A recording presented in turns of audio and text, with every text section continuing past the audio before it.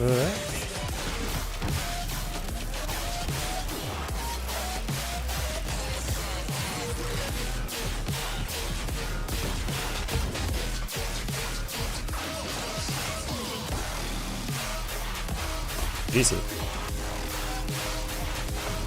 How are you doing? It's fine, Eve.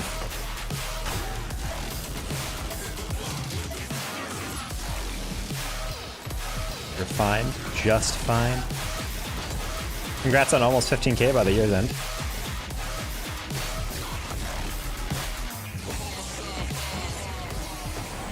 Someone got access to my alt? No. I saw someone in Twitter ask if they found your Insta or something. Dude, what are you doing? That's scratching a box. She's like laying on the side of it and like dragging her way around the box by grabbing with her claws and then pulling herself. Hi, I'm Percy. I'm at my house today, so no one going. That's a shame. I apologize. And ranked it up to 2180. So wait, someone got on your alt, like your ranked alt? So someone incredibly good ranked it up, or did one of those ranked booster dudes get there?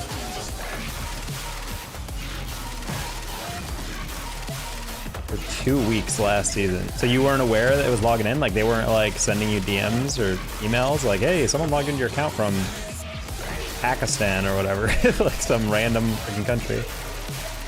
It was win trading for most, but it's a legitimately solid player. People are so weird. It's honestly sad that like Flick said that tweet the other day. That was like the guy who got on his team who's like legitimately like a diamond, who's like in 1902s or something, and he's like, can I please just like not deal with this? Eating at and Ray. Okay, that seems a little sus. How did you even find out about this? Someone was just like, look into it and they realized it was your account that you play on?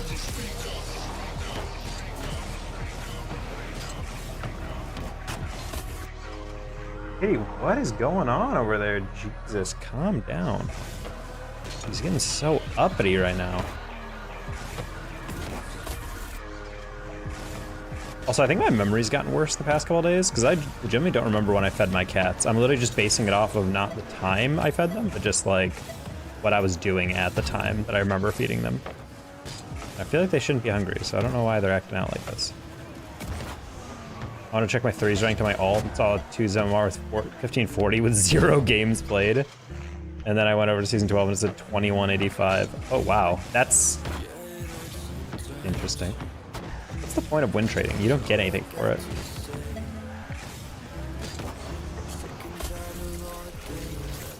I mean, I guess they needed your account because if they did it on their main account, they could get banned. But if they just hack into someone's other account, then they can just do it without much risk in play. Hey, how are you? I'm doing well, Brooke. Hopefully you're doing well on this grand day. That's such a wild thing to discover, GC. I don't change my passwords nearly enough on like my accounts, but I try to make them all dual authenticated, so it's harder for people to log in. I've had that once that kind of spooked me. My Steam account was like, hey, by the way. Also, I still get those hacks, those attempted hacks. They're like, oh my God, is this your Steam account? And then it's a picture of my Steam account. I'm like, yeah. I'm like, oh my God. So I accidentally reported someone with a similar name and Steam says they're gonna shut down your account for me. So like, I told them it wasn't you, but you should probably log into this link that I personally sent you and just dispute it.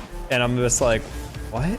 Bro, do you really think that this is like a scam people fall for? And then I realized probably a bunch of people fall for it because they're stupid and don't have critical thinking skills. Literally, if anyone ever DMs you a link to a well-known website, don't click it. Just go to the website yourself. Go to a browser on your own and then type it in. And then be like, huh, weird. Random Mina win trader. Damn it, Mina. I mean, Mina's got a lot of good players. This Nupo just working out the anger. Getting benched. Hey, Donna. Hopefully you're doing well. Happy New Year to you, my friend, since you're living in the future. Oh. They're cooking ranked with Nubo? Wait, so it's Nubo's friend? Oh damn. You have someone's RLCS career in your hands. You're gonna be like, yep, that's the person who stole my account, and then they're just gonna get banned forever.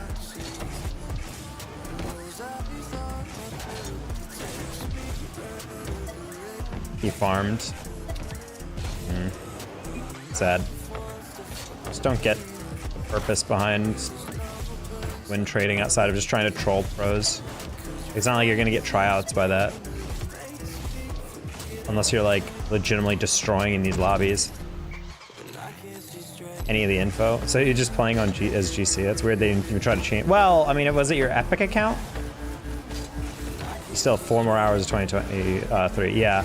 I'm gonna try to see how long I can go this stream. I don't know if you guys have seen my tweets, but I think I have GERD, which is basically like a digestive issue where like your stomach acid kind of like comes up and like hurts your esophagus. And I think it's been like slowly harming my vocal cords. Because the past like month or so, my throat, like here all the way down to like my sternum area, has been like really raw after streams. It's actually the reason I stopped doing show matches for a bit, because I just couldn't cast. I couldn't imagine casting with my vocal cords like this.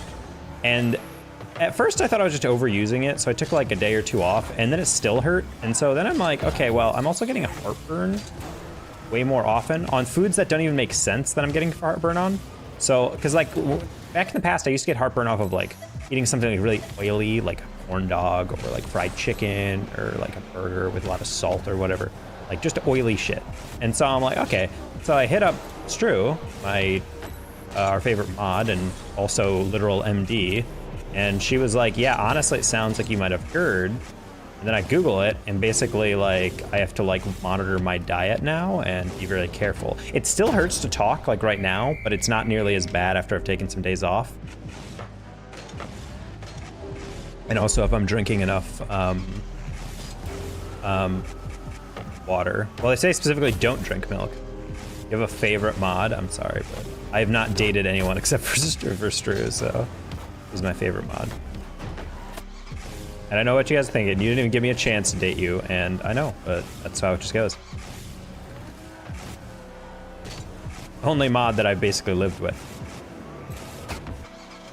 Mina players strong disdain for Fruity.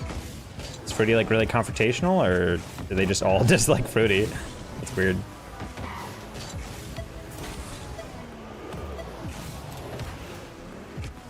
Yeah, I'm basically trying to monitor I have to now monitor kind of what I'm eating. I have to monitor what I'm eating to make sure that I'm not upsetting my stomach acid. I have to take certain meds now. Well, not meds, but like certain things to like help my stomach acid stay calm. And I'm gonna start taking like more ginger tea. I'm drinking a lot of throat coat, but I think I'm gonna start drinking some ginger tea, which apparently is meant to help with GERD and also help with vocal damage. Because honestly, my voice like really does not feel good when I'm trying to talk day to day. It also means no more caffeine or less caffeine, so that's gonna be real interesting trying to stream without caffeine. Past couple days of withdrawal have not been fun. So we'll see how this goes. Happy New Year's Eve, Taco. Yes, retired Darth. Happy New Year's Eve to you as well. Me, your favorite no badge? Yes, that's true. They just all hate Fruity. Wait, so there's no reason to this? It's just kind of like they've all just on site decided, fuck this retired RLCS player. Is he retired? I just assumed he was. Maybe he's still active, he just doesn't qualify for stuff as frequently.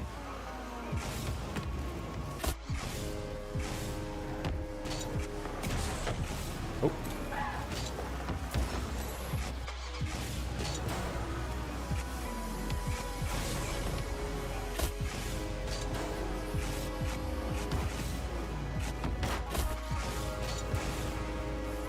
Off stream, we kind of grind in chat. We almost got back to 1800 on our own, but see how today goes.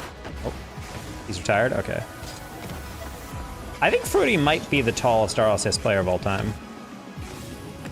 I think him and Rapid got to be pretty close, I'd have to think. Rapid might be the tallest.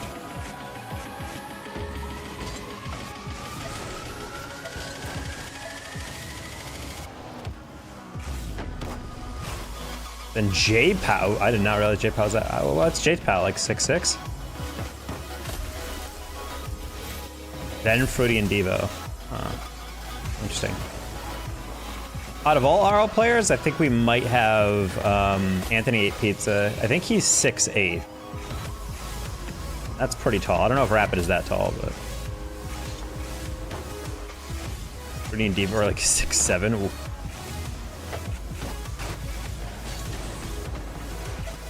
Honestly, once you get to like, I think 6'2" and above, the world isn't built for you anymore, you know? Rapid is 6'10". Ooh. That is tall. But yeah, the world isn't built for people who are like a certain height and a bit above. Like when I get on seats in like airplanes and whatever, yeah, it's not like comfortable, but like I have more than enough leg room as a short king. But like when you're like 6'10", nah, bro, you gotta be buying those extra legroom seats. There's no shot you're surviving a 5-hour flight across the country. I'm 5'6", the best height. It's a good height to have.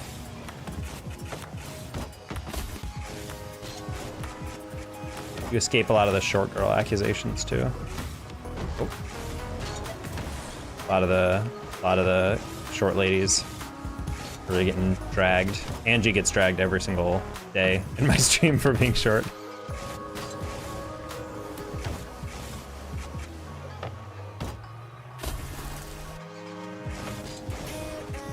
You finished your college apps, hey, congrats. I remember the time when I just sent them off, and then I'm just like, now we play the waiting game. Did you do early admission into anything? Or early decision, or are you just kind of like regular applying?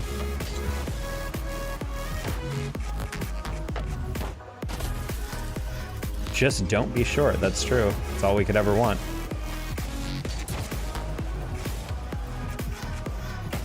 I don't know if Angie's in here yet.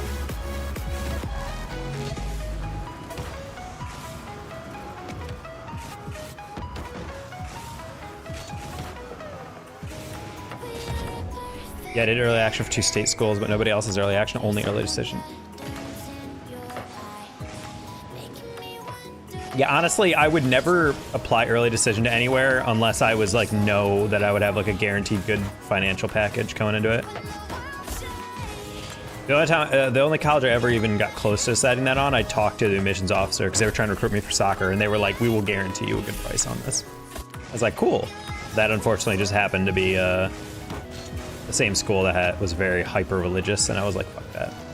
There's another school called Alfred College, or no, Alfred University, that was like pretty good academically. They said they would get me in like the honors program or whatever, but it was in the middle of nowhere, and it was both good and bad. Good because like low-key there was just nothing but trees. It's an entirely like arboreal campus in a way. Like you're literally in the middle of a massive thing, and then a massive forest, so the air was so fresh. I remember going to the campus and being like, this like feels like I'm hiking every day. I just like come outside and you're like, like perfect. But then after that, it was very like, I don't know, too isolating. I was like, so what do you do when you need groceries? Like, oh, there's a store like 50 minutes away. And I'm like, what? We have to drive almost an hour just to get like any supplies for something? Like, oh, but that's not like an actual store. It's like 90 minutes away for like a Walmart or like a Kmart or something. And I'm just like, yeah, I don't know if I could live like that. Hey, let's go home for a weekend, 5-hour drive. Actually, maybe it wasn't that extreme. Maybe it was like 3-hour, 4-hour, but still. So I'm like, I don't know about that. I want to live somewhere a bit more close. And I still went to a rural school, but I at least had a Wegmans very close by, so I could actually get food. I did an early decision. Where'd you go? My top 2 schools are Cornell and Columbia. Cornell is such a beautiful campus. However, it's a fake Ivy. Be prepared for that stigma. That was always what people yelled at in my high school, even though like probably a 10th of my graduating class ended up going to Columbia or Cornell. Columbia's cool though. I don't know if I would be willing to go to New York City though. I still have so much disdain for living in that city, but I think people overall just get used to it over time. And if you're living in student housing or something like that, then it can't be that bad.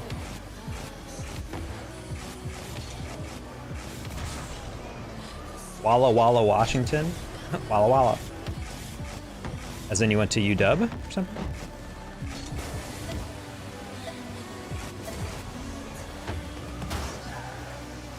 I'm gonna ban sheep.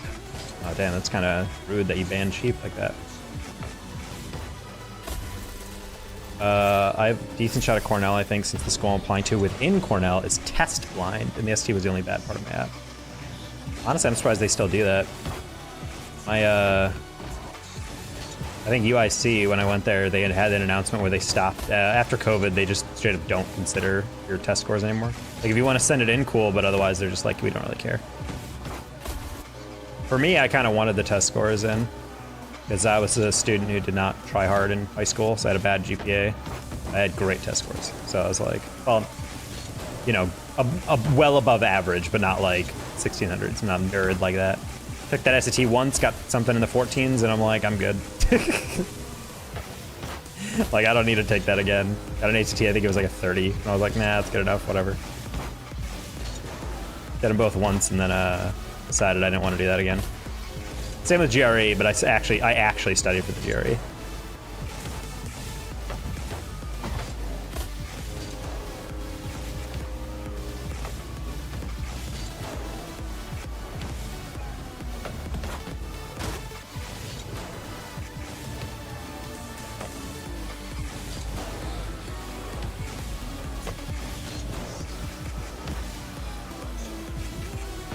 My mom was like, you should apply to like some bigger schools, some reach schools. And I'm just like, first of all, I'm playing soccer. That was like my decision. Like, I'm going to schools that want me for soccer.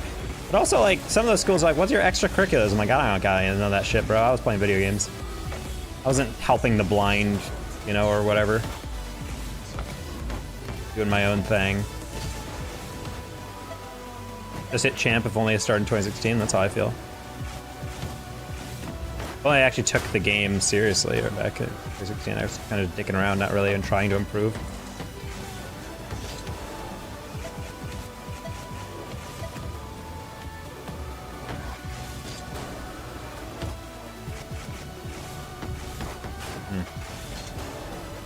I don't know why this easiest double of the night is the one that I'm missing. Oh my god.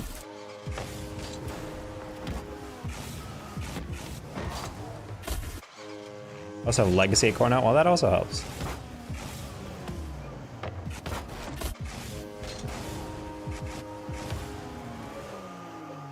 Ivy level stats everywhere.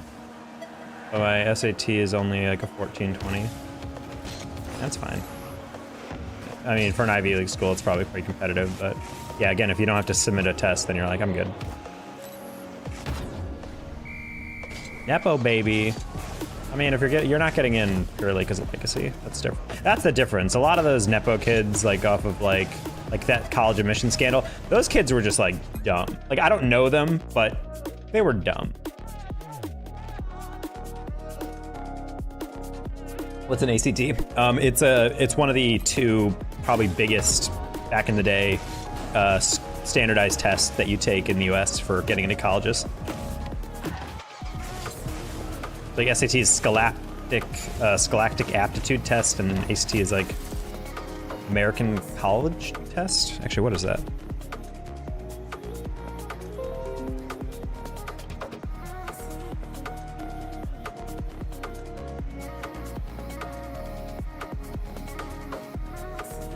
American College testing, and they just named the test ACT. Boring, not original, but yeah.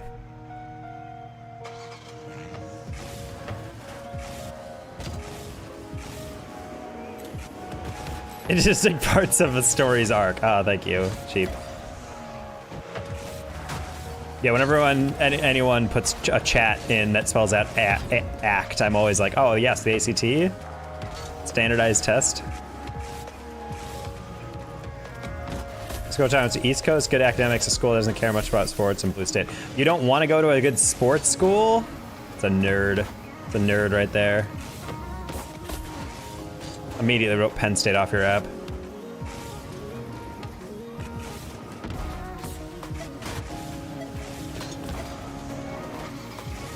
I thought that was a taco salute emoji real quick, sheep. I was like, wait, when do I have that?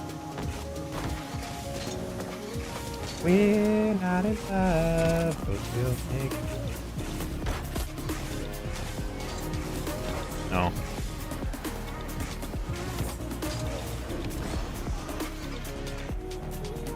How is the New Year's taint smelling tonight?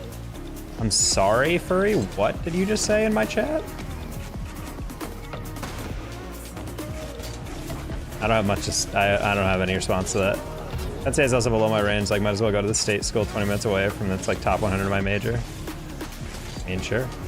I'd prioritize funding. I still think if you're convinced you want to go to bio, you should 100% be looking for lowest cost, because you're not going to be getting your job with your bachelor's. Prioritize going to a good school that's affordable, cut your costs, and then go to grad school to get your actual job getting degree. Because I mean, granted, I'm not super nuanced in like what degrees you can go into with your bio, but like since you said you didn't really want to do doctor stuff, you're just kind of like, I just like, you know, biology. It's like, that's great, but I feel like if you're working at most labs, you're not going to go much farther without a master's minimum. So like that's something that you're going to have to probably consider. Get involved with the research. Yeah, but that's the thing why I said, like, it's great to go to a good school, but it's no school, in my opinion, is worth your undergrad if you're going to be paying a lot and then have to go to grad school anyway. Do you have any idea how many kids came to my school, my graduate program, and they went to like some of these crazy ass schools, spending a fuck ton of money, and meanwhile I was like, idiot, I went to a state school. So meanwhile, we are both going to a free program in psych because we all got admitted with, you know, the full ride more or less, or unpaid, like we don't have to pay anything. But I only had to pay like 20,000 something, and they're paying like 60, 70, 80K in loans, and I'm like, that's just a lot. And yet we're at the same spot, and I'm gonna have the same degree as you, hypothetically, because I didn't finish KW. Maybe because they spent more money, they had more of a sunk cost fallacy to get through grad school.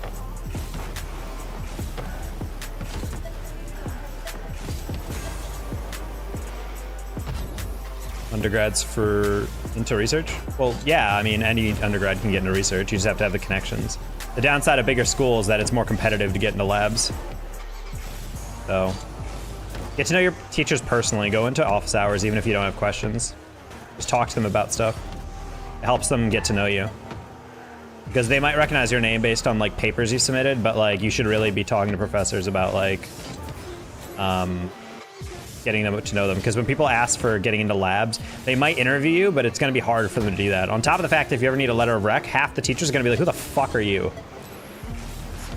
They're going to be like, I don't know the first thing about you. Hey, they got to name my class. I don't know anything else.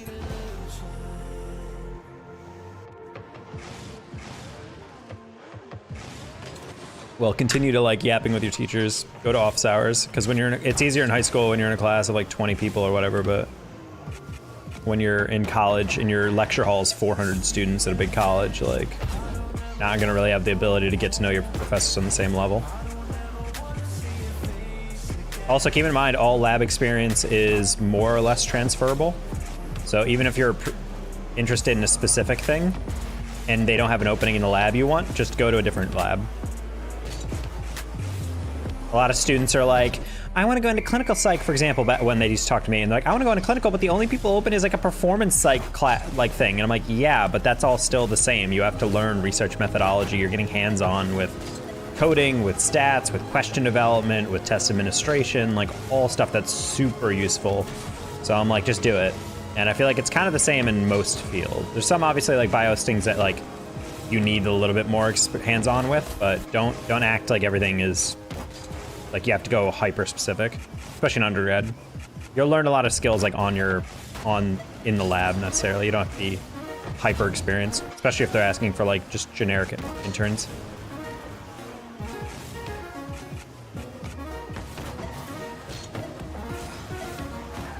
I genuinely don't know how many queues we're even gonna have today. Being New Year's. You want to go to is important, that is true.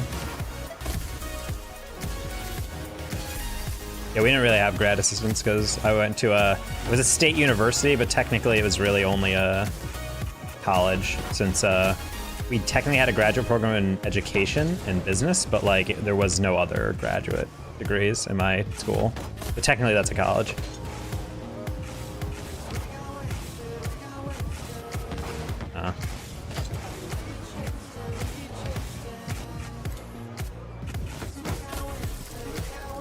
Just be good and the teachers will take initiative to talk to you. It's true. Outside opportunities to get a hands-on experience. What do you mean outside experiences? Like externships?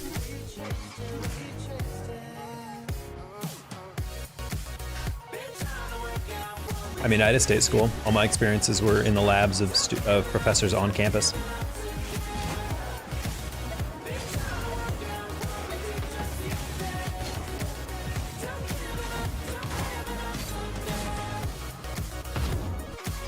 Australia is a green school. You're in Maryland, right?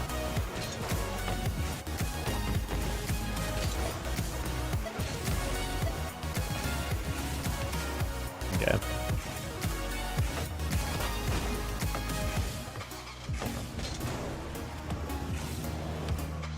I mean, unless you're going into botany, and like, why do you need a greenhouse? Like, if they have facilities to run research, they can still do that. Unless it's like a teaching college.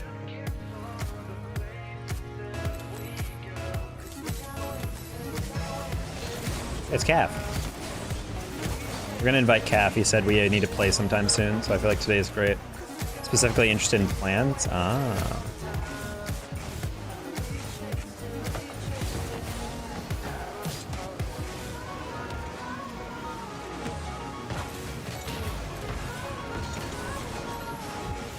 That's sad. You just ate through an ad? What?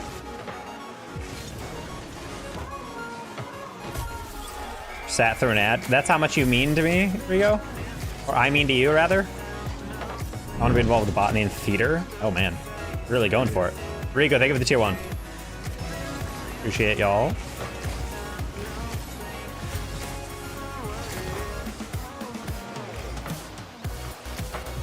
Oh, we were really diced him right there.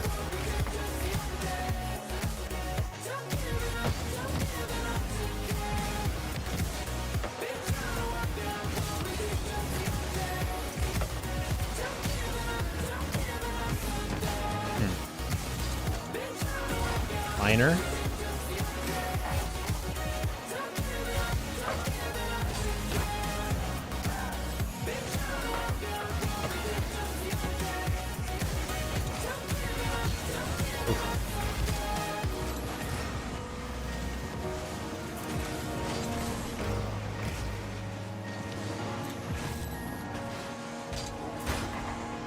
Got it. Oh, no. Okay.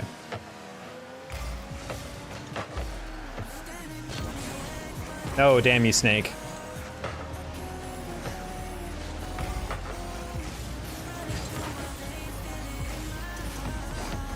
What? It's like the bro sensed I was about to dunk him and he just like bailed halfway through.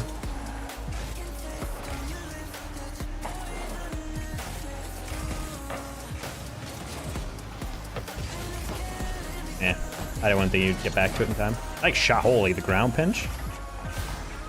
The Aggie Gang, the Agricultural College.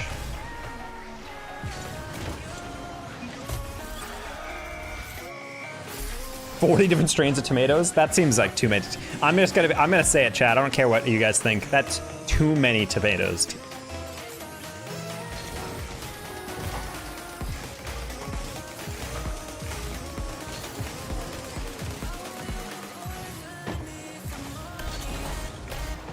Did go to Colorado A&M. Wait, Colorado's... Wait, what? I thought you went to Colorado State, Eric.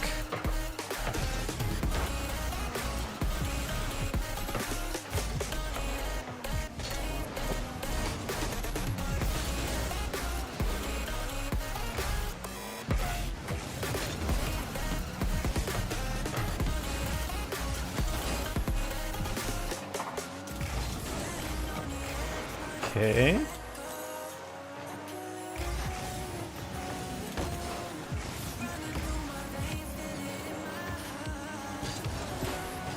Nice. Colorado CSU was, oh, it's one of those schools. We have like multiple different college names. I don't think I've ever heard CSU being called Colorado A&M.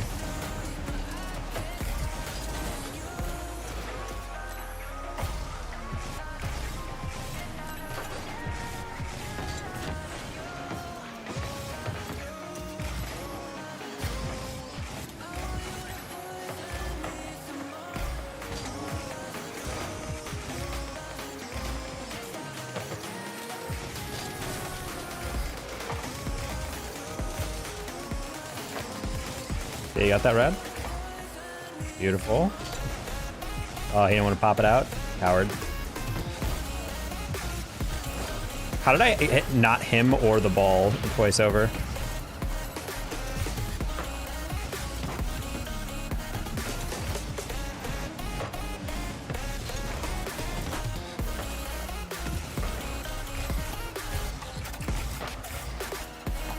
You actually have seen it before in CRO? What? Really? I don't remember that at all. Am I high? Was I high? What? That first miss was not something I was prepared for. Hey, Tom Ray.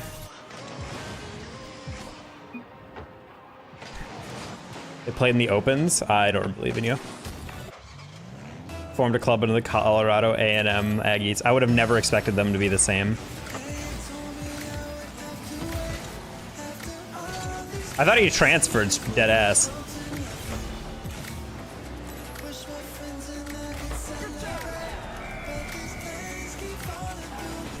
I've not picked up my grandfather's green thumb. At best I gotta be considered like a magenta. Wow, that's like the opposite of green.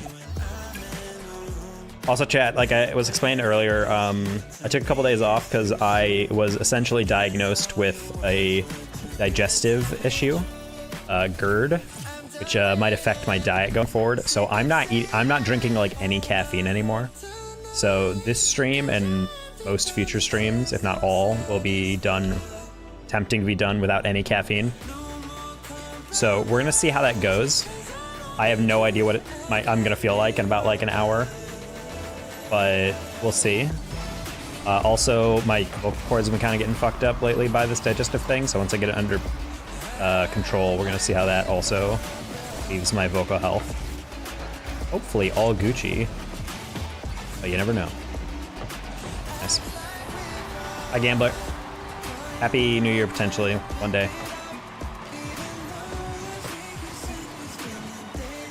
I also learn how to take care of plants. I also like to remove most of the lawn. I don't know. Wow. These games are going real smooth.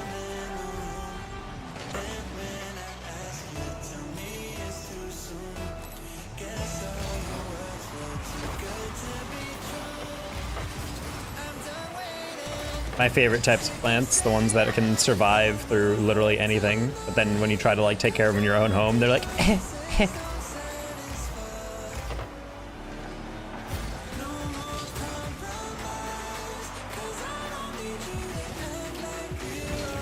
Oh, that's kind of how I feel about house cats versus street cats. Street cats will eat anything and they'll fight it down, they'll be fine. But then like my house cats, I give them some food they don't like and they're like, and just throw it up, and I'm like, you would die on the streets, cat. I like fake plants, me too. I have two on the left and right of my shelf behind me.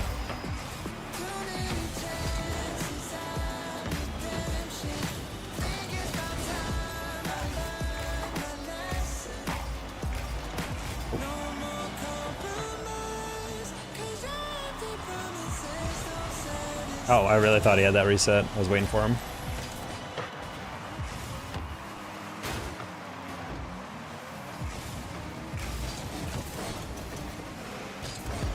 I was about to say, I'm like, Vigil and Shu, if they just happen to run into each other, it's crazy. Weren't we inviting Calf? I don't know. I'm playing pretty alright right now. We'll see. I'll invite the moment I'm like, let's play.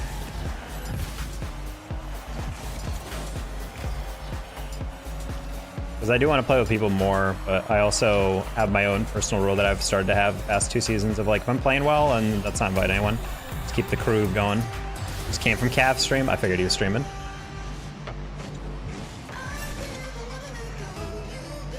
It's 1 degree too cold, I will die. Or there's those plants that my dad had in his koi pond in my house growing up. He built like a mini rock pool, like this rock garden with a koi pond in the middle of it. Even though the aesthetic really wasn't a koi pond. But anyway, the ice would freeze over and the plants that he had like in there. He had a really interesting ecosystem. It was like a bunch of like lily pad looking motherfuckers that would just grow on the surface. And the fish, we'd never have to feed them. You just feed them, they'd eat the roots of the plants that were in the pond. But those plants reproduced like no other, and they just like survived through anything. It was crazy. Because they just got watered from the pond that they're in, so they just like sat there. Honestly, you had to take a couple of them out because eventually all the sunlight would like get blocked from the pond because they just reproduced way too fast. Also, this koi got pretty big after a bit. Koi are fish not to be fucked with. I totally understand why some people thought koi were related to dragons growing up.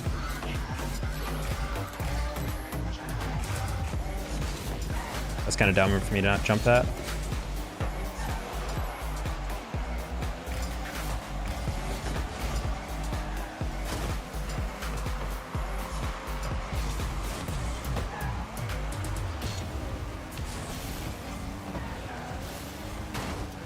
Very interesting vigil. Thank you for the boost, though.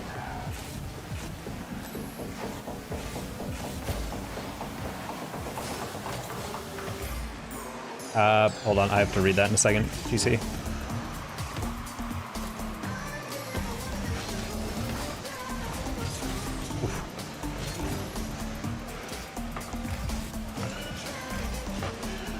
I 100% believed in that shot.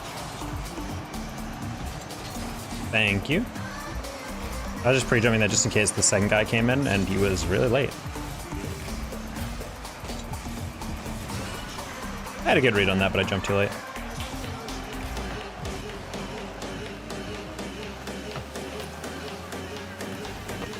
Get the break on that. It's like a new bump was probably coming in. Good save, Vigil. But I loved when I had to write a long supplemental because I had more space to explain myself. Yeah, you're a nerd. Long supplemental usually meant I was not applying to that school. I'm a dead ass. There was a school I was actually in the middle of applying to, and they're like, write this like 1,500 word supplemental. I'm like, fuck you, bro. I wasn't even that interested in you anyway.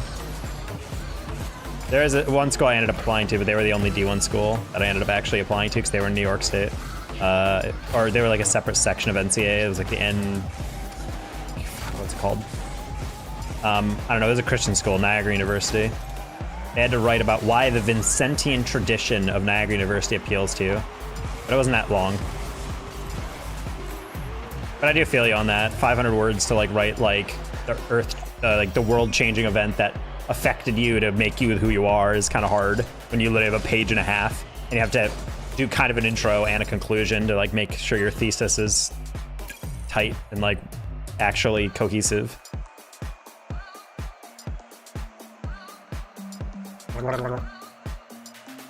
Yeah, you guys like that? Like that gargling? I know you're here for that gargle content.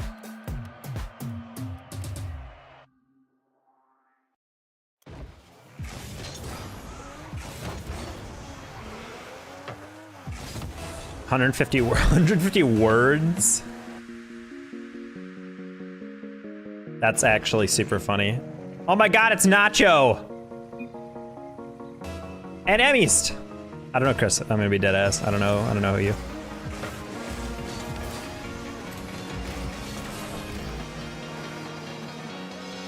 The Nacho.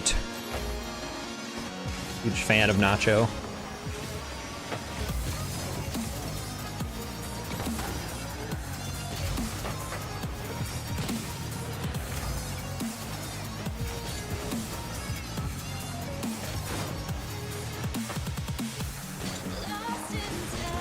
Tell Nacho I missed the voices already. What the?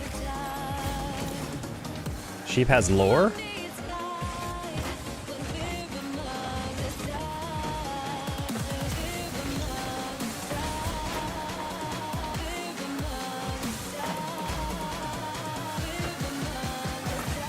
No, Nacho, come on. Oh, we were friends. Friendship ended with Nacho.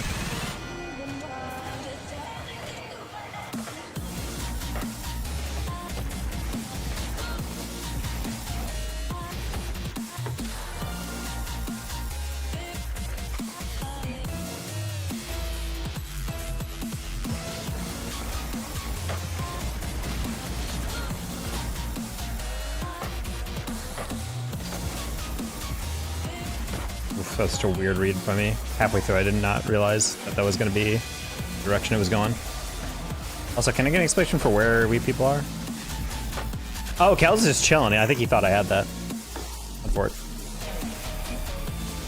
The voices still live in my head, don't worry. Okay, Sheep, there's your answer.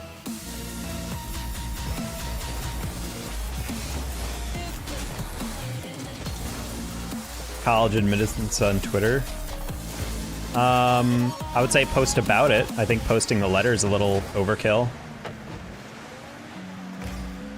I think it's a really big, I mean, I was hype as hell when I got my first, I'm not necessarily trying to be like cocky. I think I was just being realistic. I knew I was going to get into a college, but like when you get your first actual thing, you're like, oh my God, yeah. But like, yeah, if you post it, it's great. But if you post like the letter or like a screenshot of the email or whatever, I'd be like a little like, why did you do that? But I think posting about it and just being like, oh my God, my first college acceptance, yay. I think people would be hyped for you. I had someone post that they got in with a full ride and stuff, and then they started bragging about all the other stuff they got in and how they were complimented. I'm like, stop bragging. Like at a certain point, it's being pride. Like, hey, I'm happy that I got in, but after a while, I was like, oh my God, I got into Vanderbilt on a full ride, and also I get into the honors college because I thought I'd be a great fit, and also I'm going to be playing on their da-da-da-da, and also they said it's a great fit for me. And I'm like, shut the fuck up. We already know you got in, all right? Just kidding. Love you, Maureen, if you're watching this. That was specifically my friend, Maureen. Oh, wait, no, Twist, it wasn't. She did get into that school, but her friend said that. She went to Princeton. You know what, Maureen, never mind. Fuck whoever your friend was that said that. No, we don't frick Maureen. She's a very nice woman who went to Princeton. She was very nice about it. She just posted like, yeah, you got in. And then everyone's like, ah. My first acceptance was Niagara University. I think I got into all the schools I applied for, but again, like I was applying to those schools. A pretty low bar. I got like very little merit from like any of them, merit scholarships, because again, very lazy, but schools I did get into, I had pretty good deals with. Alfred University was still probably like the best choice in terms of cost, but my Geneseo school is probably the best like overall fit for like vibe. General undergraduate education.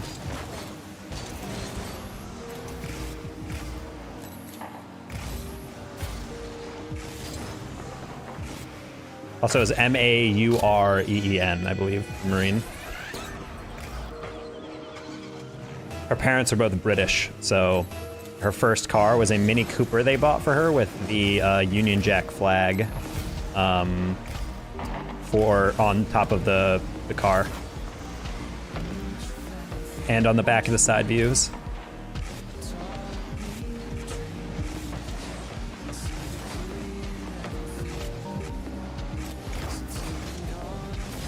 Bro, I was about to make a sick pass to Noe. Nice.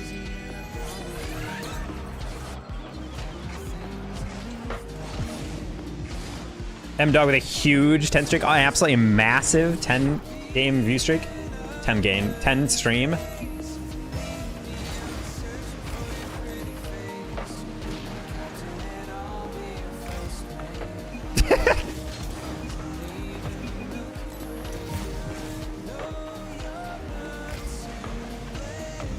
See, this is all I want out of teammates. Just say fake it in chat, and then I have no confusion about what we're faking. I hate it when people do like all yours, all yours, all yours. I'm like, okay. And then they're like, why didn't you fake it? I'm like, you said all yours. If he said triple I got it, that makes a little bit more sense because it's like he's the one that's gonna touch it on the fake.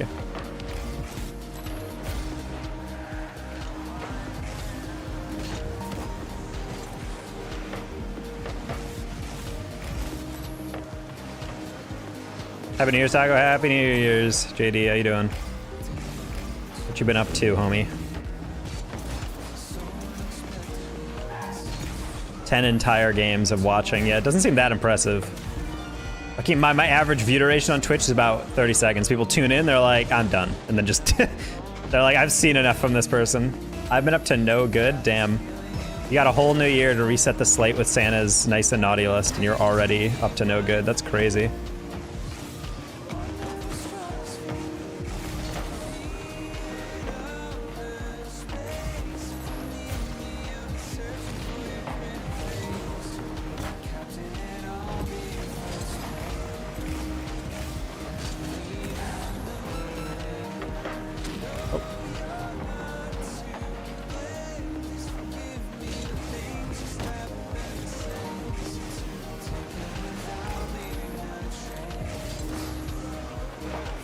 Until the 1st? I don't know, bro.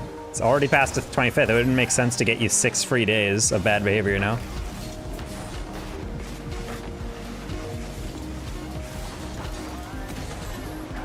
Actually, that'd be crazy. It's like the Santa's purge.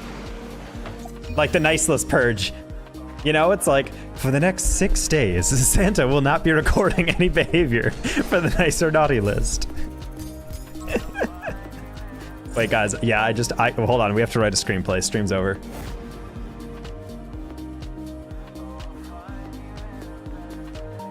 It's the largest surveillance operation in human history. Yeah, seriously. Every Christian person.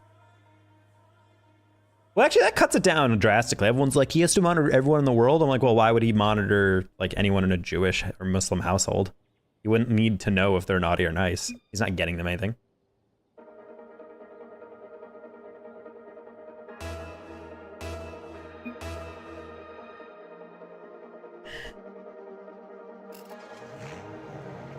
I would have said thanks if he said please correctly, but they said PZL. Can you still say thanks? It's like, what?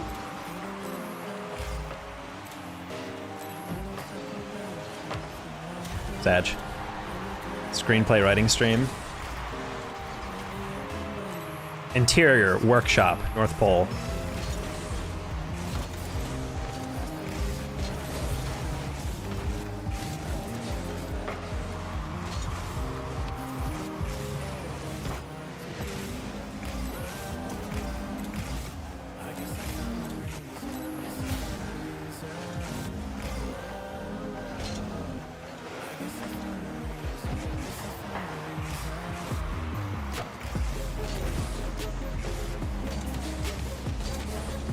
No, Nacho, you're supposed to think I had no more boost.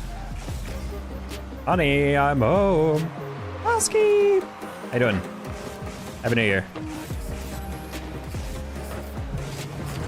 What a light ass touch by Chris.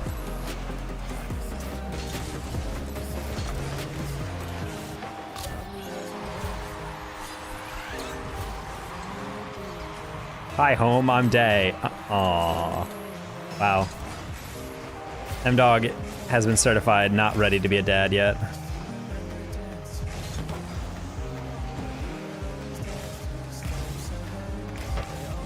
Certified only ready to be a dog dad.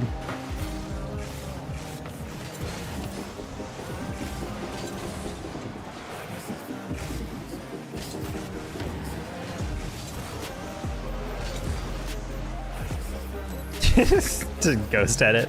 Wait, Twitch Turbo allows you to edit your message after you sent? That's kind of dope, actually.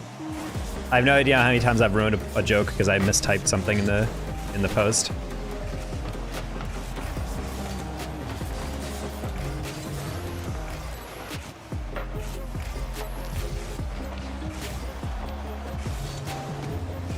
Wait! Oh my god, Nacho, you completely bamboozled me. I did not realize you were on the goal line.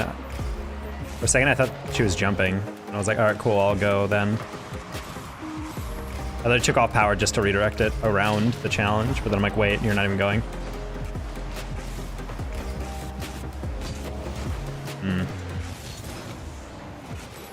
A dad to a human in this economy? Exactly. It's just too expensive. According to Widow, she really relies on every single cent of her stream income to survive, and that's before she had a baby, so hopefully her budget gets reallocated, and she's doing all right. Since I think she's having her baby like now, or very close right now. I think the expected due date was like 12/31.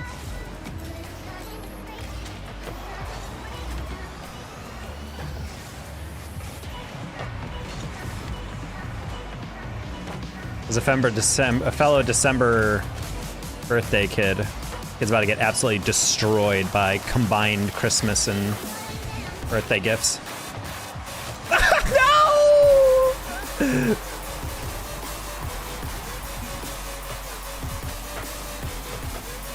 Yeah, crazy that she's not live streaming her own birth. Honestly, I thought she wanted to vlog more. Come on.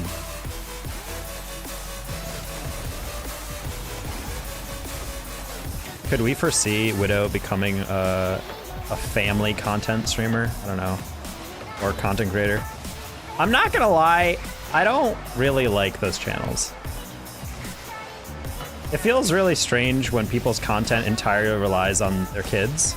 Because it's like, yeah, it's kind of cute to like learn more about it. But then I realized that the kids are not really consenting into any of these videos. They're just like kind of forced to be part of that shit. And that's apparently like something that one of the more famous family channels came out with said. Like one of the oldest siblings was like, yeah, I fucking hated having to film content for my parents because our income entirely relied on them doing stuff with me. So I felt like I was forced to do it. It's almost like, she's like, it felt like your family in the family business, and if you didn't help it out, your family was gonna lose. Oh my God, Nacho, you slowed that down so much. And it was like that. And I was just like, oh, level 5 after the epidural. I don't know if she's getting an epidural. Respect either way.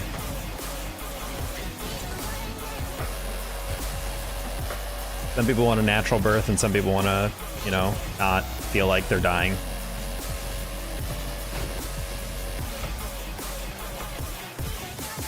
If I do what I want.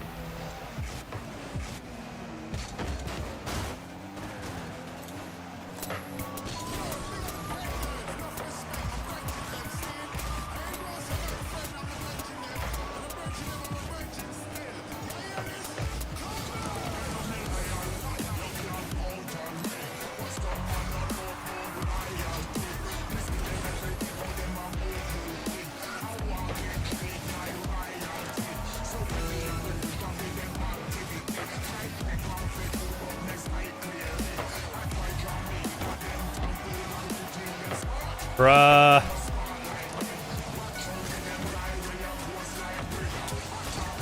Cool. That was the worst bounce of all time. I have no idea how that went more middle. Good year to you, Sir Enchilada. Good year to you, Boog in the Soon. The girl nephew's a greatest artist in one of my videos, but I'm not gonna let him in until he consent. So yeah, I mean, I think it's fine if you have like little kids in videos, but just like once you like turn it into a cornerstone of your content, I think it's a little strange because like as a small child, like yeah, they can't consent, but like they're just gonna be chilling. Like if they're just here to be like, oh, we're playing a little game, blah, blah, blah. The kids are just there for the ride anyway. Like when you're young enough, especially when you're like under 2, you're not talking, you're not like communicating anyway. You're kind of just like vibing. And for the most part, it's good. So long as you're not like pranking your newborn and causing them distress. But like once they're like 4, 5, 6 and older, like I feel like it's like getting into the weird area where like you're kind of like shaping your whole life around that. On top of like, there's like one family person where there's like, they make all their content with their kids or whatever. And they have like 5 or 6 kids or something. And they're like, we're pregnant with another one. And the dad is like joke posing like face down on the floor with another like it's positive, like we're pregnant thing. And I'm just like, that feels so weird. It's like they're reproducing for content, you know? Like that's like so, like that's so weird that you already have like 5 kids or 4 kids or whatever. I'm gonna ego them really hard, I'm sorry. Like Frozzy will occasionally show them the kid playing together, but it's not the base content. No, 100%. Like that's why I don't mind if kids are, especially because like, you know, Frozzy's like, hey, I want to record this video. Do you want to play with me? And I feel like Frozzy would be a good enough dad if he was like, I don't know if I want to do that, dad. And I'm like, okay, it's fine. I mean, I used to ask like Stru if she wanted to be on stream or something, and she would be like, I'm good. And I'm like, that's fine. We're good. Depending on the content being made, no. I mean, I just find it strange because like, at least I know there have been like, and this is obviously not the same thing, because I know there's some families who like very enthusiastically create content together, and I think that's cute. But when it's the parents running the account, and they're the content creators, but all their content focuses on them interacting with their kids, and their kids having to like perform something or do something in the video. I feel like once you get a little older, it gets a little strange, because it's like, it's not so much that you're being featured in the videos, you are the videos. Like, it's not so much about them as much as like the whole of the family. So like, if you don't want to help, it's kind of like, that's why I use the comparison of like working at the family restaurant. Like, that's a shit you just have to do, and you might not like it, but you just kind of have to do that.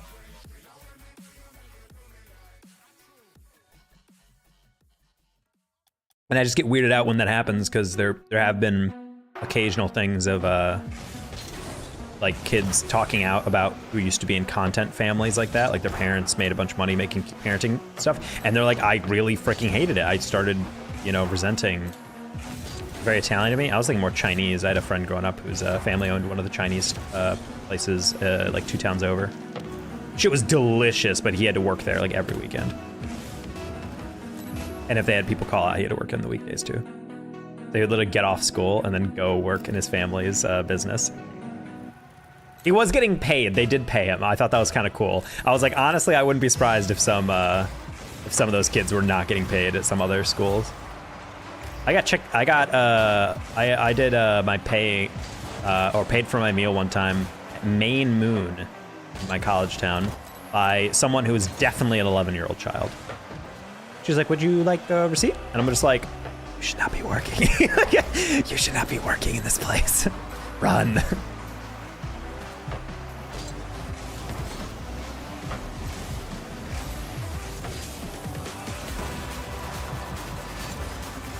Also, this win is for my 1800, I think.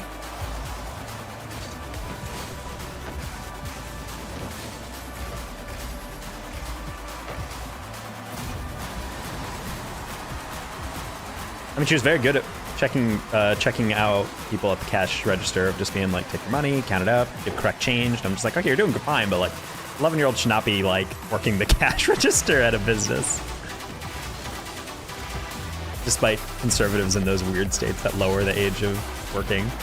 It's good to get more kids in the workforce, especially when they're like 13. I'm like, 13-year-olds should not be worried about getting a job.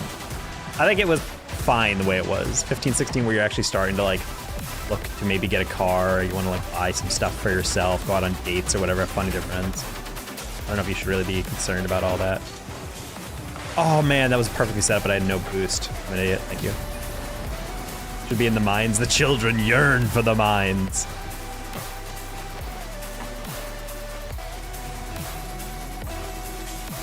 I love that photo comparison of like the governor of Minnesota signing a bill to get more funding for like children's lunches, so kids don't have to pay for lunches. And then it was like contrasted with like another state like lowering the legal age of being able to work, and all the kids that were posing with the governor to sign the bill were just like, meanwhile like the Minnesota and all the kids like hugging the governor, and he's like smiling and like hugging them back, and I'm just like, that's such a adorable photo op that like single-handedly wins him re-election, versus like the other person's just like, he's literally just like, congrats kids, you can now work, you're now be able to work when you're 11 and your parents can force you into that. It's like, I'm gonna see if I can try to find it after this. It's really funny.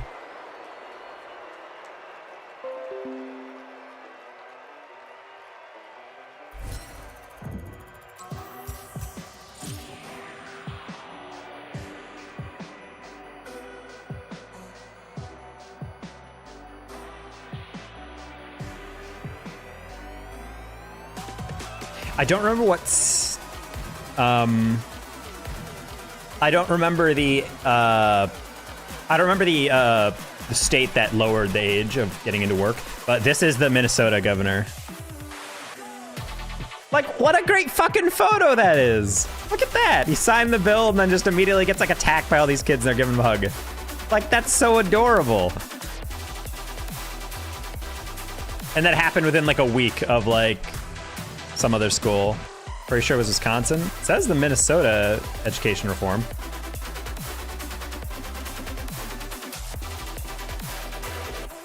We can check Wisconsin.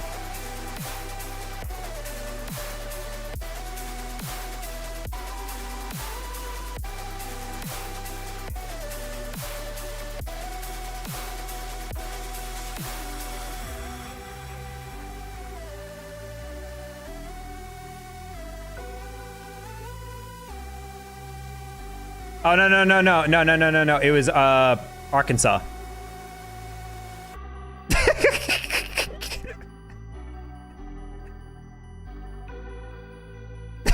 Look at the fucking faces. It's so fucking funny to me. Like, all the adults are like, yes, children, lower labor laws, and all the kids are just like...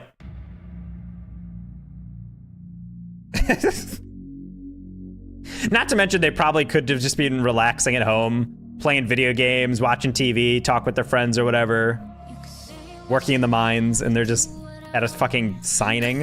Is this so fun, kids? No, it's not. That's why it always made me laugh when they're like, hey, I invited this child to the State of the Union address. I'm like, who the fuck wants to go to... Like, even as a kid, you might be like, oh, cool, that's the president. But like, what, you're gonna sit through that boring-ass speech for 90 minutes or 2 hours? Nah, bro.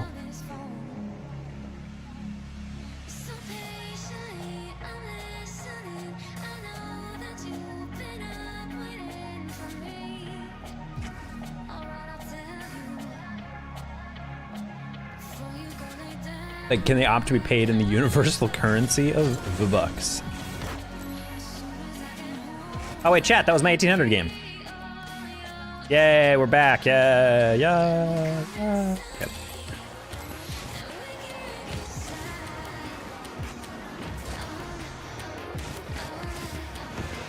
Was a plane crash? Crash of planes. I'm not from the US, so I forget where it happened, but Swift, a pork rendering company, had a bunch of 16, 17-year-olds losing fingers cutting meat overnight with saws and no supervision. No, but that's the biggest issue with child labor, is that you're forcing kids to do stuff that requires either a lot of precision or could be dangerous. I think like younger ages could be kind of okay with certain gigs, like maybe like restocking shelves or like just like small things that don't require like hard labor, but just like minor attention being paid to like a task. But working in like saws and like with machinery, I'm like, what the hell are we doing here?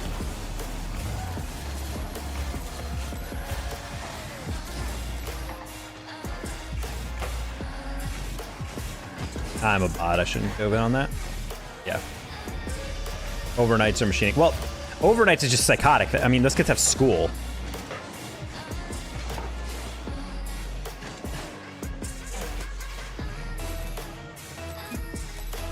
That's why I told you guys about some inner city kids that I had tutored.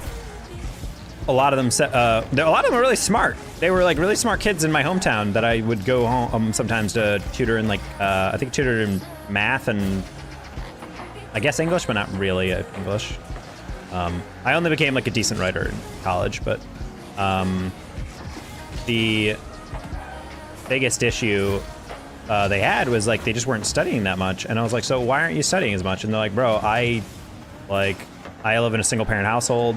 I have to basically work after school. So they were like 16, 17, and they would basically get out of school at like 2:30, and they would immediately go and work for like 8 hours until like 10 o'clock, and then they'd make sure their fellow siblings are fed, bills are paid at their mom or whatever, and then at like midnight they'd go to bed to wake up at 5 a.m. to catch like the bus to their high school. And I'm like, that's just no way to fucking live as a high schooler. Goddamn. Yeah, no wonder you're not fucking studying. I wouldn't fucking study. My every day was just working. Literally dusk to dawn. So it's like, that's why I don't really like it when kids are like, if you get a job for like 2-3 hours a day, or maybe like on weekends or something, I think that's fine. Get some part-time stuff. When people are actually asking kids to like really get involved and like, no, I should really be a much more centric part. I'm like, I don't know if the solution to like household income being lower than normal is to like make teenagers forcefully go into like crazy high-end, crazy high-hour work.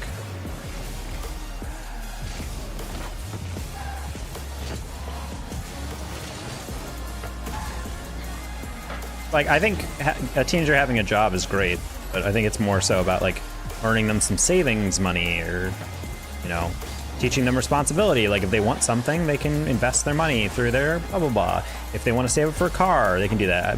The way my dad did my sister's cars, I thought was pretty nice. It was basically like, you guys will save up for the money, and the moment you guys have enough to put a down deposit, I will match whatever you can put in. So it's kind of like, okay, so whatever you can put in, you won't have to buy the car yourself, but I'll help you out on that. And then after that, he'll like pay for the insurance and they'll pay for the car payment. And I felt like that was kind of like a good balance of things.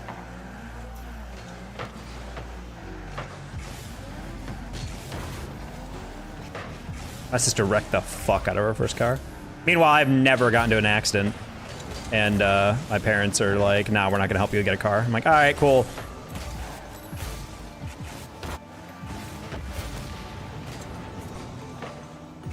Nope. Problem is, I was too old when I wanted my first car.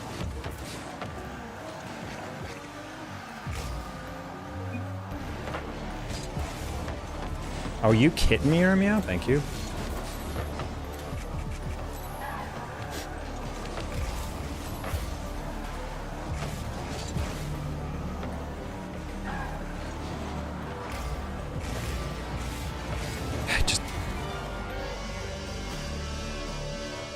Not realize both of them would go to the same ball.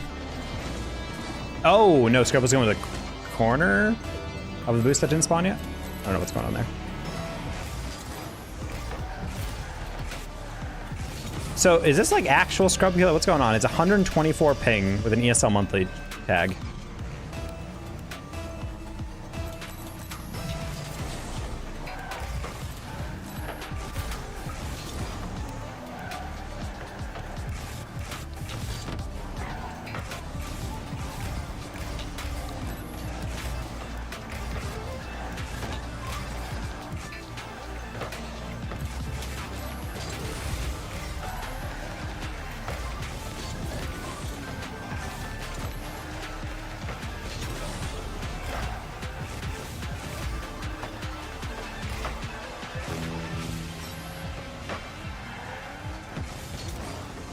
Don't turn in front of me, brother.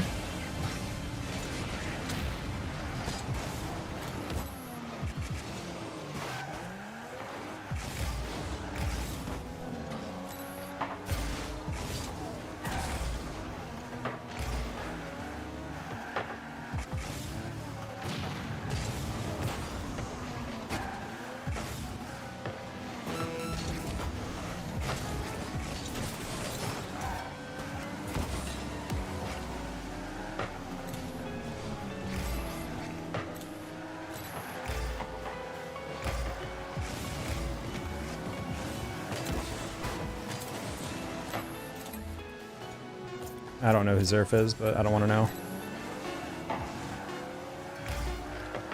There's no shot we beat this team 2 games in a row and then lose with Scrub Killer.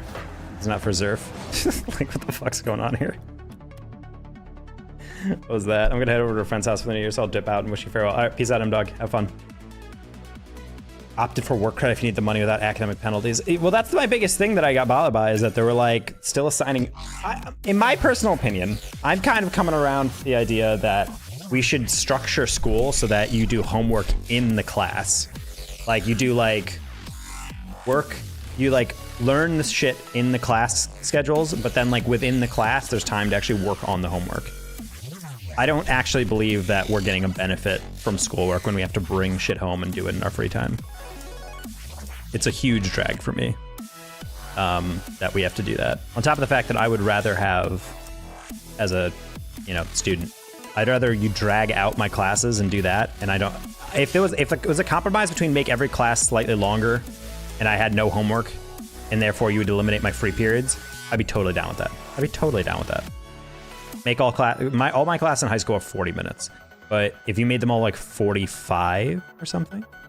This guy definitely eats bugs. Not yet, but that's the future. It's the only sustainable protein source. But yeah, that to me is something I would compromise on, just because I always resented getting out of classes, having like 4 hours of homework, go to soccer practice, get home, shower, eat dinner, and then it's like 7 o'clock, 8 o'clock already, and then I gotta stay up until like midnight doing homework anyway. So that's why I just stopped doing homework, because it was just like I have no free time anymore. Like my whole life is just going to where other people tell me to go. And that lack of agency as a teenager is really annoying. So eventually it just got me to a point where I didn't want to do homework, because it was like I didn't have any time to really do it and then kick back and relax. Most nights it was like you finish your homework and then you look at the clock and you're like, well, if I don't go to sleep, I'm gonna die, because I'll only be on like 4 or 5 hours of sleep.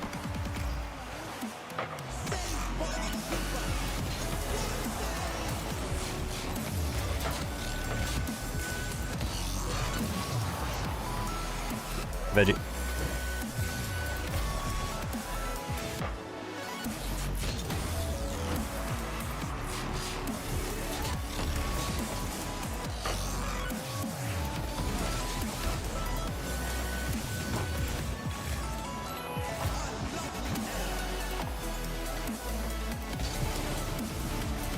Yeah, classes in high school felt like they lasted forever.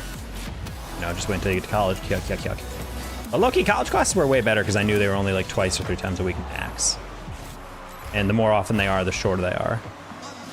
That's like the one thing by far that college is the best at, is that freshman realization that, holy shit, I can actually have like days where I can just choose to do what I want instead of like being forced into class until from 7 a.m. to 3 o'clock.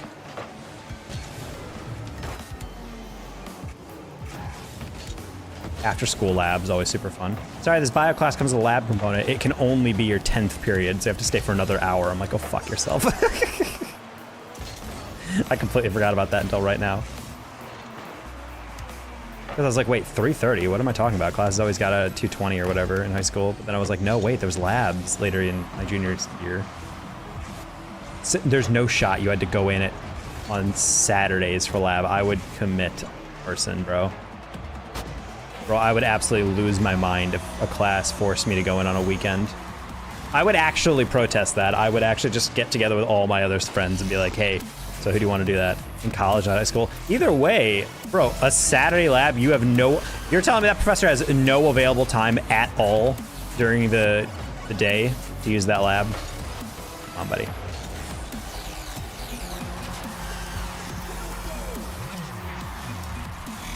Look at this.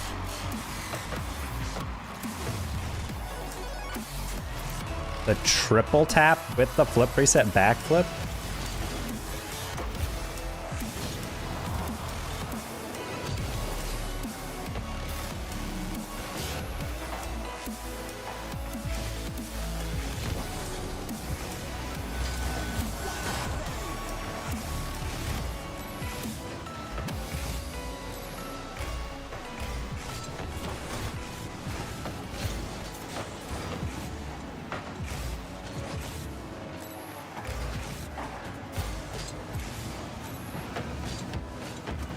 Oh, sorry, Zimmy, I was trying to pop it. I thought he saw me cut on that, so I was like, oh, that's perfect.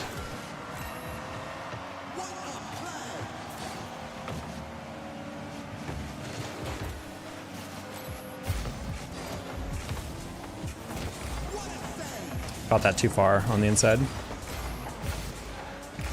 Just watching it too to get it a sub. She's getting into Rocket League. Tell her how important training is. Training is the most important way to improve. And because playing the game is like working on tiny little things all at once, but you're not actually getting concentrated practice. Custom training is your best friend. A free play can also be your friend if you just treat it like a stress-free environment to just drive around and get used to how the car feels. Yes, I do agree that training is really important. I wasted a lot of time just playing the game and not really focusing on anything, not really using training at all. It took me a lot longer to get to the rank I am than it probably should have. Oh, well, that's weird. Yeah, but I get so frustrated. But that's the whole point of Rocket League. It's a very... You have to also realize that even if you've played other games and you picked it up a lot faster, it is way harder to play Rocket League and get good at it than I would argue a lot of other games. Because there's no game exactly like Rocket League. And on top of that, unlike a lot of games where... Not to say that shooters are easier, but like, unlike a lot of other games where it's just kind of like, oh... You got to learn how to put your center of your screen facing a certain way. You have to learn how to like do all these things. Like with Rocket League, you're controlling every single tiny miniature movement. It is so much more precise on what you have to do. Cap, that's too fast.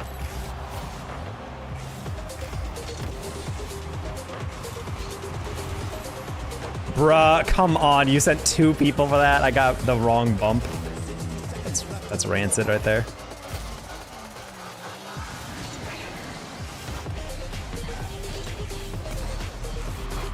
Awesome. How long is it taking you? I mean, it took me about 1,000 hours to get GC back in the day. Everyone progresses at a different rate though, so don't pay too much attention to hours. But I would say it's definitely a game that people are like, I played for 100 hours. How much longer will it take to get good at XYZ? And I'm like, bro, it takes people hundreds of hours to rank up in this game sometimes. And there's a good reason for that. Like I said, it's all about learning that muscle memory, but also getting used to like certain reads. I tried to bump Nacho. I was way too late on that first read though. No! Sad.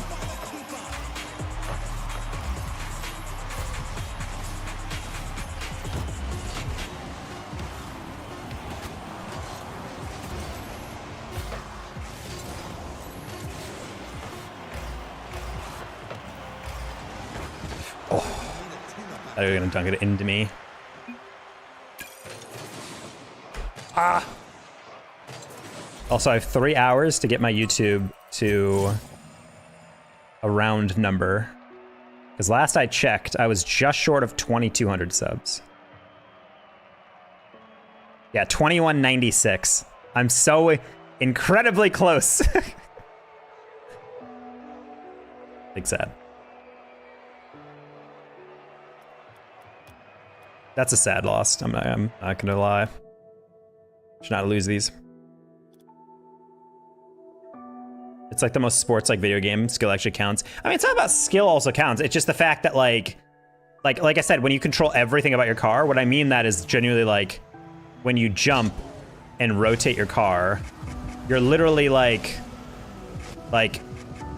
you're literally controlling every single bit of this. Like, yes, I'm just holding a button to like roll, but like you're also controlling how much you're leaning back, how much you're leaning forward, like how much you roll before you use your flip.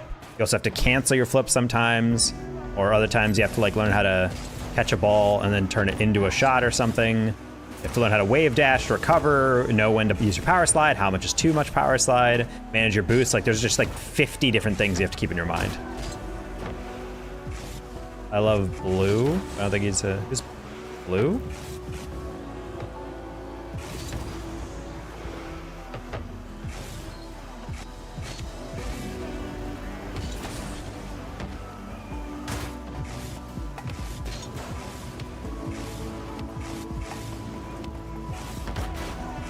Blue? Oh, blue screen. Yeah, maybe not. One of those mature content warnings that is a little deserved. Yeah.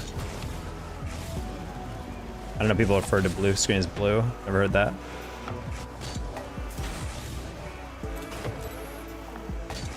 Yeah, well, blue's markets himself as kind of like, this is not a family-friendly stream type thing.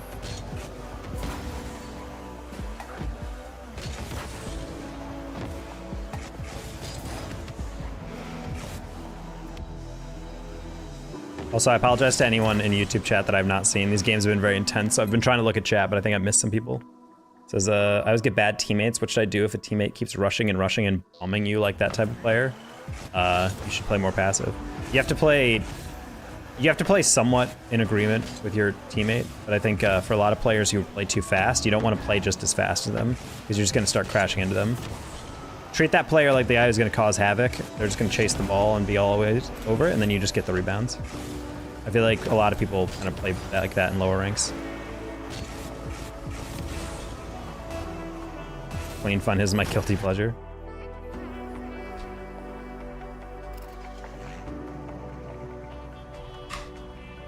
Shooters have easily transferable skills. Yes, that is probably the biggest difference I would say between Rocket League and a shooter, is that if you are good at Rocket League, it means it does not mean anything for your skill in other games. So yeah, 100%. Meanwhile, if you're good at CS, you're probably going to be good at Val. You're also going to be probably good at any other KBM shooter.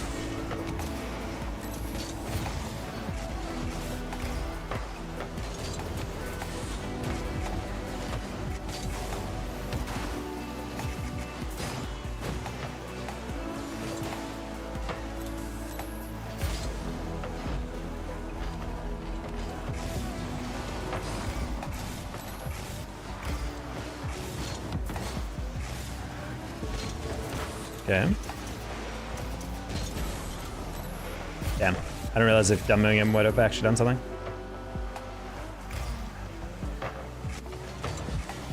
Whoa.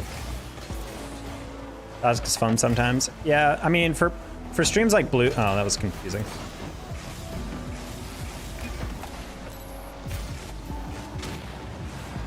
Yeah, for streams like Blues, I mean, that's not really my vibe. I think it can be kind of goofy, but I don't know. I kind of want like more lighthearted streams. Not that he's not like trying to have a good time. It just, I feel like it's very like aggressive, and I don't know. Scratches an itch that I don't necessarily have, you know? At least in content.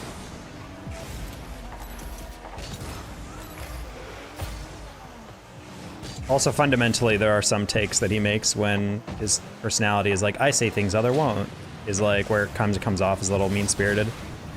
Like in the wake of Esfira winning the energy thing, he was very aggressive about basically just being like, that's a fraud win. And I'm like, I mean, it's not like Esfira was a small creator. I think it'd only be fraud if Esfira was like not known at all. I did think it was like relatively controversial in terms of the metrics of socials, but I didn't think it was a fraud like win by them by any means. Oh.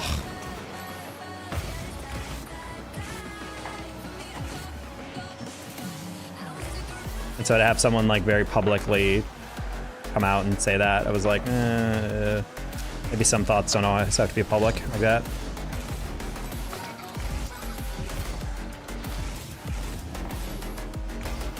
Bonk. And so I think Blue will always kind of get flack for stuff like that. Maybe people will be like, this is why I watch Blue, because he's not afraid to give his opinion like that. But, I don't know. It kind of like harms Esfira's mental health. Potentially if he's hearing that stuff for no reason.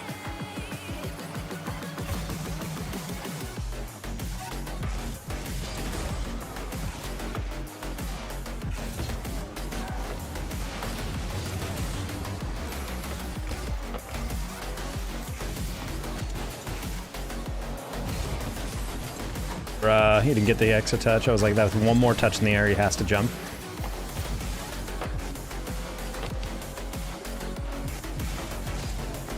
Okay. Ah, I got 200. Get out, get out, get out.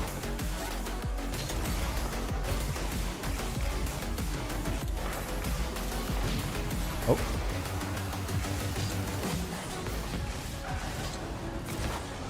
That's fine. Drag him. Please jump. I'm just gonna pass to that corner. Oh, that's not good. That's not good. That's good. That's not good. That's not good. Oh, you need to win a 50. Oh, that's not good. Oh, that's not good. Okay, we're fine. Yeah, we're fine. Oh, you win those. Oh my gosh, what a save.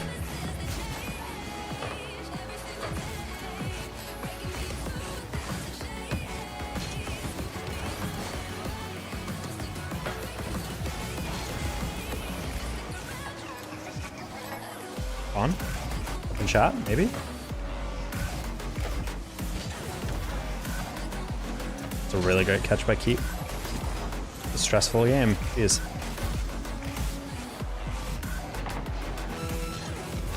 Oh, that's not it.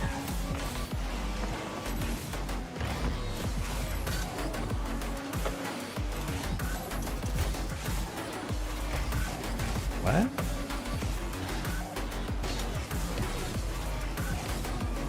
Fine. Happy New Year's. Happy New Year's. ET, hopefully you have a wonderful rest of your evening.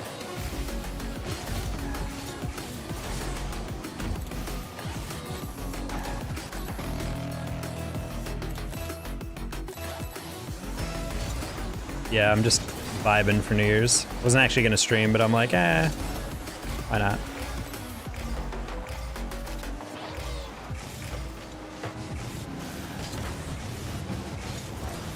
I don't like how both of us went.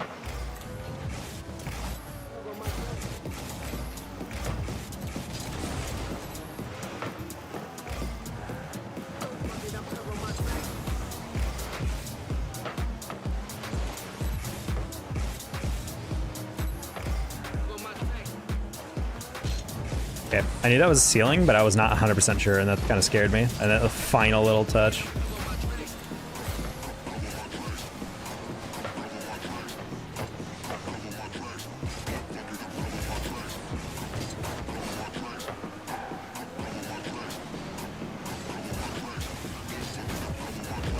Pete's like master ball chaser. This guy's literally just been chasing the ball the whole field, like all game.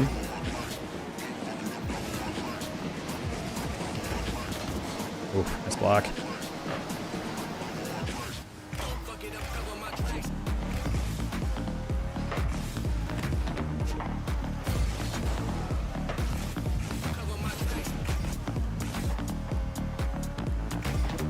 Gotta remember that these are all solo are playing 1800s in a party, so they're gonna be like pre-jumping each other like crazy on some of these touches. Oh, this one. Corner? Oh, I really believe that they were trying to get that across. Smart, I guess fake. Oh. Oh, okay, we're good. We're fine. Fine. Solo?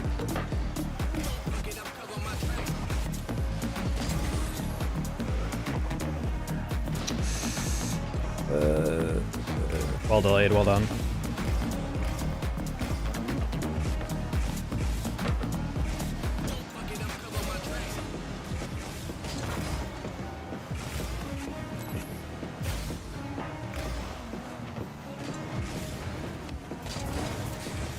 Trying to keep it low, but I could only get past one. Sag. Great 50.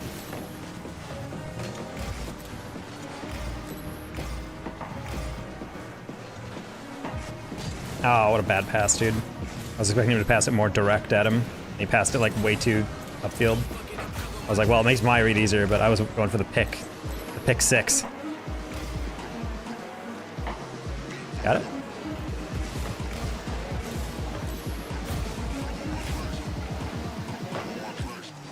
Aye, Carlitos, I was gonna pass to you.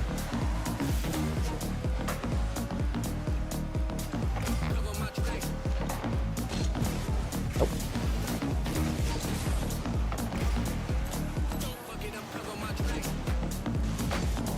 I hate that, dude.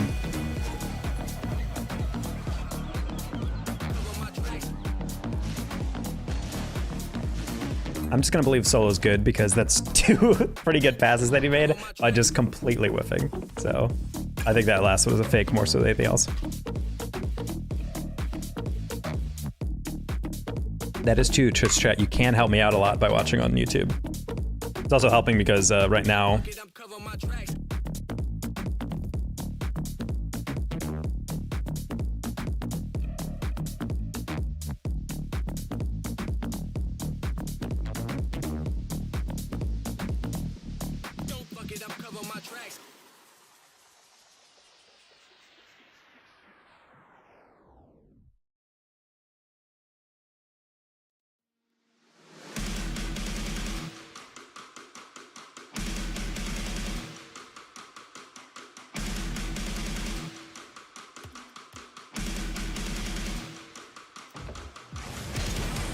yeah, it's a tough one.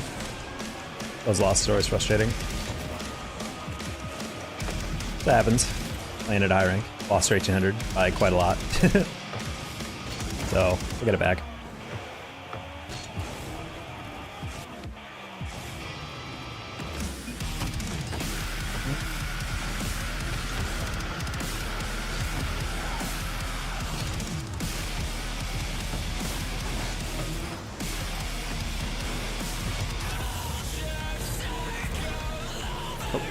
Too much.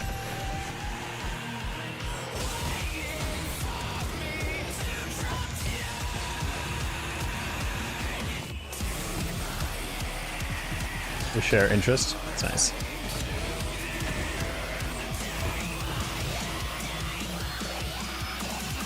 I mean, at the end of the day, it's hard to find content that overlaps well. Me and my father didn't really have a lot that we overlapped on in terms of stuff that we both watch.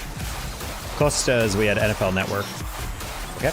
We had NFL Network on, so we could like occasionally watch some shows that were like on that channel.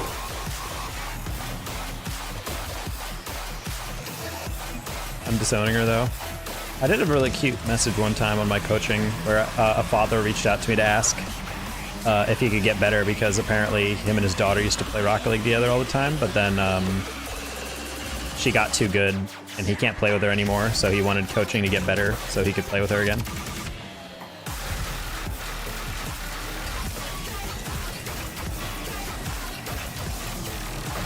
Three daughters especially. It'd be tough, yeah. My dad almost had that situation. I was the third child I have two sisters. So my dad was my oldest sister, then 2 years, and then my next sister, and then 6 years than me. I almost guarantee my parents were like, all right, we're done. And then my dad was like, can we please try to, I don't know, try for a son? She's like, fine. And then eventually went for it. Oh, that was just uncomfortable. Did not realize maple bacon went for that. I'm for it. Yeah. I was figured he was far enough away that he wouldn't go for that, but.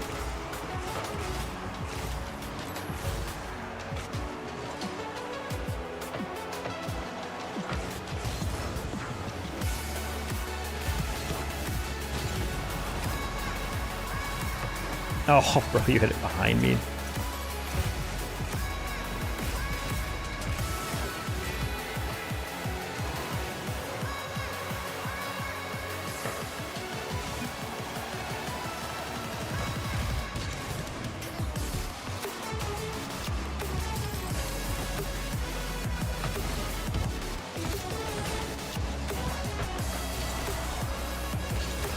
And be quite cute. Yeah, I was a huge fan of that request. I've never seen someone request it for that reason, but I do also feel you on that.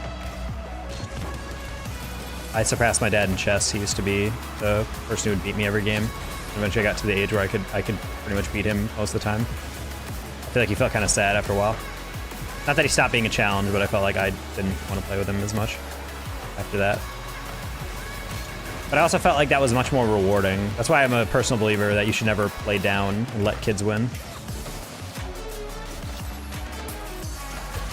Well, at a certain point. I think when they're like very, very young, maybe like be like, oh my god, you won, yeah. But like when they're like 6, 7, 8, older, whatever, I feel like once they get to like that age where they're like actually able to like somewhat conceptualize the idea of like progress and whatever, then they're able to like actually play against you. And when they eventually beat you, because they will at some point, I feel like that felt so much better knowing that like I was trying to play my dad and he would just like, I would slowly notice my games are getting longer. We'd end in stalemate sometimes. And then eventually when I actually got like my first real checkmate on him, I was like, oh my fucking god. I was so hyped.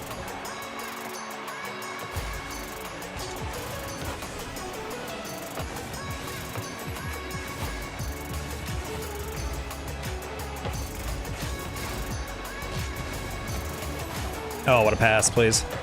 Oh my god, I thought he barred it. Woo! Did you rage quit when you first started? Of course. I still have rage quit. It's only natural. I think you just gotta reconceptualize ranked and improvement into the idea of, like, you're not playing to win games, you're playing to get better at the game. So if you feel like you're playing okay, but you're losing games, that's not the same as you playing bad. Yeah, I know it's frustrating, but like, it's not the same thing. Once you realize that, I think the game becomes a lot less tilting. It's kind of what I've done lately. It's like still frustrating to lose, but it's not nearly as like upsetting. Okay, that was a close one. I had to double that one. Or pass. Any of my nibbling will ever get into it? Nibblings. Your nibblings? Is that what they're called? Is that the Canadian term? Is that like nestlings? Were you hatched?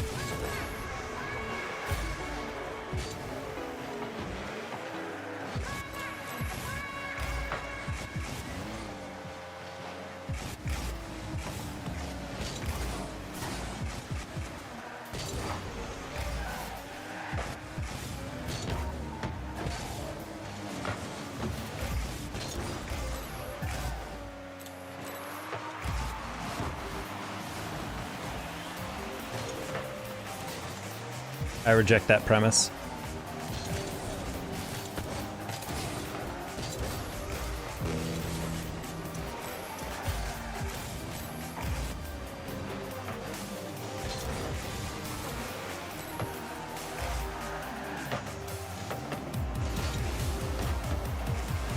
Well, I think it's especially different when, like, I know there was a lot of memes about, like, that I liked a lot, where they were like, hey, can you let your siblings win or your cousins win at Mario Kart this year? And then it's just like me, and then it's like a picture of like, it's like a montage of like Max Verstappen from F1, like winning and holding up trophies and shit. And I'm like, that's exactly how I feel when it comes to that shit.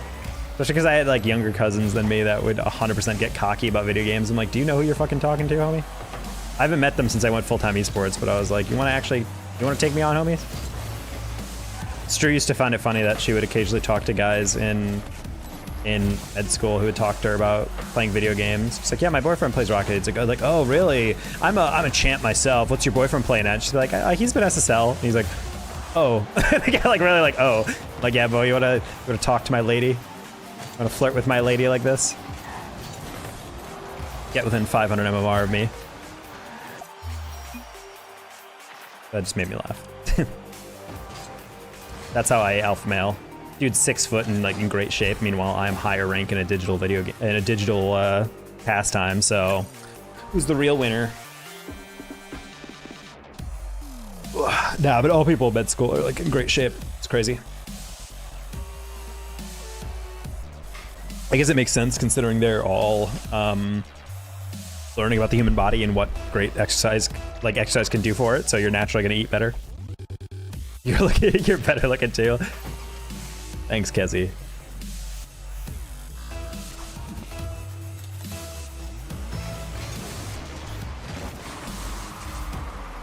I think Sheep is just trying to coin a phrase. Stop trying to make nibblings work.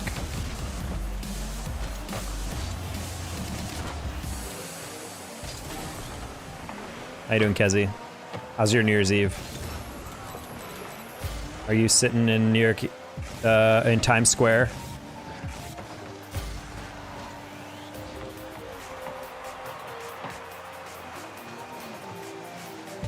Honestly, New Year's Eve this time around might be actually pretty decent, considering it's actually warm as fuck in December. I always felt funny watching all the people like stand willingly out in New York, in Times Square for New Year's Eve to be on the television broadcast when it was like sub-zero temperatures. I'm like, why would you ever stand out there for that many hours? Chilling in my house watching fireworks? That's good. Siblings, children are your nibblings. Yeah, I don't like that.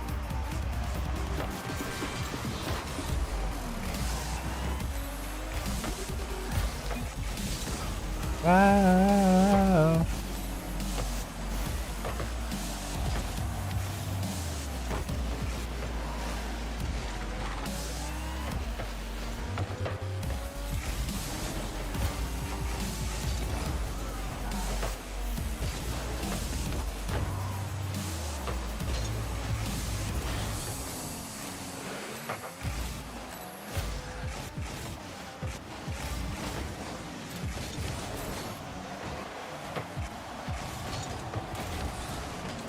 Okay. Oh, my dad's calling me right now. I am not picking that up because I'm in the middle of the game, Dad. Dad, I can't answer that. Jesus. God, I should have never turned my ringer on to vibrate.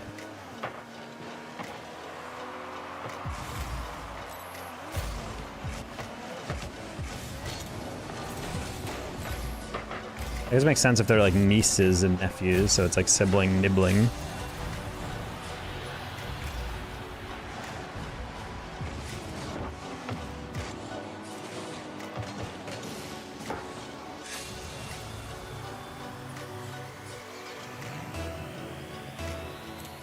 Thank God it's not freezing. Yeah. Well, somewhat scary. There's a TikTok I saw where someone's like, I'm going to decrease my 401k contribution every day of December in which it's t-shirt weather. And I'm like, yeah, feel that.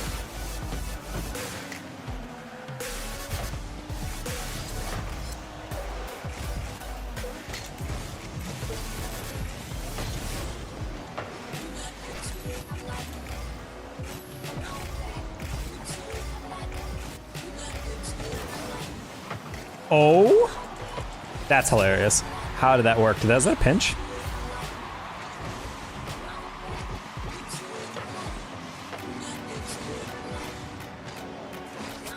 Also, I got tagged in a year-end post for casting.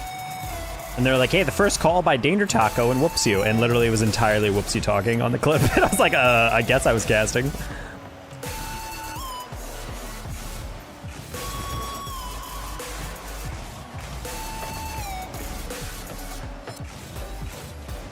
Save with something else. It was.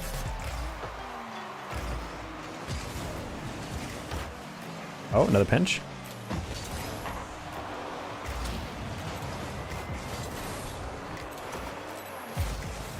What a pass, wow.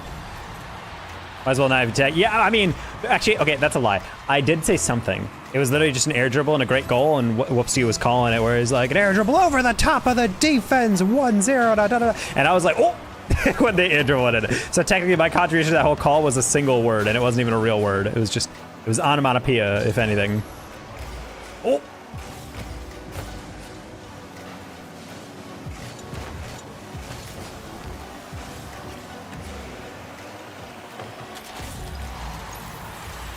That's in for it. Did not expect Zerf to go on that. I was like, it's fine. I can try to go force no shot or something.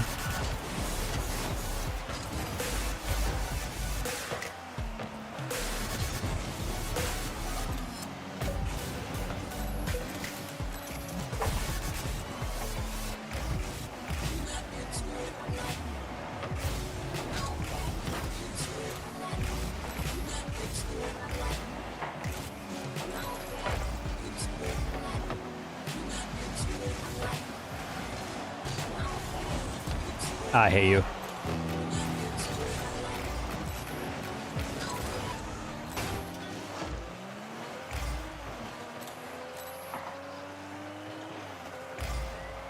I mean, it didn't. I only heard my voice because I went, oop, but I don't know if anyone else could tell. I mean, I'm not super upset about it. It was just funny that I got tagged. I'm like, oh, cool. It's a casting call that I made. I forgot about this game. And I watch it back and I'm like, well, I guess I'll really forget about it because I don't really. Oh, I ran out of boost halfway through. That's funny.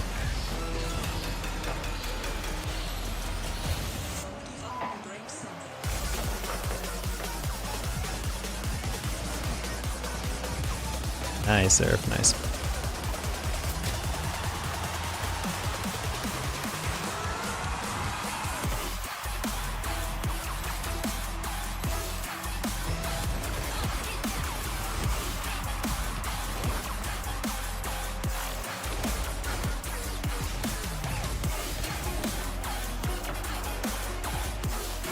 I didn't even check if Ozzy was back yet, or Ozzy. No, bro, I knew I could beat him. I just didn't realize I would get a bumped. I was just going extra high because I'm like, he's definitely going for the beat.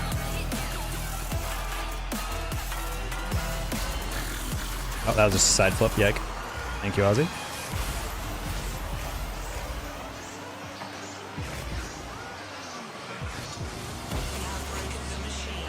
Game? Nice, Surf. That was a crazy shot. I don't know how we lost a scrub kill the other game, but whatever. Look at him go, brother. Alright, we're slowly getting back. Slowly getting back into it.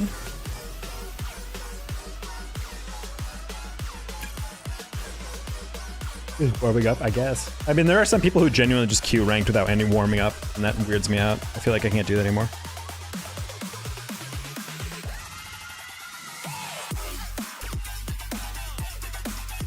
Yeah, the one thing that I'm kind of sad about is, yeah, like I told you guys, I think I probably have GERD, which is like a digestive thing. And the solution to that is like to cut out a bunch of food. And everyone was just like, oh, by the way, you can't have alcohol. I'm like, that's fine, I don't drink. Like, you really shouldn't have caffeine. I'm like, that's fine, I mean, I can survive without that, I guess. It's gonna be a little annoying, but I guess I can get by. It's not like I have an office hour job where like, or office job where I need to like really focus in for a long period of time or whatever. And they were like, oh, by the way, minimize oily foods. And I was like, that's kind of sad because I love me some like fried rice or fried chicken or something like that. So I'm like, that's a little bummy. And like, also try to avoid tomatoes. And I'm like, oh my God, that's so many pasta sauces that are gone. Like, also try to avoid dairy. I'm like, that's all the rest of the pasta sauce is gone. I'm like so upset. I was like slowly learning all this shit I shouldn't be eating. And I'm like, fuck. So much of my diet is going down the drain. Like, no spicy foods, and I'm like, wait, but how spicy? If I can't have black pepper anymore, I'm ending my life. I'm sorry. Black pepper is like the most simple and satisfying like type of spice to add on. Especially when you're seasoning something. I'm not even like super extreme. I just have cayenne pepper and black pepper whenever I season chicken. No, what? Boo. Boo.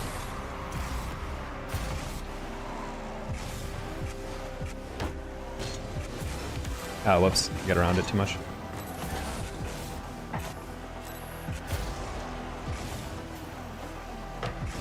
Yeah, honestly, the caffeine it's kind of hitting me really hard in the first 2 days, but today I'm actually not. I don't feel like I have too much of a headache right now, so I feel like the caffeine withdrawal isn't too bad.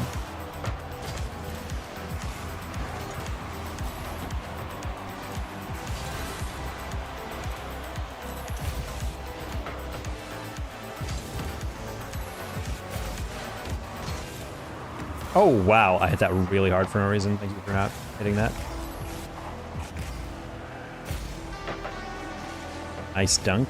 De-sizzly. De-sizzly. Yeah, I didn't flip into that because I knew I'd 50-ing it.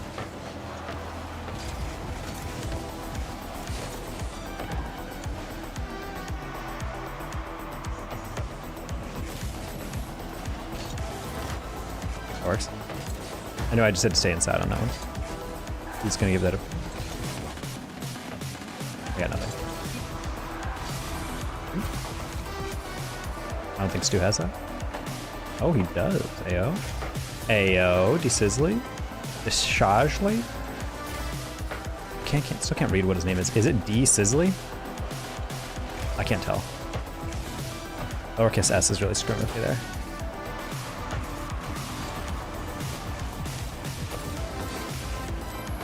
DS Isley? But also no greasy food, speaking of, is one of those things where it's like, I want like, the other day I was craving a burger. And I'm like, oh man, I can't really have burgers either because they're super like oily. So apparently people said there's certain foods that trigger it more than others. And so I'm gonna have to do that. So in the future, when I have like a little bit of spare money, I think I'm gonna order some takeout, see like what triggers it and what doesn't. So I have to, if I can't eat burgers without like some meds, it's gonna be a pretty sad day. Especially Chinese, I fucking love Chinese. Fried rice, lo mein. Nice little hibachi chicken.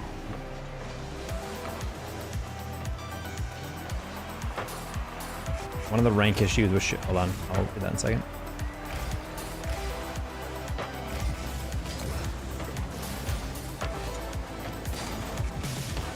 Ooh, try to pat. Oh wow, what a deflection.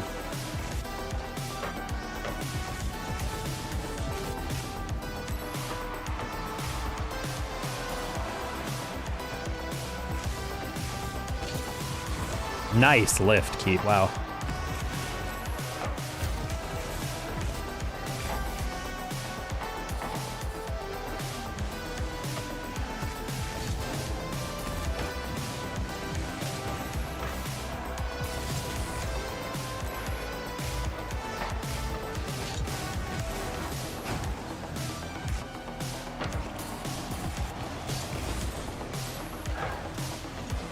Yeah, that first challenge is more so just to get people to flick balls. It's really hard to progress on offense if you always have someone staggered behind you.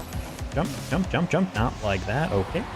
I saw two people behind me, so I wasn't too worried about that flick. What happened here? True.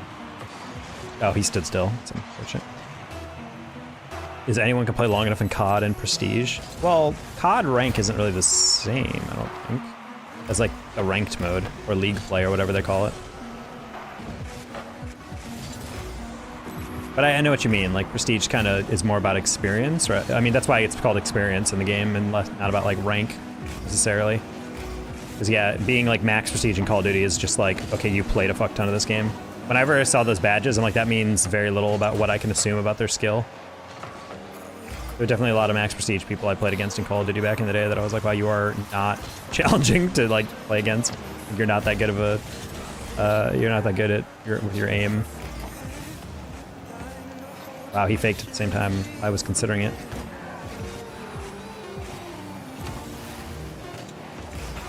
I really wish you touched that instead of shooting it, because I was trying to lay it off to you, but important.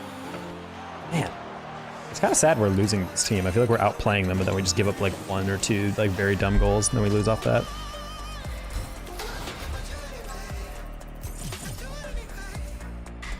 See, I think that's different though, because that's experience versus actual rank. Like, I don't know any. I think Rocket League is interesting in that I still maintain the idea that you have to have like. You have to meet a threshold of skill, but you can just be smart and be a high rank. Like, I literally was able to get to SSL for 2 seasons straight while honestly not really knowing how to air dribble that well.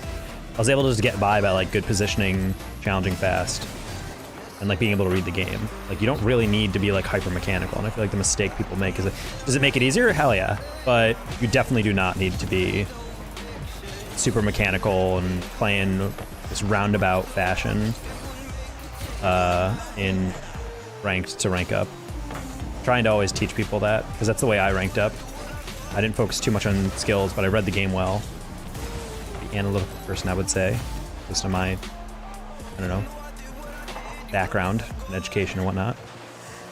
And I feel like that's like the cause and effect type thing. I just happen to be a little bit better at breaking down patterns and seeing how people play and what works, what doesn't.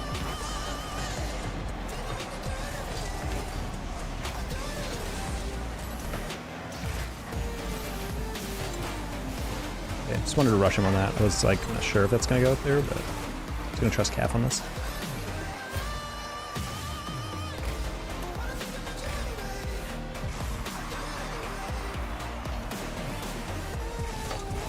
We're gonna slow that down.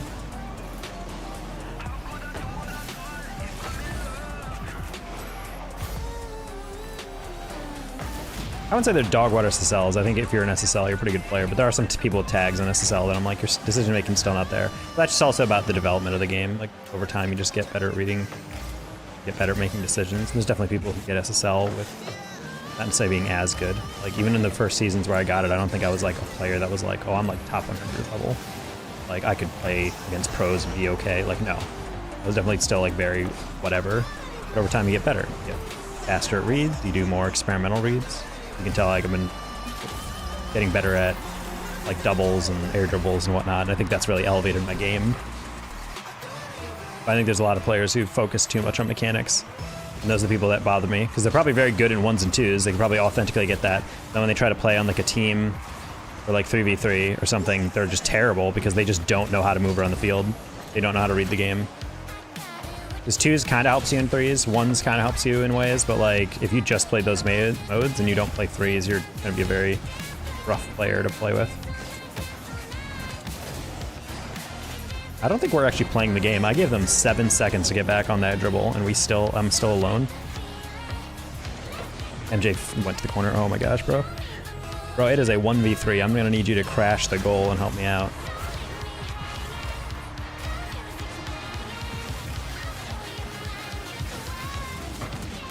Yeah, that works. I don't know how he had enough boost speed to get a demo there, but... Oh, I thought he boosted the ground with the rest of his boost. I didn't realize he kept boosting afterwards and got the flip. I was very confused what happened there. Oh, no. Like, you can still be carried to a higher rank. Of course, I mean, it's part of my issue with a lot of the ranking system, queue system.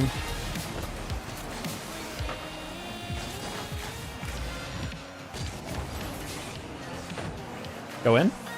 Oh my god, I think that was in. I hear someone behind me, I don't want to get demoed. I'm surprised he got that. I felt like he fell below it. Queuing hoops teach you? I mean, it teaches you how to take a 50. A lot of 50s and hoops. Hoops is a game mode I don't really understand how people can find fun when you're a lower rank. I feel like it's very hard to play hoops when you're not used to aerialing. Same with drop shot.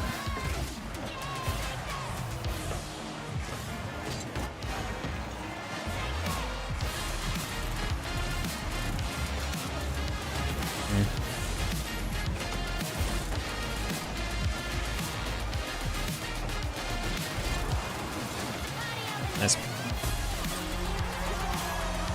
A lot in hoops, not at all. Hi, Mace. GG's earlier. Tried on KBM. No. Refused to make my KBM series a drop shot series. Screw that.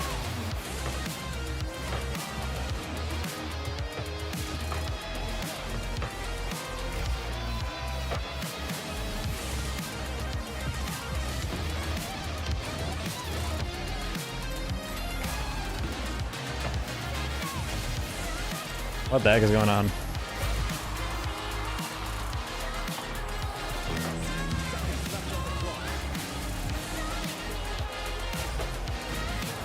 That would have been such a great cut earlier, but he couldn't catch up to it.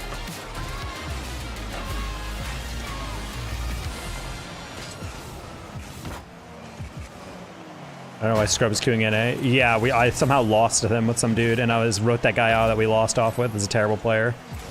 Because I'm like, we should never be losing with Scrub. But then the next game, the guy, I dime him cross field, and he not only gets a redirect, but he doubles it for the win. I'm like, okay.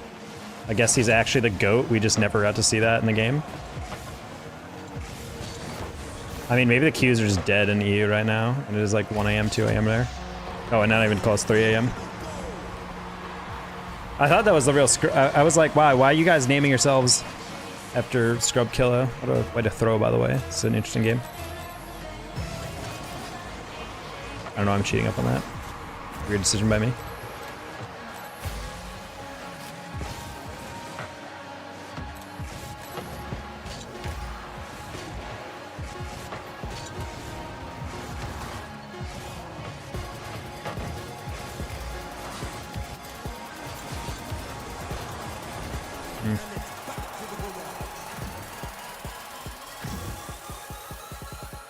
I'm not gonna lie, I didn't know how open that was. That might have been just a guaranteed goal I threw.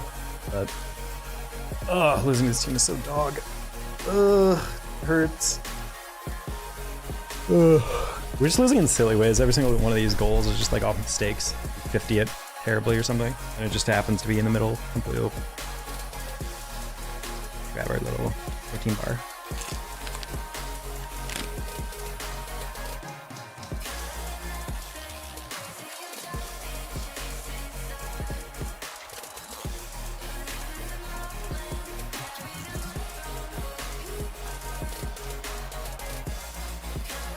That's definitely him. He's a high rank. He's playing in EU. He had an ESL monthly elite tag, which means he's been playing for a long time, and it alpha boost. Either that or someone chose to impersonate a very old pro for reasons I can't really understand.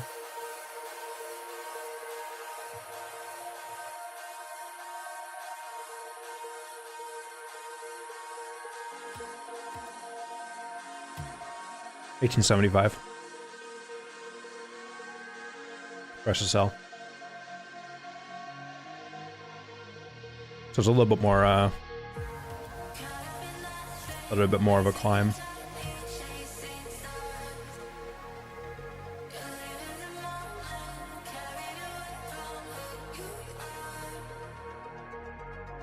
Other team probably got in the queues, so therefore I'm not able to queue. It's the only team that's available to play.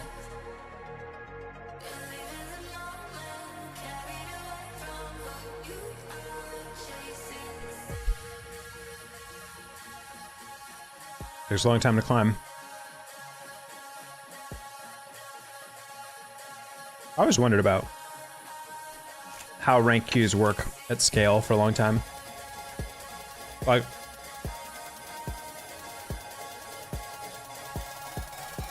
I know SSL is only 1%. What happens when the average skill within the population starts increasing?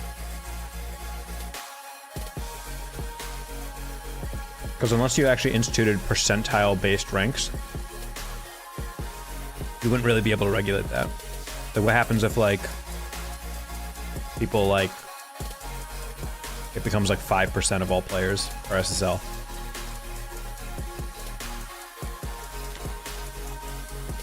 It's the same reason there's, like, I think Bronze 1 is just as rare sometimes, in some seasons, because it's like, Bronze 1 is literally like, can you touch the ball in general? You can do that, you're automatically not a Bronze 1.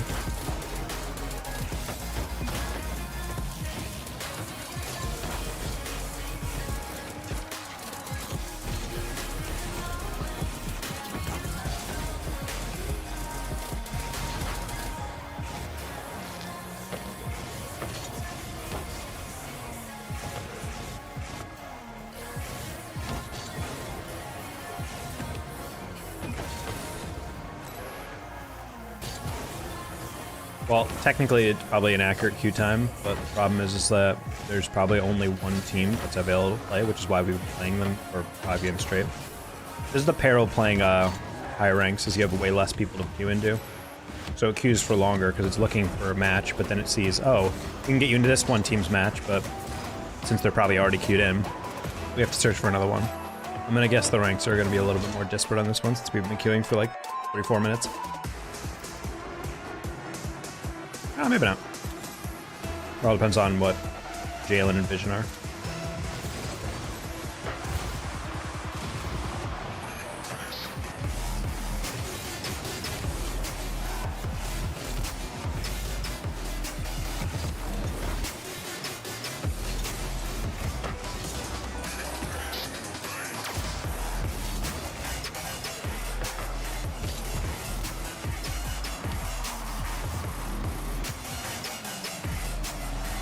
Pop that just because I knew he'd be jumping right at me.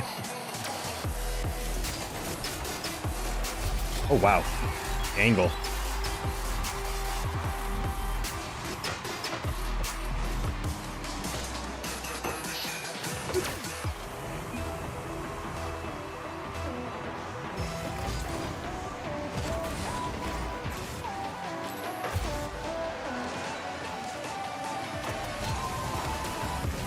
Alpha Cup Slayers, yes.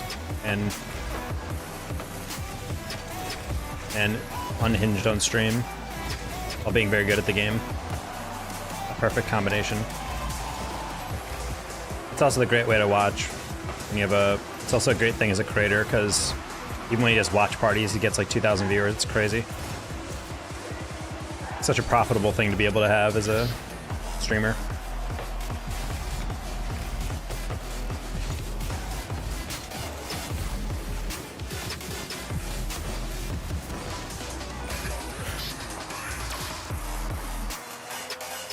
Beast mode clip a lot? I mean, no problem. Doesn't need much introducing. Yeah, I mean, I feel like that stuff is like, you gotta be born to do that. I can't, if I were to like try to imitate that, it would be too fake, and I would just not be able to, I would not be able to keep that energy up all stream. I don't know how people do that. It's built different.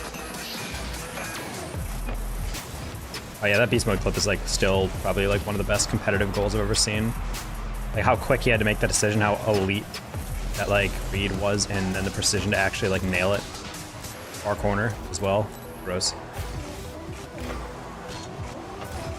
I didn't think that would be as far apart. I thought it was gonna be more center.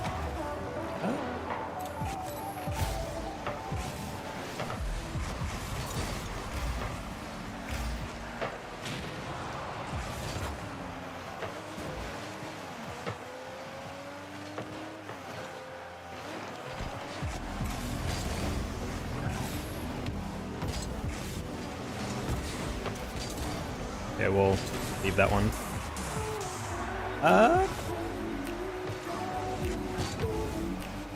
Very heavy. Happy should have that. Nice.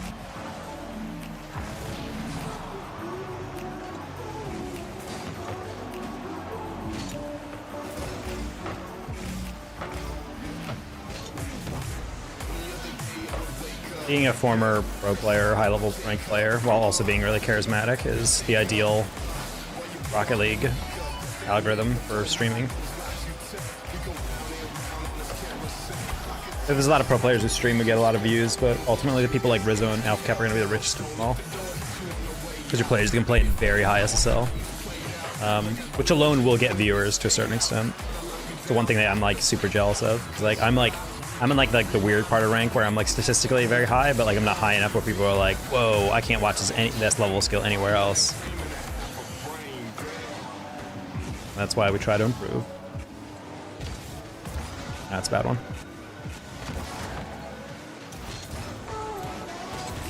So that's the initial grab, and then once people are hooked on like the personality, the vibe of the stream, then I think we'll come back for a lot more.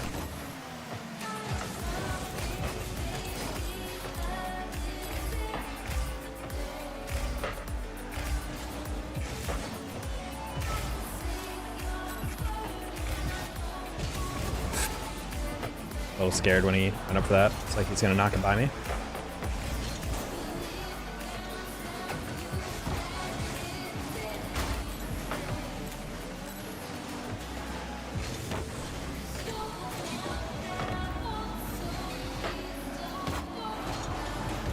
Thank you. Aslan remembered I said need boost, so I'm like, I can catch that and maybe get it to 50, but I'm not doing any more than that.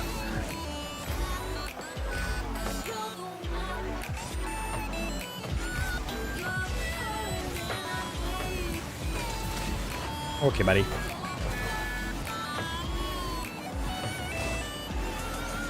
I think M80 will be like near the top, but maybe not at the top. I still think Gen G is probably the best team. G2 is probably the second best team. Rumba, wow.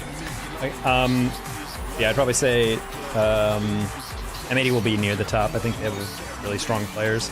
My question mark is Jorius. I don't really know where he's at mentally. Historically, he's been a player that has like not... Okay, I don't know this, but reportedly, it's like he's not been super grind heavy compared to other pros, and I feel like that's not gonna fly when you're playing for M80 who's like a startup org and they want to like really make an impact.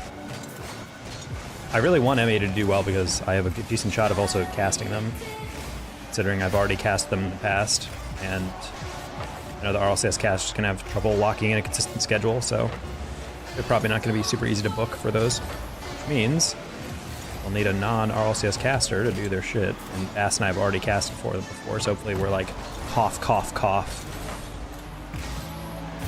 I don't think I have my in at G2 anymore for team streams, despite the fact they probably already have someone planned. I know T-Bates is the main host of the Orb, but I don't know if Orb is going to be always be available anymore. Gen G fan, and now he's on the team. I mean, I don't see there's a reason to rag on First Killer. I'm more frustrated that the end of the season world championship phase is kind of their legacy, and that's a bad thing considering Typical retired without like a peep.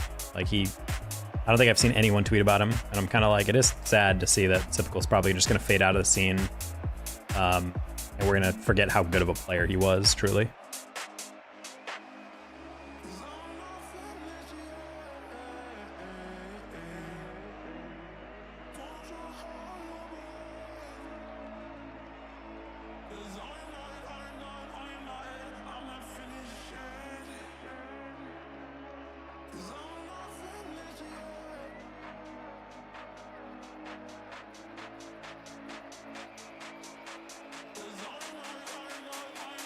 Only on a new team. Yeah, he's playing for OG. I don't think it's announced yet, but yeah, there's OG Esports coming in, and I think they're picking up Com, Noli, and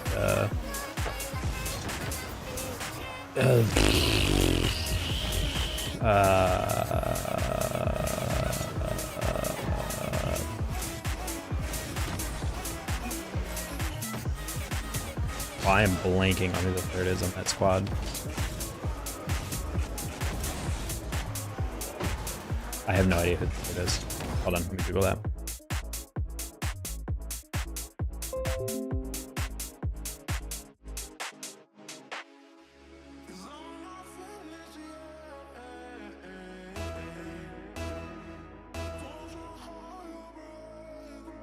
J-Naps, there you go. Because now he's off G2. I think that team is definitely going to be a fan favorite. One of the head of socials followed me on OG, so hopefully that means that I know Com not super well, but me and him are mutuals on Twitter. We've chatted a bit, like in person, so hopefully that means that if they need a caster, that might mean that they like me enough to bring me on, whatever. I personally would enjoy that a lot, having a consistent casting gig in RLCS. Would expected Chronic to be cut first? Absolutely not. Chronic is rock solid. He's actually more consistent, I would say, than Noli near the end of the season. I felt like there was a lot of games near Gen G in the world where Noli was kind of like the reason some goals would go in. I feel like that type of playstyle is forgivable in some events, but like it was like in the major leading up to the game as well as like the actual world. I felt like there was a couple of goals where I was like, oh, Noli needs to get that read. Oh, he doesn't get the read. Oh, he mistouched it. Oh, no. And just like that over and over. Whereas I felt like with Chronic, he was really good, and Appjack is just always quality. Like you kind of know what to expect from Appjack after a bit. Oh. I went for the violent solution and I didn't even need it.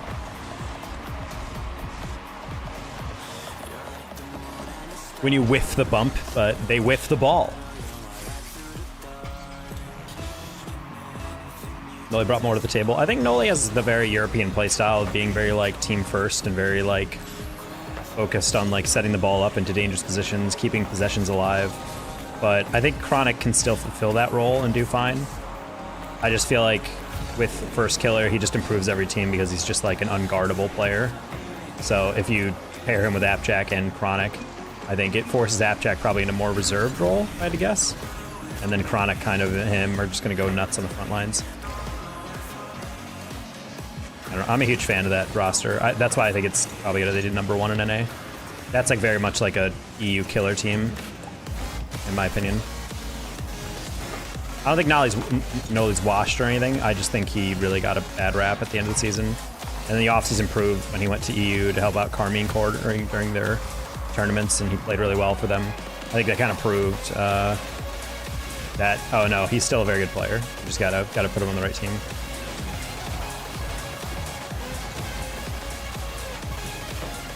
I just think it's an EU killer team. I mean, if you're trying to build a team to compete with EU, I think that G2 and Gen G are the only things close. But I would say Gen G's closer to that than G2 is right now.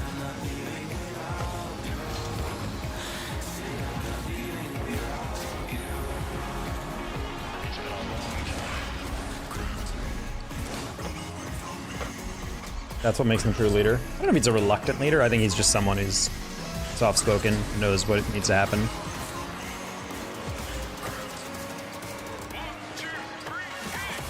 I mean, Appjack was a monster in Fall Split. Like, statistically, that guy was literally, like, unstoppable.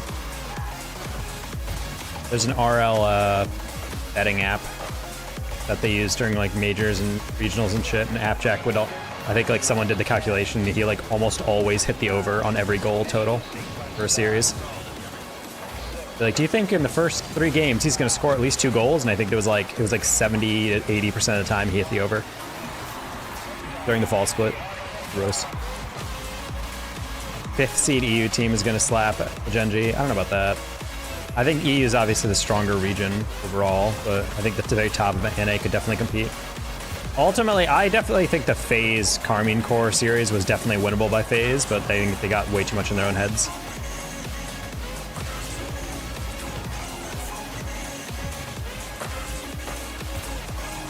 In my mind, I really think of that winter major as like being potentially winnable. Like, who knows if they survived that game 6, what would happen in game 7? But makes me sad.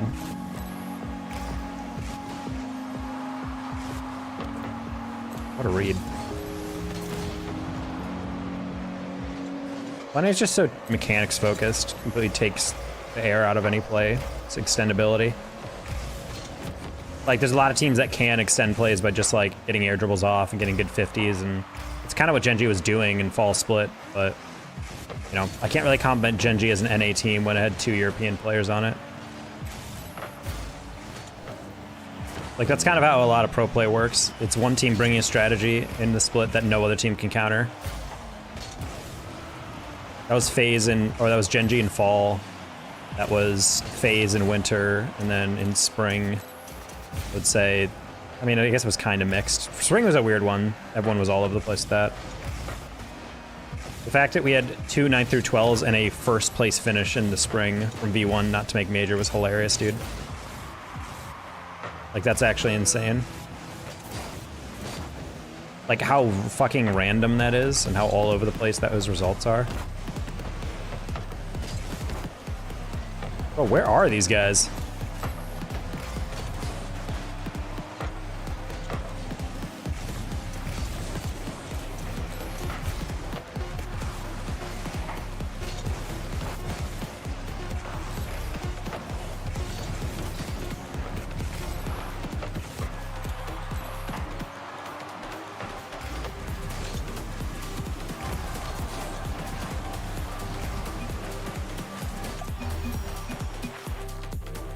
I don't think EU necessarily has a better handle on teamwork. I think it's just more built into the way they like to think. Like, the way I view a lot of... Chicago had the tweet that I still refer back to that I think is the most accurate, where it's like, the biggest issue with NA play is the invention of the flip reset. Because Because a lot of people have then discovered, like, wait, if we learn how to bait in challenges and break down the defense one by one, I think that's a great way to play, and that works really well. And it does really work really well. Like, when they play against other regions, for the most part, you can kind of brute force your way through that. But I think with EU, their first thought is more so like, let's get the pass first. And when they use solo plays, like when you watch Zen take solo plays, it's not because he has a lot of space. So he doesn't really have a play to make, so he forces people to him, and then he can like shunt the ball away after he beats one or gets flick past a second. Whereas NA is always like, I'm taking this air dribble every time because I want to force the defense. But it's like, yeah, but you might have a pass that's better, or someone else is actually in a better position, or actually blah, blah, blah. And it just feels like NA doesn't really get the idea behind that. So therefore EU teams at the top tear them apart, because I just feel like the defenses aren't as used to playing against a playstyle that actually focuses on like working new people into the rotation and using everyone's strengths well. And it feels very brute force.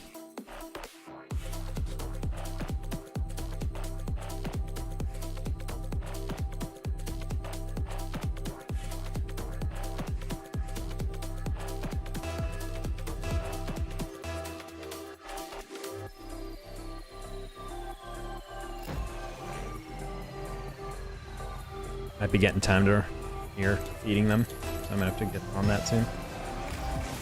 And he's just looking for clips. I mean, yeah, kinda. But again, that's kind of always been the issue with NA, is they're very focused on flashiness and speed, but it's like they're not, I don't know, there's very few teams at the very top that I'm like, this is a true team. It's more so just like, they're doing well, but like, I don't really feel like, I don't know. For a lot of teams, it's very like top heavy, I feel like. There'd be like one player that it's like, if they didn't pop off, they were like toast. Whereas like Exotic was one of like the highest rated players of last year, even though everyone thinks of Carmine Core and they're like, oh, Vatira.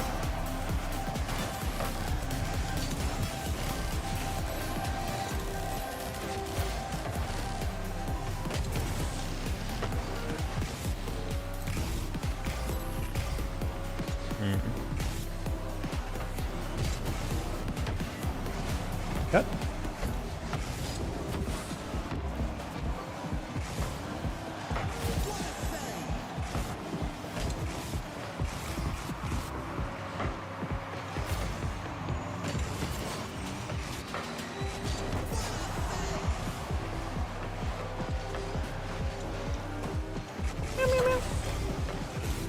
Come on, kitty.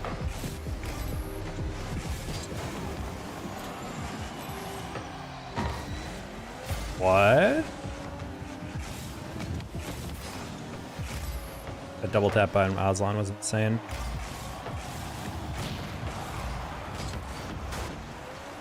Wow, that needed a lot more pace. I didn't realize they were that far away.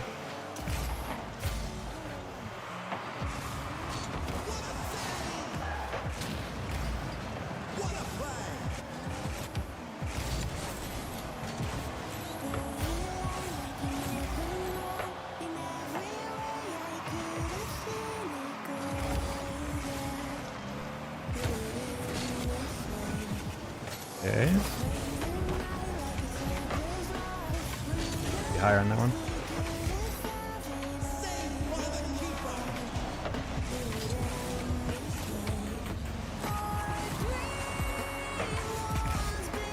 Hi, man.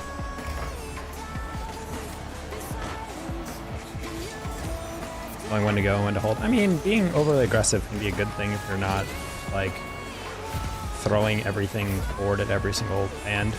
That's why it was so confusing watching B1 fall apart in spring. Because they won in the second regional, and then it came to the third, and they were like diving in with everything. Like they were just like throwing possession away. They would like go for as third for a ball that they had no chance of even like getting a read on. They were definitely taking a 50 at best, and I'm just like, what are you like? What's the plan here? It was just so confusing to watch them play. It felt like they were really just like. It looked like their Discords broke halfway through, their team speaks broke, and they just couldn't hear each other. It's literally how it felt, like watching randoms. I'm like, I should not be watching a team that decimated the entirety NA field like 2 weeks before suddenly look like they've never met each other. Hi, what time are you? It's 10 o'clock here.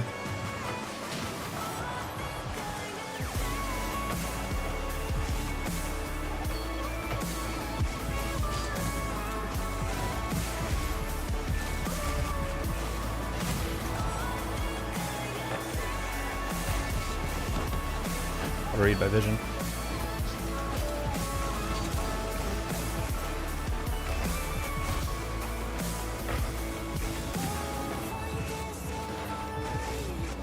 mean, I wouldn't say that flats and golds are in rotation at all. At that rank, it's more so just about chasing a ball. It's not really a lot of positional play in general. Why I don't accept coaching from people that are too low of a rank. Because at a certain point, you just need to play the game more. Like, yeah, there's mechanical things I can teach you in positioning for yourself that can help. Like, there's not a lot of plays I feel like in gold that like, oh, I'm losing because my teammates. I'm like, nah, you're not. Like, I can win with 1 KBM at gold. You don't really need your teammates to carry. You don't need to do much. You just need to learn how to touch the ball. And move to like optimize the chance that your ball's gonna fall in a way that you can do something with.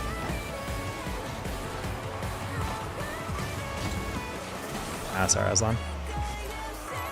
The pass, you shouldn't, I honestly believe you should not pass into the middle in literally any rank up until like high diamond.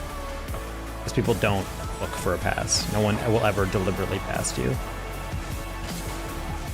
At plat, people are still focusing so hard on like how they need to read the play that they're not actually capable of like thinking the next step of being like, oh, if I hit it this way, this person can get it. The only pass that really happen is when you're staring directly at someone, driving directly at them, and the person could see you driving directly at them, so then you hit it, and they're able to like do something with it. Oh, that one more second. You are New Year? I just said it's 10 o'clock, so no.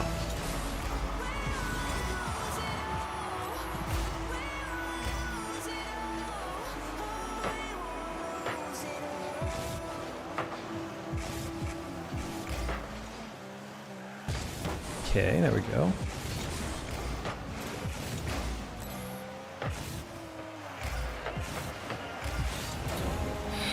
Okay. I was like, I think I might just read that.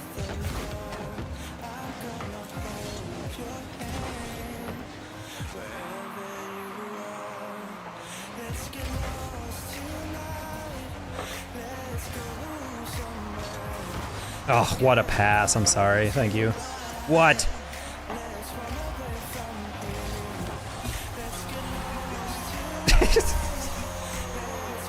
Sure. That's got to be so hard for Jalen. Gets a goal line stop with 90% of the ball across.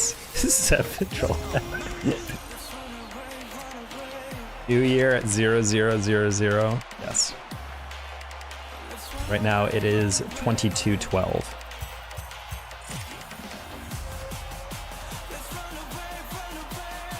So like he has a death trap, but I don't feel like teaming. I mean, that's why if you watch my KBM videos on YouTube, that's literally like why I don't really chase. I chase sometimes, but like for the most part, it's like I'm not paying attention to my teammates as much, or I'm just like, I think like a lot of good defense and offense is knowing like when to just give up and get out, and or when to, I think, especially at high ranks, knowing when to buy time for your teammates to get up.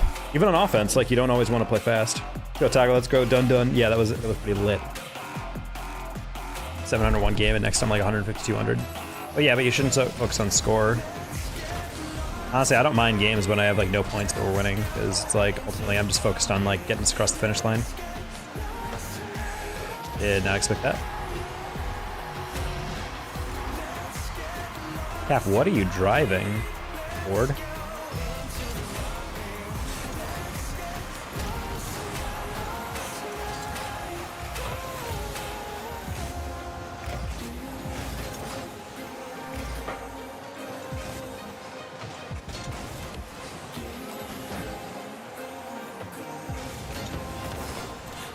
Sorry, Cap, thought you were too far behind.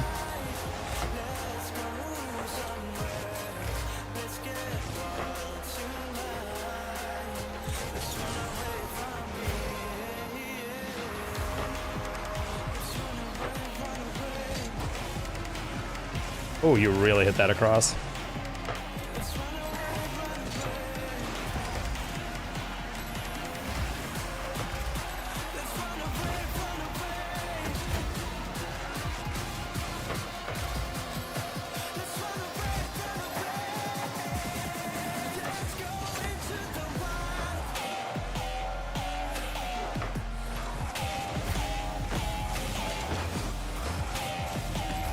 Calf, Sebi Sebword.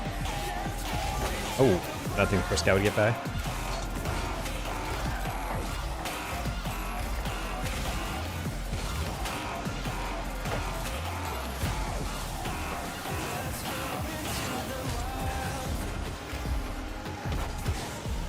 Bruh, that's so awful. He hits that inside. PC and Xbox is detrimental, bro. Playing with lag or with input lag is terrible. #1 reason I can never go back to console truly. Even playing other games, you notice it. Like when I have a Horizon Forbidden West on my PS5. I want to play it, but every single time I boot up the system and try to play it, I can sense the delay on the controller. It's very weird.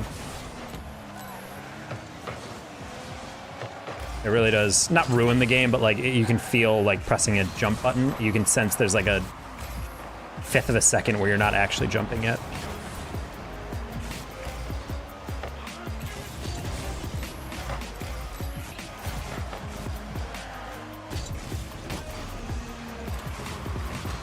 What?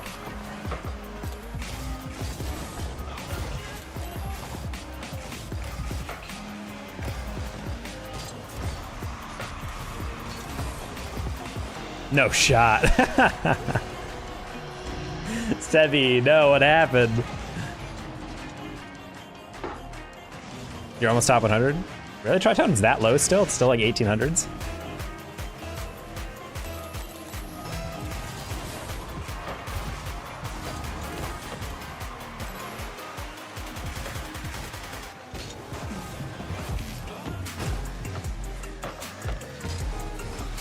$1823? Oh. I think I'm like 1790, 1800 right now, so we'll find. We're losing this game because we're very all over the place, but we'll get it back after this game.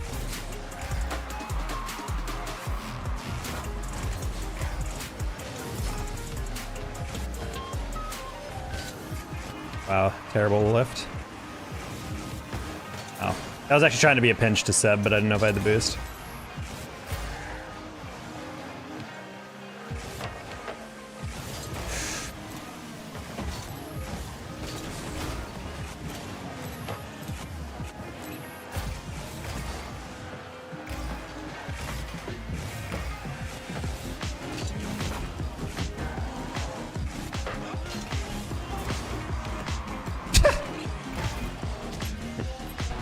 Yeah, that's rough.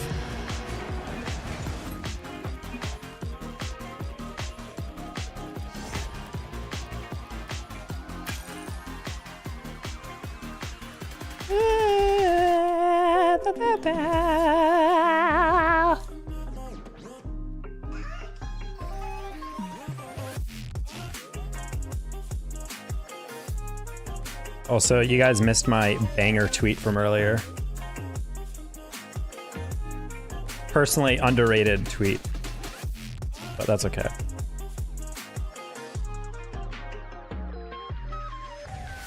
I'm not being super serious with that, but I kind of am.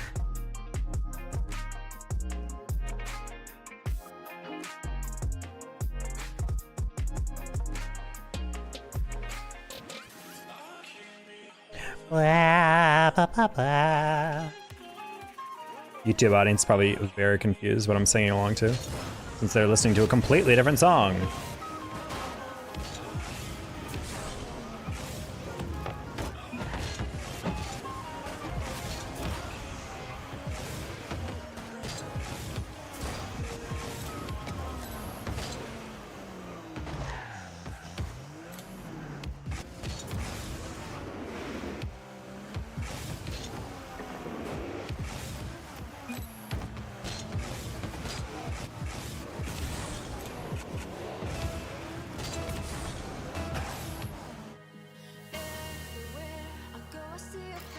Graphics and lag both. It's like I have to figure out the games again.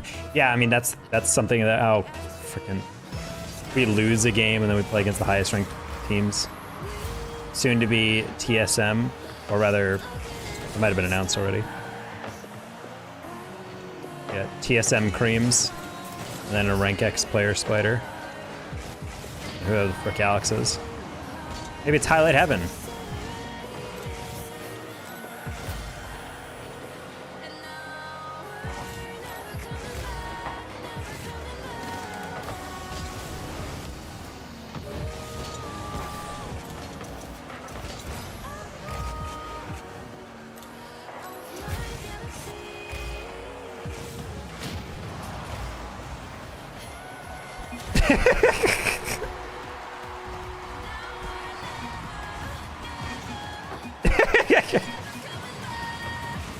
Bro, I literally got deflected by demoing him. Did you see that? I was like, whoop.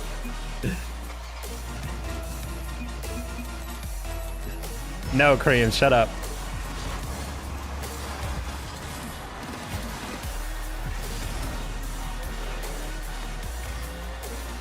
Under shifts, actually? Nah, it's guaranteed.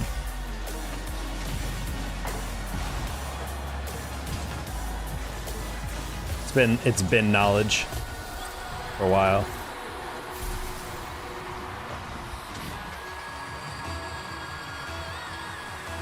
When Shift makes those posts, I think there's like a 99% conversion rate. Usually because it's the players themselves saying, hey, we're gonna be on TSM. Like all the players who are like, I can't believe you would reveal that shit. I'm like, low key, you guys, you're upset with like all these rumors that Shift are reporting? It's literally because they're asking friends of those pro players or the pro players themselves, and then the friends are who you told were like, hey, I'll tell you too. If you don't want a secret to get out, then don't tell people. That's literally it.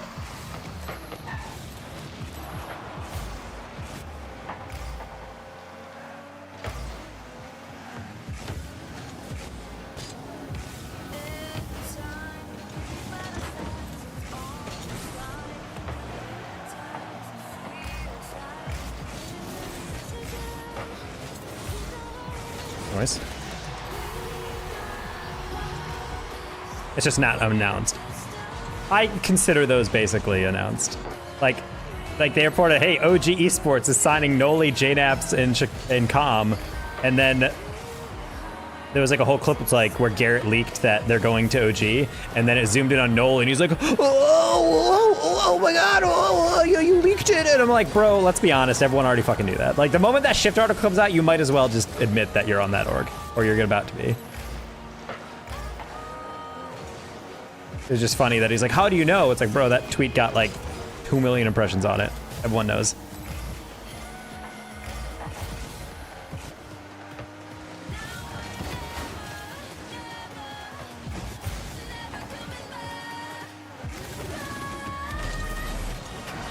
Why are you not firework? What? Why am I myself not a firework like Katy Perry asked to be? It's really a firework.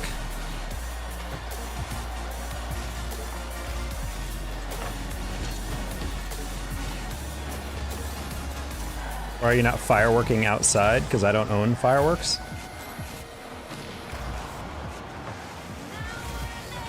Also, I wouldn't firework alone. What? Just buy fireworks and light them off myself? I can't imagine a sadder existence. Buy it. I'd assume they're legal in Texas, but I'm not gonna go out and stream and buy fireworks. Why is that a goal? I literally moved because I'm like, all he has is to pass it directly at the guy, and then he just didn't protect against the only option he had. I do that alone, well, then that's weird.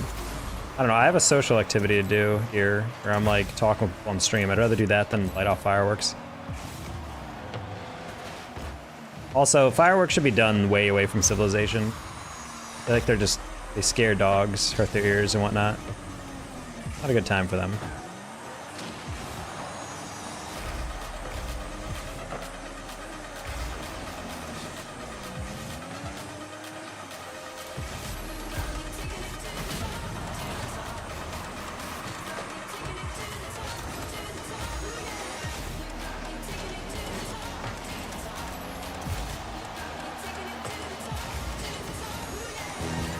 God, I didn't even know he hit it right behind me.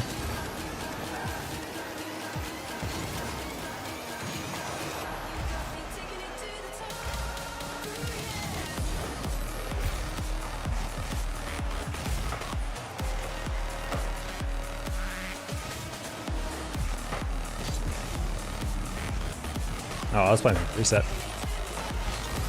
Hi for your little man.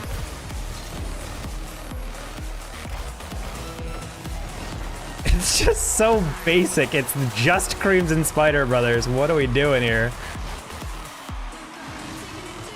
Oh, it's not. Okay, good job by Alex. But Holy shit, someone needs to get on that. Fireworks shoot up a few buildings away. Yeah, it is scary. When I lived in Chicago, there'd be people lighting them up like a block and a half ago or something. CRL top 1, West team 3rd right here. What? Who's Alex? I'm so confused.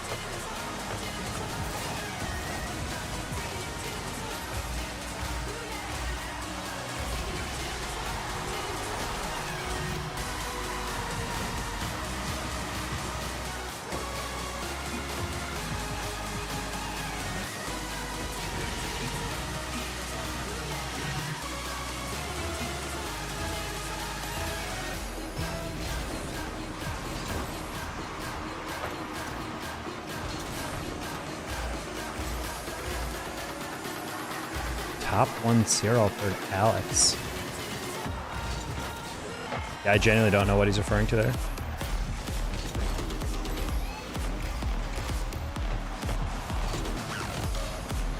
I wanted that to roll.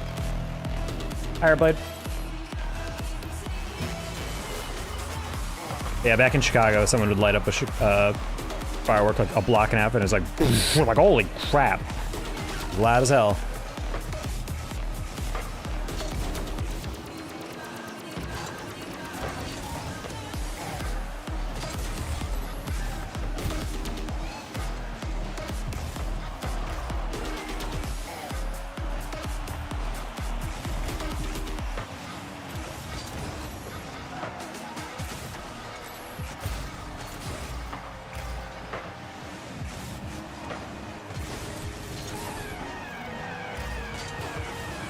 Oh my god, literally jumping just for that flip reset. I'm not even gonna pretend he's air dribbling that.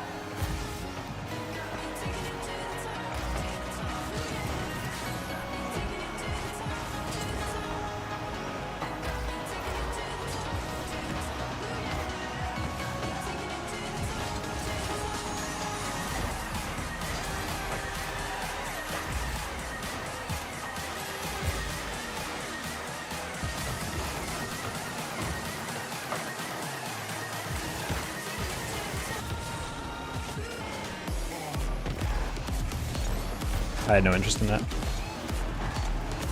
No! I caught up to it too late.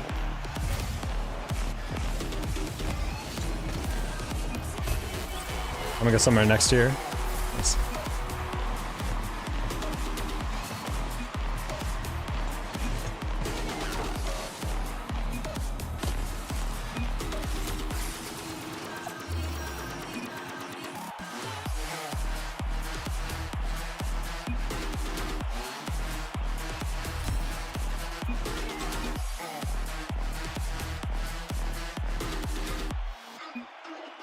Tell any schools that want to win to hit me up.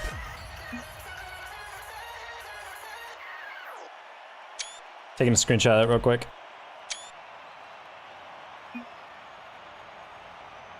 Let me get in on that.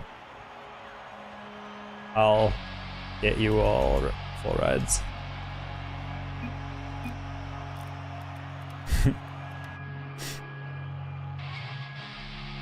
People that complain about my firework. Your singular firework? It's called the eardrum blaster.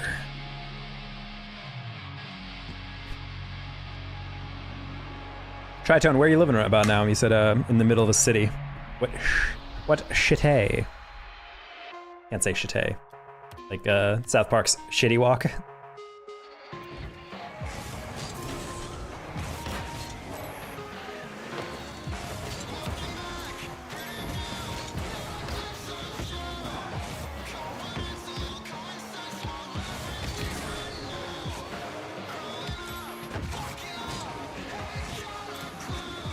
Denton?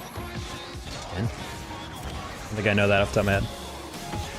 I don't know if you're aware, I'm out in Plano now. Chilling down in Texas. My tips on how to rank up from bronze, play the game. If you're still in bronze, you just don't know enough of the controls.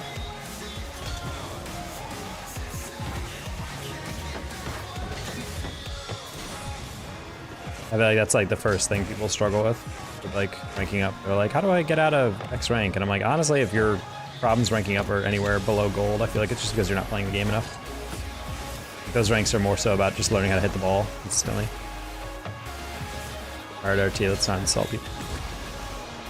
Just know Dallas where UNT is. Oh. Does UNT have a campus in Fort Worth? Because I feel like when I was driving to the World Championship place in Fort Wayne, there was a Fort Worth campus. Maybe not a campus, but like a satellite area.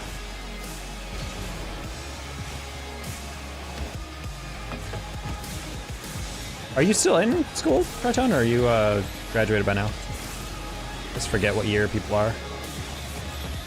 One part of my CRL knowledge that isn't good is people's actual grades, or years in school, rather.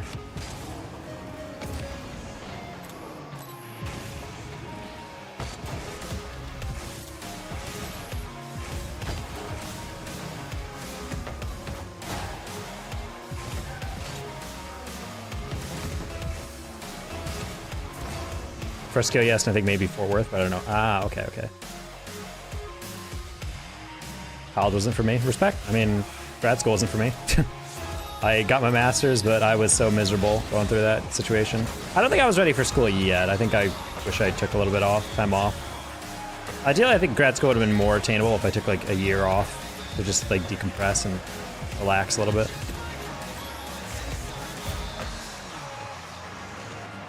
Yeah, left before my PhD. Could not handle that program anymore. I'll probably go back when I'm older, but happy to not be out. But I'm glad you made that decision for yourself. I think a lot of people force themselves to be in college, and honestly, I'm still a firm believer that there's plenty of career paths you can take without any, or like good paying jobs you can get without taking a college degree. And some people really don't need that. My sister makes great money. She's an accounts manager in a marketing firm. She's never been to school for marketing. She just has like been a manager of several like retail stores. Great saleswoman.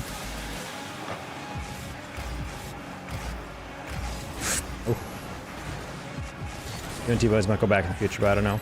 Yeah, same. I mean, I kind of want to finish my PhD one day, but I also, it'll be more of a point of pride for me. I don't know how much into it I'll be. Definitely want to give this content and casting thing a ride. Especially as I'm still in my 20s. My last year of my 20s, which is scary to say. I don't feel like I'm almost 30, you know what I mean? Like, that's the scary thing about age that I didn't really realize, is it really does not feel like I'm this old. Like, if you ask me like how I'm feeling, I genuinely feel like I'm like feeling like I'm mid-20s or something.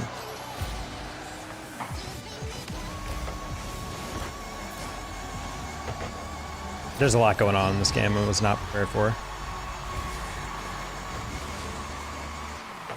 Ugh.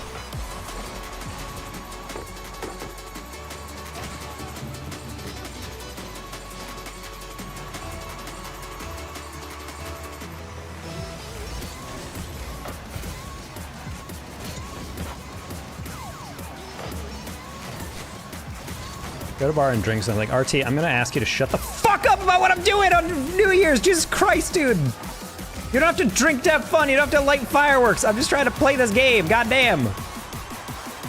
Why every single fucking night you gotta be such a nuisance, dude? Calm the fuck down. Jesus. I don't even drink even before I found out medically I shouldn't drink. Bro, what are you doing? Go to a bar alone and drink with strangers. That's the only way to celebrate. Coming from a fucking 14-year-old in my fucking Twitch chat. God damn.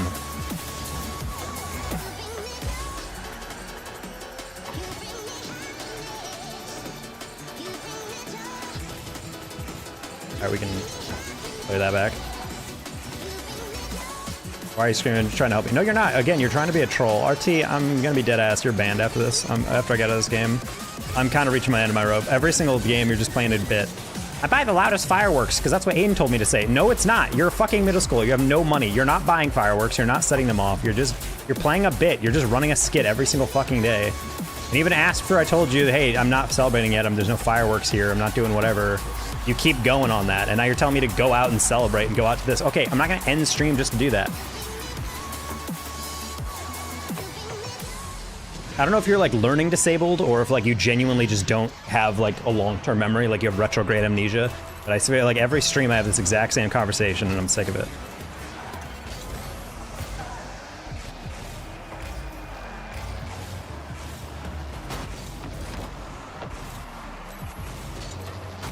I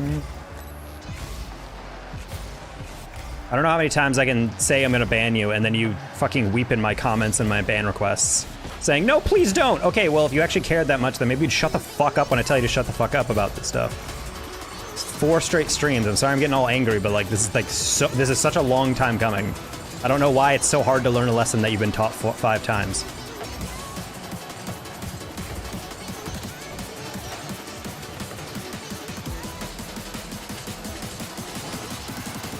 Oh my god, such a clunky game.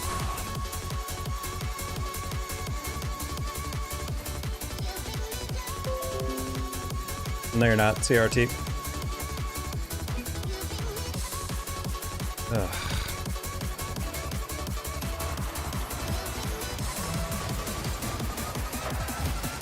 For anyone new to my stream, that might be a little bit of an outburst, but I have been at my wit's end with RT for weeks, and I've been trying to give him the benefit out. And I've kind of given up on him at this point. He's not actually trying to do anything. Every stream, he just continuously says things that upset me. Maybe I just haven't too short of a fuse, but holy crap. Okay, that works. Happy New Year, Taro. Or almost Happy New Year for people on the East Coast, at least. Didn't who say this year that medically no one should drink? What? Why would the World Health Organization dissuade people? I mean, obviously alcohol isn't like good for you, but... And this is my first time. RT is just like the epitome of like a TikTok chatter. The reason why I've been kind of fortunate or happy that I'm not a huge TikTok creator who gets people coming over.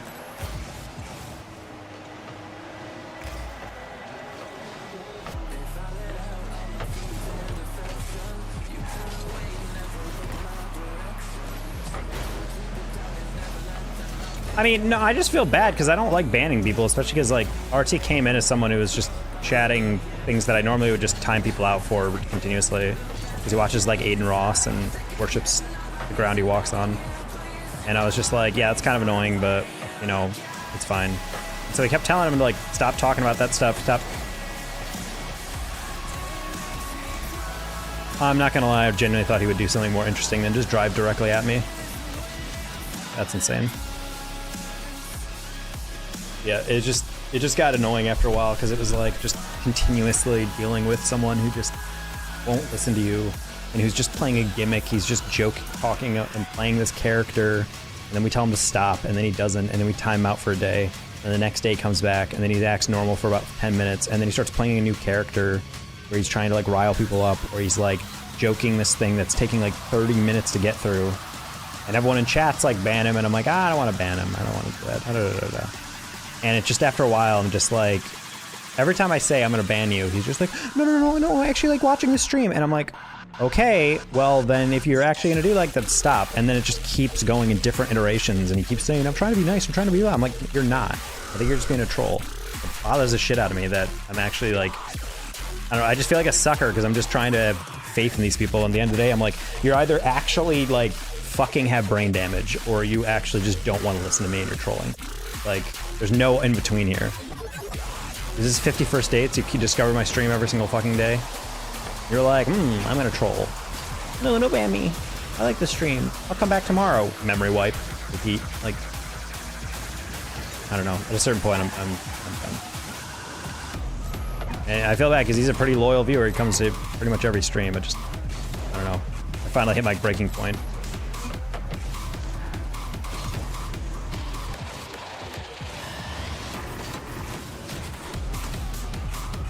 I think with him, I definitely interpreted that thing a little bit more aggressively, mainly also because, just as a closer to this, one of my biggest pet peeves I've slowly started like getting into is this communal like, the communal like, what's it called?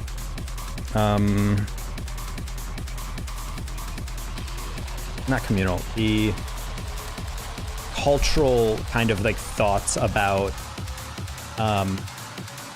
introversion or like just choosing to do separate things than the mainstream. Like the amount of people who I've like grown up with or been like, or like just hung around with in college or something, like people who would just be like, oh, would you spend your weekends? And people are like, oh, I want to go out to a club. I want to go out bar hopping. I want to go drinking with people, getting crazy drunk or whatever. And then other people would be like, oh, I want to stay in and, you know, kind of talk with friends or whatever, play some games. People are like, oh, ew, like what the frick? And so like when you have people like my sisters who are like, they're like, oh, what are you doing for New Year's? I'm like, well, I don't really know anyone around here, so I'm gonna just be chilling by myself because, you know, I don't have like a New Year's party to go to, so I'm just gonna be hanging out. And they're like, oh my God, that's what? No, you should go do something. I'm like, do what? Go out alone and drink? Just to say that I should have been doing that? Like, I don't need to be in public. I'm just gonna stream. Like, you can talk to people that way. That can be social. But I don't know, people just keep like getting on my nerves with that shit. They just like can't comprehend that. Also, a crowd of people who I genuinely don't understand. They're saying, oh, you shouldn't go to a movie alone. What are you talking about? Bro, going to a movie alone is like, it's like one of the most solitary activities there is. You're not talking throughout the movie. And if you are, then I would hate that. Like, you go to a movie to maybe whisper something to someone, like, oh, that's funny. Oh, I thought they were gonna do that. Ah, blah, blah, blah. Oh, that scared me, or whatever. Like, that can be fine. But like, if you're just watching a movie you wanna watch and no one else is available, I've gone to plenty of movies alone. No one calls you out. No one looks at you and be like, oh my God, that's so cringy. Is that a movie alone? It's a movie, bro. Like, who cares? Like, no one is gonna give a shit. I feel like that's like peak adulthood confidence. You just go to a movie and chill and watch a movie. Everything's cheaper because you don't buy for 2 people. So nice. Hi, Eclipse. Happy New Year.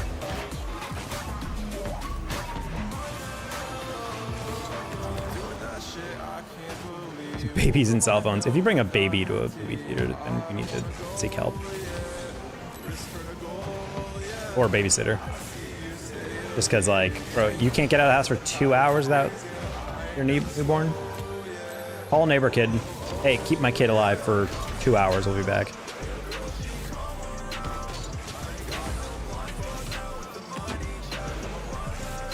Oh my God, RT. And you're back.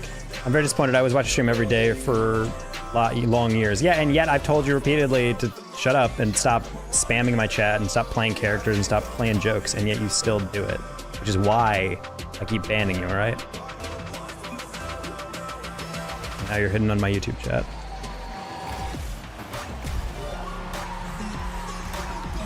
Sorry you're disappointed, RT, but I'm sick of telling you the exact same things every single stream, and then you act all remorseful, and then you just come back and you repeatedly keep annoying me or others with doing a bit. I explained to you maybe 4 months ago, and honestly even probably before that in chat, to stop doing that. Here we are. So I ran out of patience, and I will no longer be acknowledging you.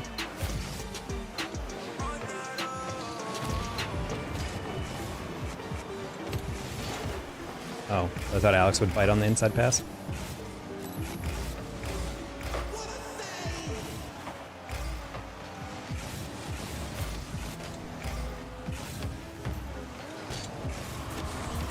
Damn it, Crims. Play around you on the left side.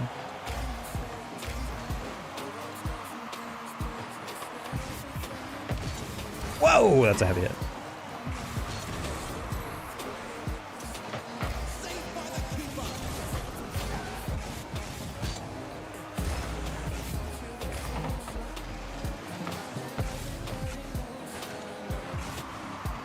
Barkar. Not quite New Year for me, but it's Happy New Year.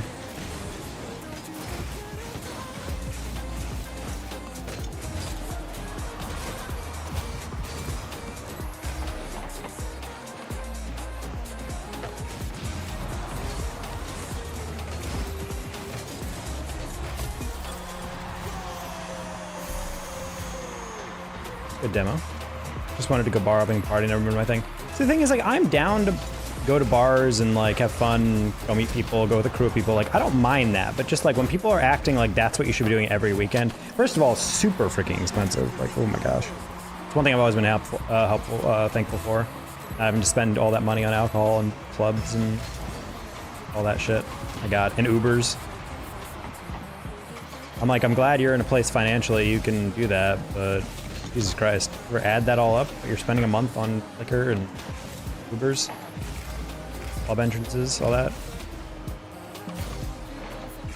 Like, yeah, it can be fun, but like, to act like anything else is just wasting your time is so weird to me. I just found that so cringy. It's also just been something like, as someone who, like, I would describe myself as a social drinker, but ultimately, like, if someone just didn't drink at all, like if I was dating someone and they were sober, that'd be perfectly fine. I would gel with that so easily and be like, I'm fine. Like, I don't need to drink. I don't need to be around alcohol. But, like, I remember seeing tweets about, like, this one girl who was, like, critiquing this Hinge profile or whatever. He's like, what the fuck are you supposed to do with this person? And the person said in their profile, like, I don't do recreational drugs and I don't drink, or something like that. And they're just like, what are you supposed to do? And I'm like, honestly, I find it really sad that people can't envision a life of having fun with a partner without involving drinking or smoking. Like, that to me is kind of weird. As in, if you do drink or smoke, I think that's fine. But the fact that people are so, like, it's so ingrained into, like, popular culture that, like, people genuinely hear that. Like, someone doesn't drink or smoke and they're like, oh wow, there's literally nothing I can do with that person. I'm like, nothing? They're your soulmate, but they didn't drink or smoke? That would ruin them for you? Feels weird. And I'm not necessarily the exact same way. Like, I'm open to drinking, but I'm not gonna smoke weed. I'm not gonna, like, pop pills. I'm not gonna, you know, snort anything. So it feels weird to, you know, get in those scenarios where, especially in the dating scene within Chicago, is really frustrating. If I actually did turn on those filters of, like, oh, you know, no, like, I don't drink or smoke or it really shrinks your dating pool. The moment I turned on socially drinks, I got, like, 10 times the amount of, like, available people to actually swipe on. Other than that, I'd just be filtered out. Same with the one filter I do keep on no matter what. It's like, oh, do you want kids in the future? I would always say no. That really shortens the dating pool. A lot of people want to have kids. Lots.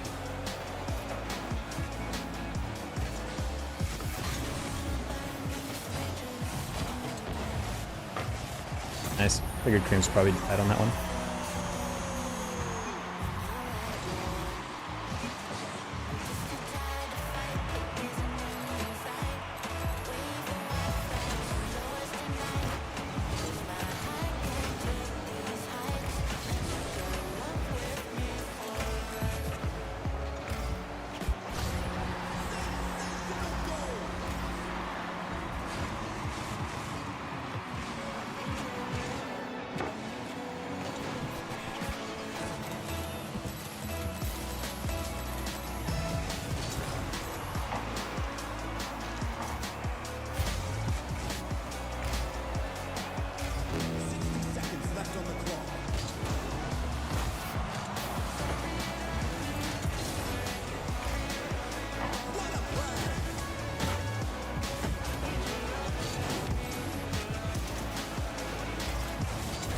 Spawn? It's dead.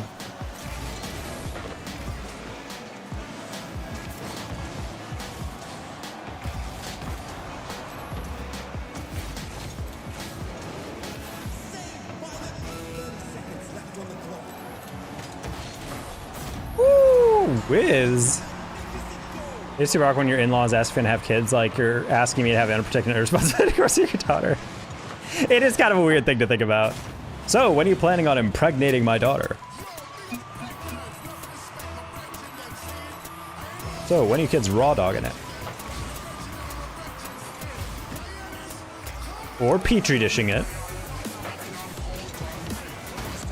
Did I ever tell you guys about my my high school best friend Blake? His older brother Sean was like a test tube baby, and so my friend's dad always called Sean, the older brother, his right-hand man.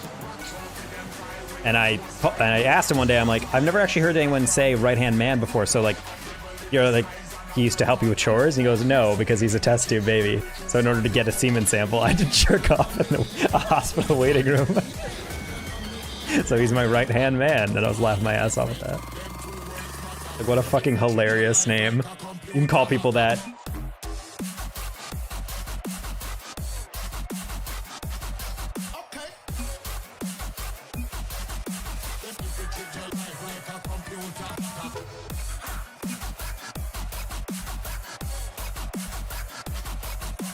The rousing act of soaking.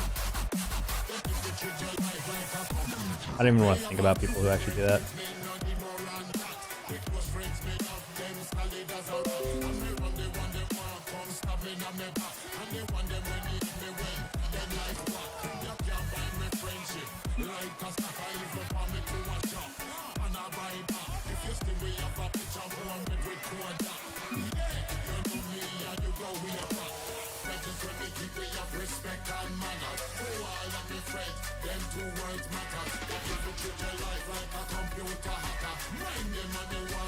It's only a Mormon thing. Yes. I could believe other Christians doing that, like the no sex till marriage. Because it's no sex heavy asterisk till marriage for some of those couples. Like, okay, but like, what are we talking about with sex?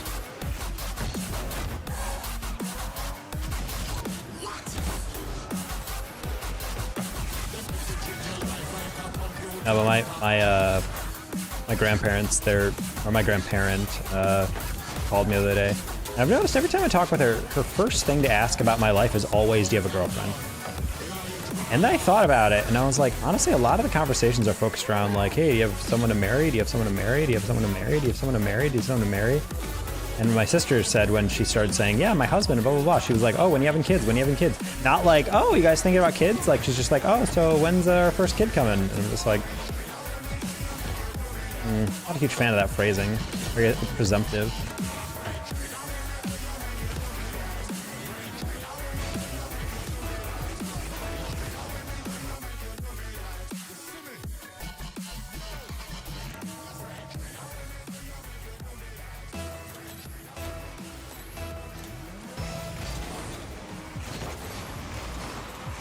Oh.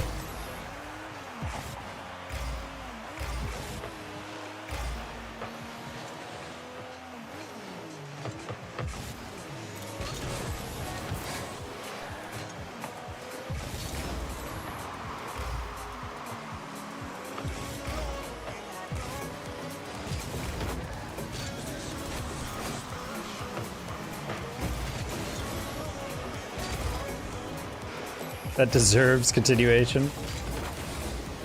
For me, I'm just like, I've never really wanted to have kids. It's not even like I'm opposed to it on like certain like grounds of like, because I know some of my friends are like very like existential about it. They're like, what about this world is worth bringing a kid into? Like, planet's falling apart, there's government corruption, it's getting more expensive to live, blah, blah, blah. And I'm like, yeah, agreed, but also like, I've just never had the itch to have kids. I've never like been one to be like, oh man, I can't wait to be a dad. I've never had that feeling.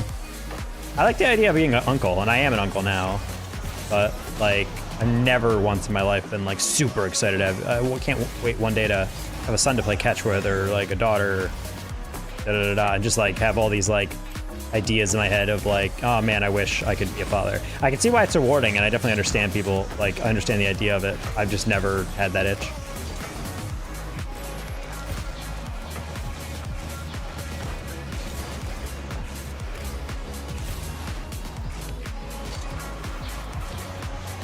I read Wizzy and then I still just gave it away. Sad.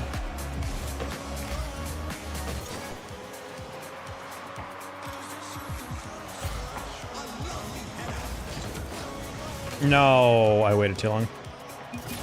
I'm just hugely versed to loud noise and screaming and being surrounded with 6 nieces and nephews under 6 years old. Over the holiday was literally my own personal holiday. Yep. That's why I always say like the, well, I don't always say it, but this is a saying my cousin used to say, who has also never had kids. He says, the best birth control is like interacting with children. And just being like, man, you're kind of cute, but can't imagine dealing with this every day for most of your day. I'm so filled with anger, dude.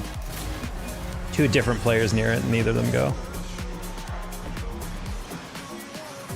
Or a half flipping, I'm thinking you gotta be getting that or going for that since you're half flipping toward it. But I think he saw Wake and he's like, oh, Wake's catching it, and then Wake didn't catch it. And he's like, oh.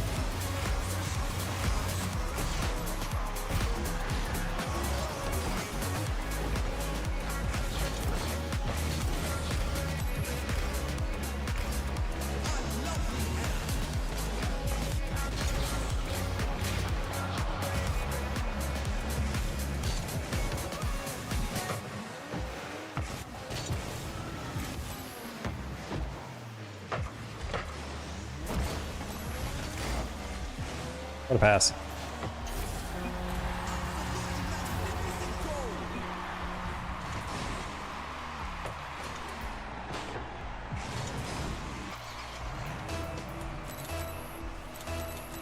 Less race car. I mean, yeah, that's another thing, is like just how expensive it is. I mean, that's honestly, I would say the closest thing I have to like a rational explanation for why I've never really like The idea of kids is also like, I've never been well off in my life. I've never been in a situation where I'm like, I feel financially great. And so I'm like, the last thing I want is the moment I have actual any money to have fun and no stress, that I'm just gonna be like, let's introduce a kid into the equation. Like, nah, bro, let me have a little bit of fun and financial freedom for once in my life. That's why the goal is to be that dink lifestyle. Date someone who also doesn't want a kid, and we just can have splitting the rent, 2 jobs, and we're just chilling. Kitties, puppies. Yeah, my 2 kitties are already expensive. Not expensive as a whole child, but they still eat a lot. A lot. I should just do that. Be one of those cat dads who trains their cat to use the toilet.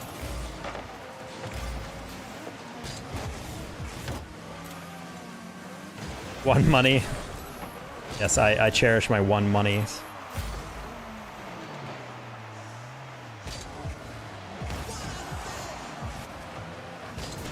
Whoa, I jumped before I thought I did. That was weird. I think I bumped him. Nice. Oh, he still got dunked though.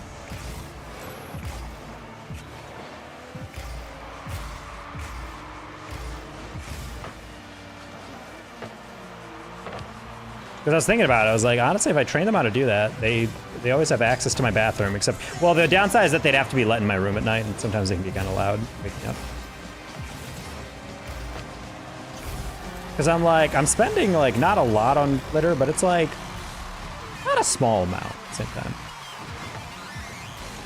I once had 50K on PokerStars. Wow.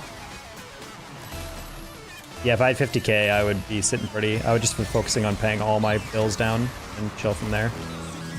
I'd never gamble again. Honestly, I think I would be financially pretty good if I could pay off my loans. My loans are definitely the most difficult part.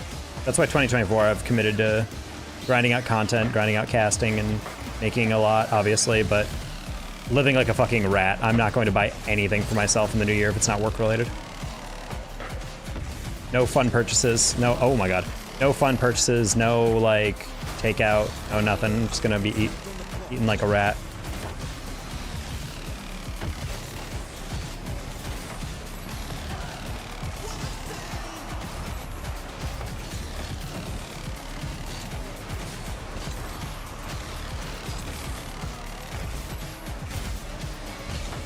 Wow, Snake. I'm not gonna lie, Snake, I can't believe you sold that hard. There's no shot that was on purpose. There's not a single world in which you meant to do this. Oh, I hate that, dude. I hate that. There was no shot you had that 200 IQ. You 100% just mishit that, and we all bid on it.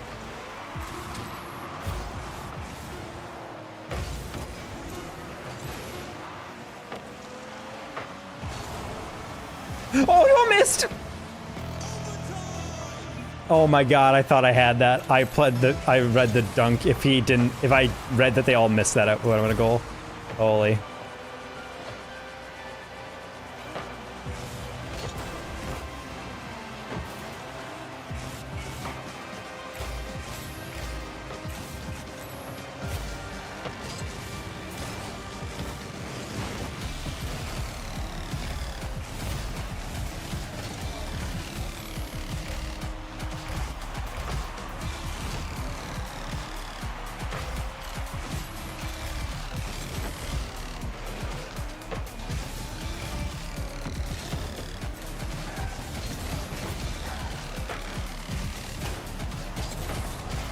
Oh, sorry, double.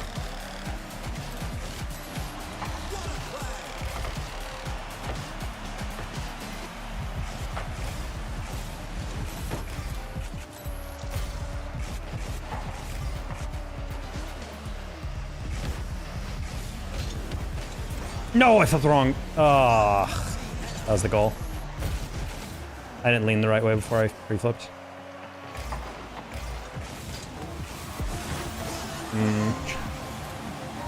Tried to get solid contact without getting a deflection because I was a little scared since I was going up at third, but we were still like very much on attack still.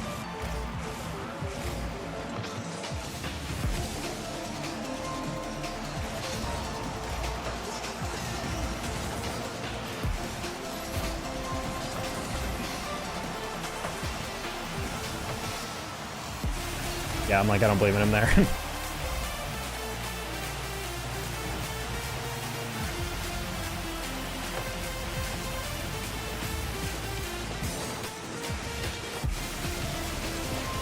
So I was waiting for Bora to go for that exact read.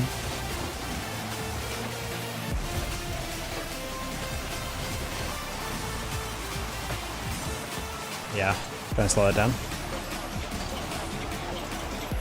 Yeah, we have great offense. We're just not getting that final finish. It's scaring me.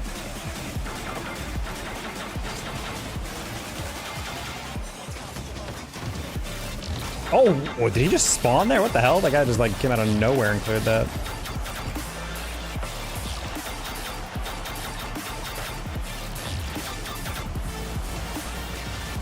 Good job, Bora. Happy New Year's from the East Coast. Oh, is it? Yeah, Happy New Year's for the first time in the US.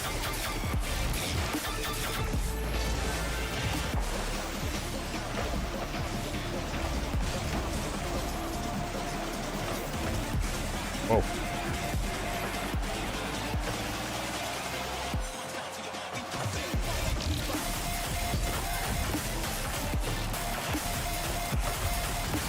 Oh, no shot the backflip. Wake, what? You're an animal. How does that go in? Oh, I thought he backflipped. I was like, how do you get the power on that? That's insane.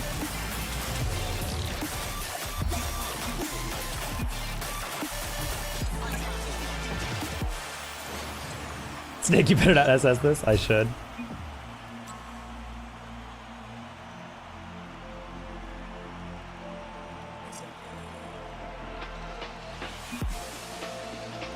I had a coworker tell me that Bitcoin was worth 12,000 back in 2017. I literally shook.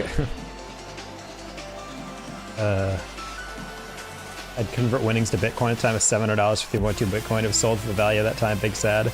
Yeah, I mean, I told you guys there's a dude who went to my high school for a brief time before I think he transferred. Who I learned later on that he's a Bitcoin millionaire because his dad bought $1,000 worth of Bitcoin back in the days when it was like worth nothing, and then just like gave it to his son, put it in a portfolio for him. It's like, yeah, when you're an adult, you can check this out. And then, you know, we get to college, he checks the value. It's like $35,000 per. He's got 1,000 shares of it. He's like, I'm fucking out of here. Cashes that all out. And last I know, he's living in Virginia somewhere, living it big.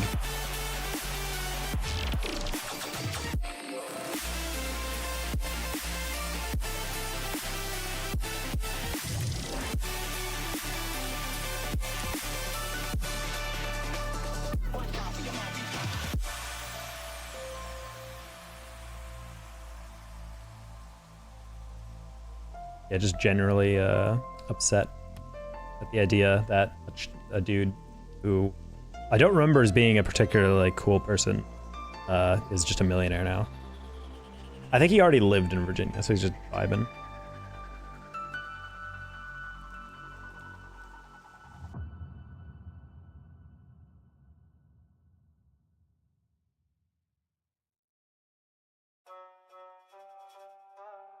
Honestly, I'm just ready for 2024 at this point. Feel like 2023 has been okay.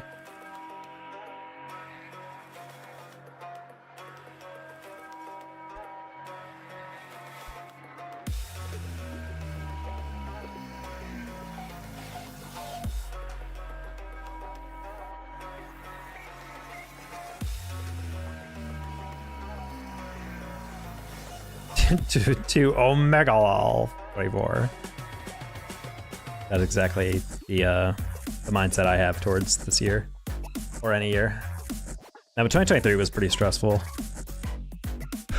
Left grad school, went full time, moved, and this entire esports winter has just been one of the most brutal back-to-back things I'm finding out, like behind the scenes and in front of the scenes.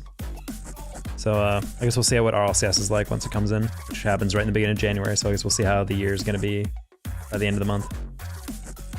We'll probably get an RLCS announcement like the next week or two.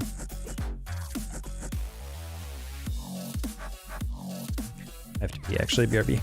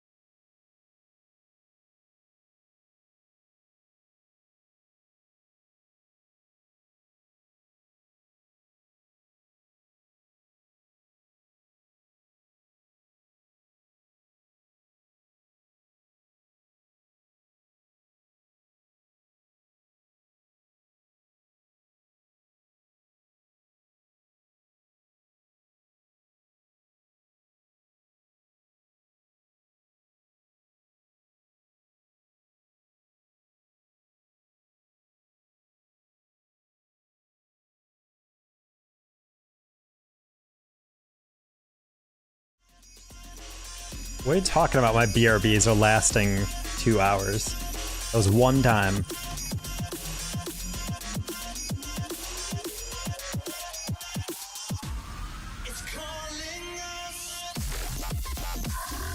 Forgot I was a teenager in the 80s and still is. The fact that it's 2024 is crazy.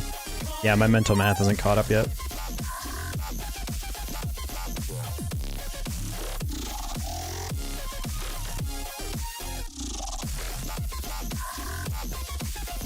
It was about 20 minutes. Nah, that was about 5 to 6 minutes. Went to go pee and then I had to feed cats. Go find one of my cats because she was sleeping. I don't like sleeping because when I feed one, when the other cat's not awake for it, the other cat eats more of the other cat's food. Because yeah, 2020 was last year, seriously.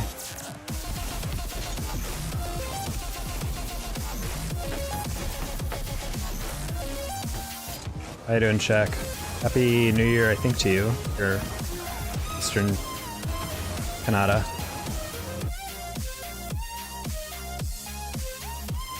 Happy 2024.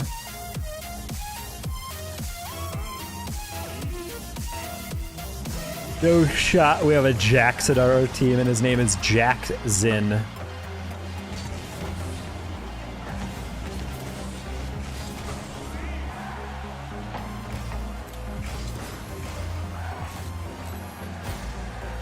I would argue the Z is not necessary in Jack's Zin.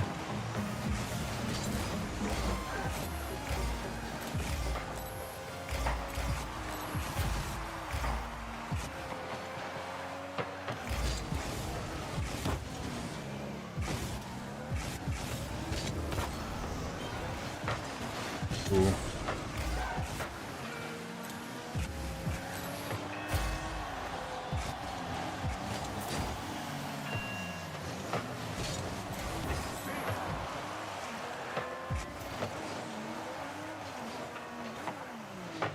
It's just that X is already a KS sound, so it just feels weird to have like another S type thing in Z.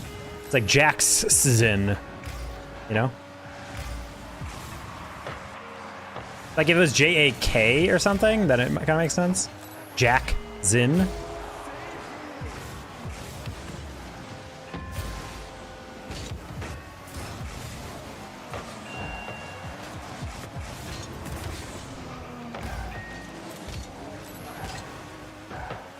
Happy New Year, Shifty.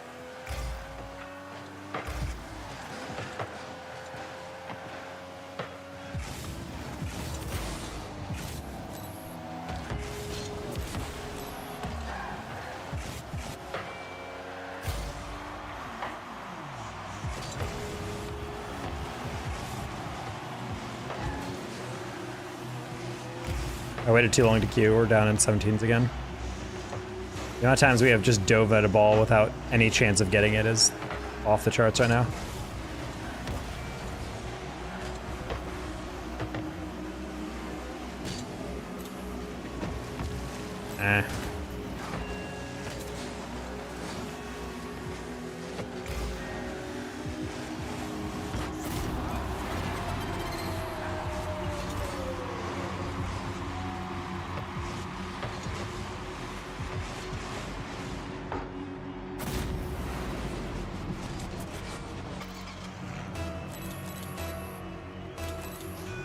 These for another 120? Oh. The more you know.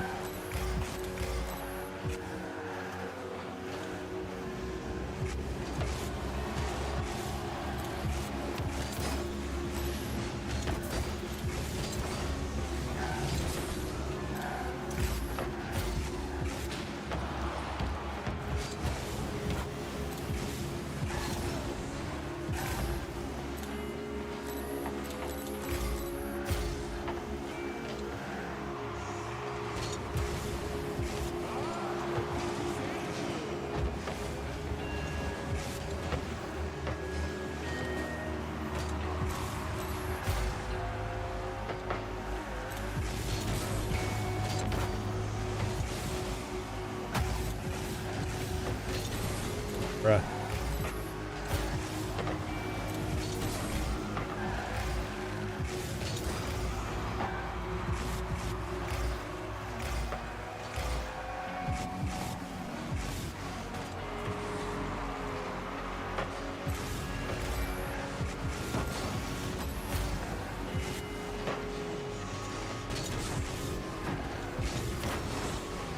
Yeah, I was hoping he'd loop around a bit more. I genuinely am begging to know what the MMR of this game is. This feels so much lower than what we've been playing. Any moment where I'm genuinely not sure if we have people in the right positions. What?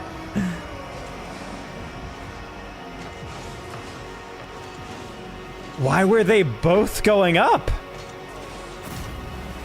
That ball was on the sideline and my teammates were moving past midline.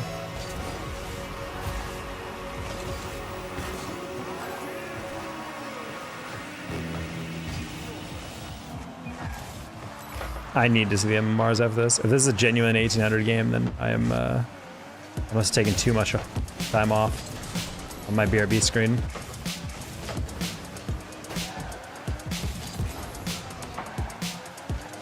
Not even playing a party.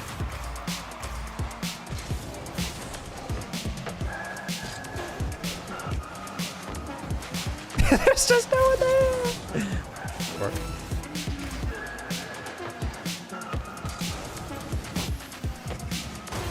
I still remember the person who has Danger Talk on Twitch. I literally sent them a DM and said, I'll pay you $100 to change your name. And they said, $100? Change my name? And I'm like, yeah, because I want it. And then they never responded. It's like, bro, really? That username of a Twitch account you don't stream on and from what I can tell, barely even log into is not worth $100 to you?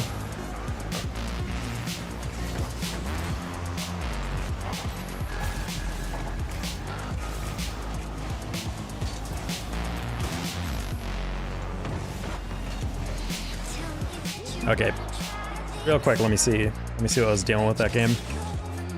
Okay, all 17s, that makes sense. He had 100 points on one guy.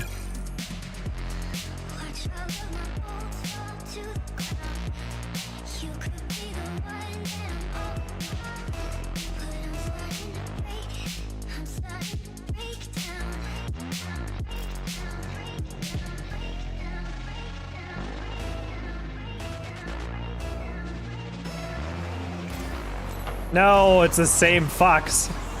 I'm gonna queue out of this, holy shit. Default, that's what I'm saying, like, I don't care if you'd ever stream, but like, I would like log into Twitch sites that log activity, and like these people are like people who log into Twitch like once every like 7 months. I'm like, really? Your account hasn't been active in like 5 months? But the only reason it's not being auto-deleted is that you're probably logging in once every like 6 months to watch a single thing. Someone offered you $100 basically just to put Dana Taco 1 as a username, and you're like, absolutely not. This username is everything to me. I was not in a good situation.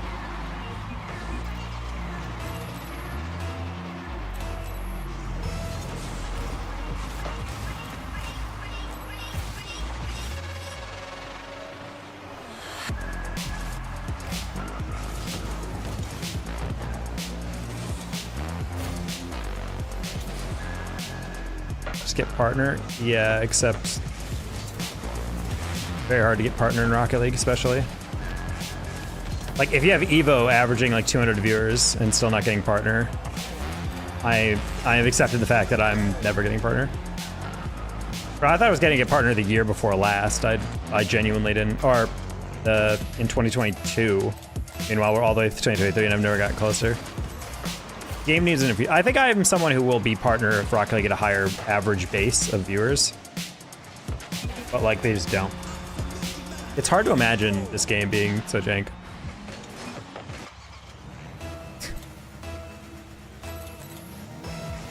What's happening, he says, as he stares at someone else going for it, and then Zion doesn't also go for it. I mean, in terms of like an actual explanatory sense, not that hard to figure out why this game is being lost.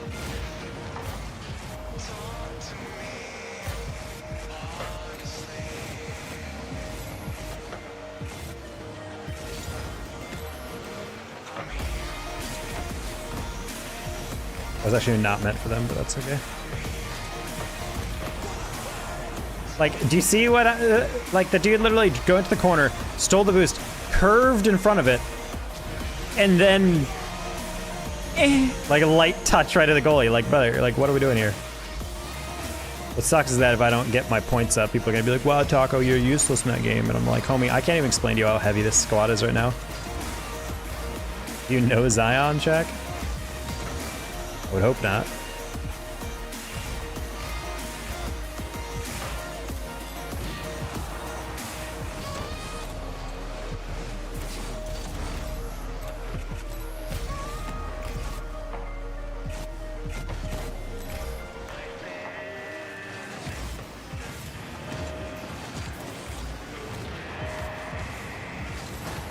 Nah. Thank you, actually boosted me.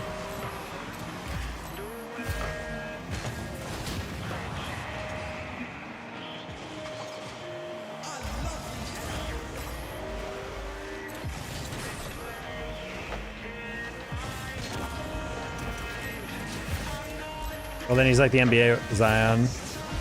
Someone I'm deeply disappointed in. Hey.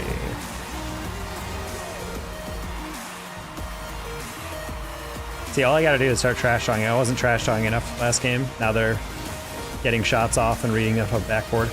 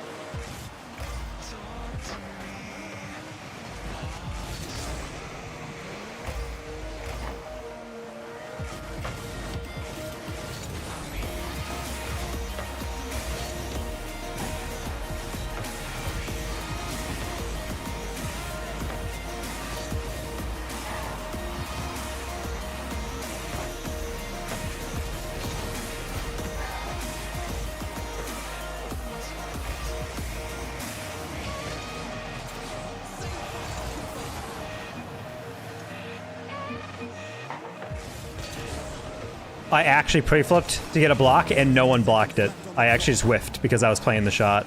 Or the save. I'm so fucking angry. Oh my god. I'm actually in disbelief that that's not in.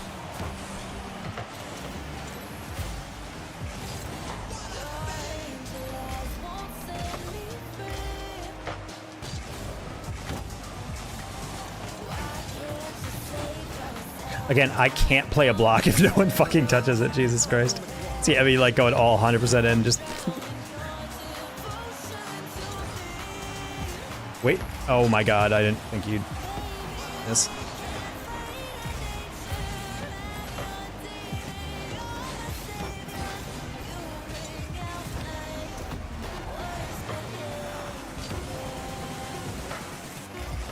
Oh, if I could bump.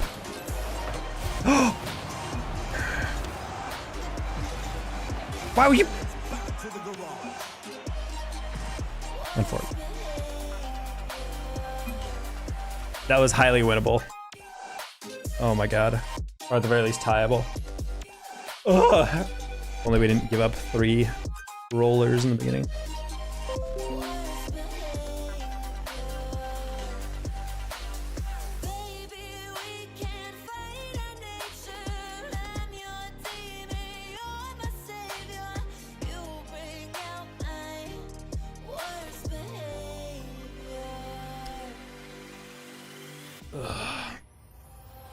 Try to fix me when I'm too far gone. Now they played fine in the back half. It's just frustrating to like get in games like that where it's just like goal, goal, goal, goal, goal. Why can't you save yourself? I don't deserve your heart or head. It's weird to play from 3 down at the default. I'm honestly blown away that at the end where it's sitting on the goal line. There's 2 players facing it. I'm like, oh, they're definitely gonna beat me to that. I flip in front of it and they freaking don't jump. They literally just let me have the goal. That was wild.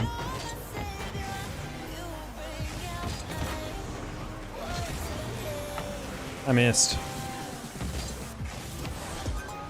This game is pain. I'm literally trying to Q dodge Jackson, since it's 2 games straight where I don't really understand what's happening in the beginning.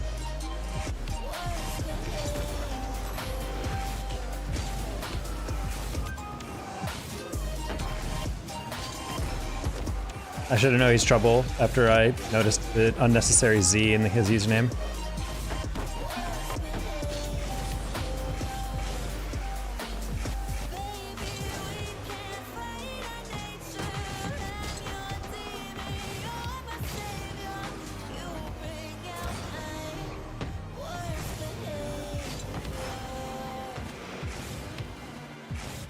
Bro, that goal line thing, I was so angry. I was flipping it in front to see if you guys could block it, because I figured you'd save it before I got to it, and neither of you went. Like, no one went for it, so I just flipped right by it.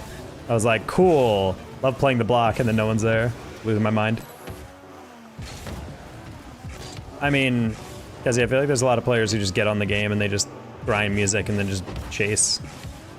There's a lot of games where people are just like not 100% aware of what's going on, and I feel like it's frustrating. Especially because like this whole night have actually been pretty good lobbies, and then occasionally I'll just get a lobby of people who like don't really want to commit to like a rotation or something, and then I'm just like, I don't know what's going on anymore. Double squares guy is Aqua. I don't know who that is. Double squares? I don't know if I've played him yet. The most forgotten team in all of our LCS, Aqua, Gimmick, and Squishy. Who apparently that might get signed to FaZe, which is fucking hilarious to me. That shit is so funny to me. That team is gonna... That's like such a fall from grace for FaZe.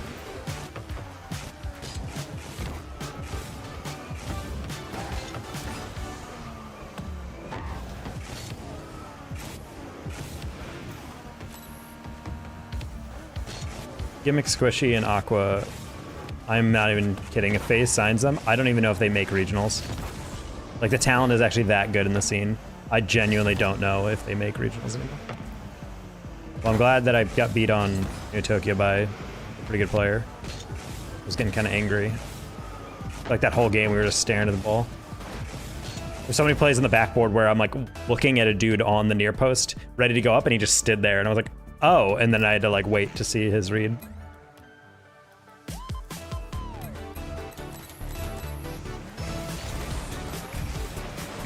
That team could have done damage 3 years ago.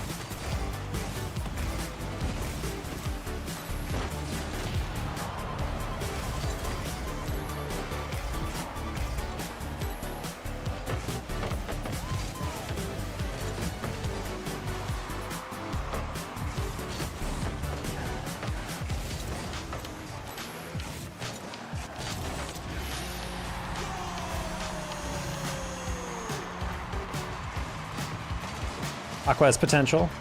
Bro, you're not saying I have potential? What the fuck? So toxic. I think Aqua has potential, but it's been repeatedly shown that Aqua doesn't want to put the time in to be a pro.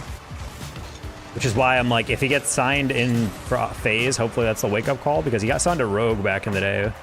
But repeatedly, the commentary behind Aqua was just like, he likes to play, he wants to go into basketball, because apparently he's really good at basketball. So he's been focusing on that. And then he would retire, and then he'd come back, and then he'd like get out again, and then he'd come back, and I'm just like, bro, this guy has like been one of those players that people have literally regarded as like one of the best young players, but he just doesn't want to work at it. And if you're not going to practice your team, you're not going to like get your hours up, you're not going to succeed. So I'm like, I just am not, when I hear Aqua's on any new team, I'm like, oh, that's an interesting team, but I'm never going to be truly convinced, because I know like ultimately it could fall apart in any moment. Which is why I'm like, if you get another org contract and throw it away, you should never be trusted to be on a team ever again. Ah, God.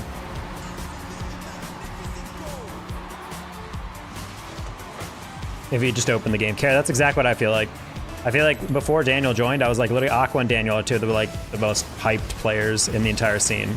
And then Aqua went to Rogue, a much worse team than Daniel's, but he was still playing really well. I was like, oh, okay, it's good. But you just started to see like more and more in like regionals or in quals, Aqua would just be a little bit more precarious, wouldn't be quite the same. And then he formed a G unit with Zanil and Knight. And that team was getting to like pretty close to qualifying for main events, but they would always fall short. And Aqua just looked a little off every time. And I'm just like, bro, if this guy just wanted to play the game more and had more interest in the game, he would be GOAT, making so much money.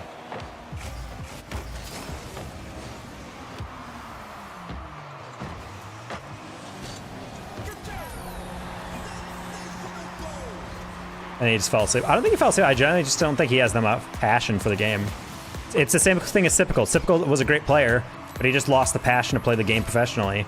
And his career didn't necessarily fall apart. He was still a good player. He just wasn't so good that he deserved to be on the highest contract in all of NA Rocket League. Or one of. Oh no, 100%, Kara. I find it crazy when kids can be on like 5 hours and still get on. They're hitting like quadruple resets, and I'm like, what are you doing? Like, bro, you're barely even like touching the controller. You haven't even turned on your PC in like 9 months. How are you still doing this?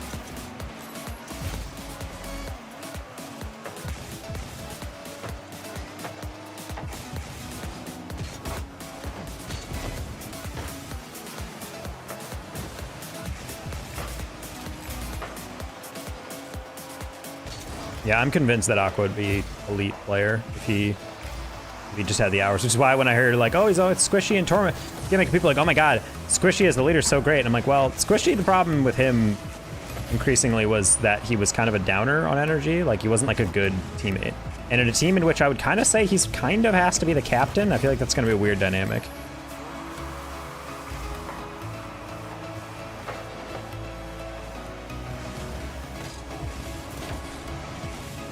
So I'm like, if he actually finesses a bag from FaZe and gets like a decent contract out of it, then Squishy is the #1, like, bag chasing type bro. I can't believe he was able to finesse that.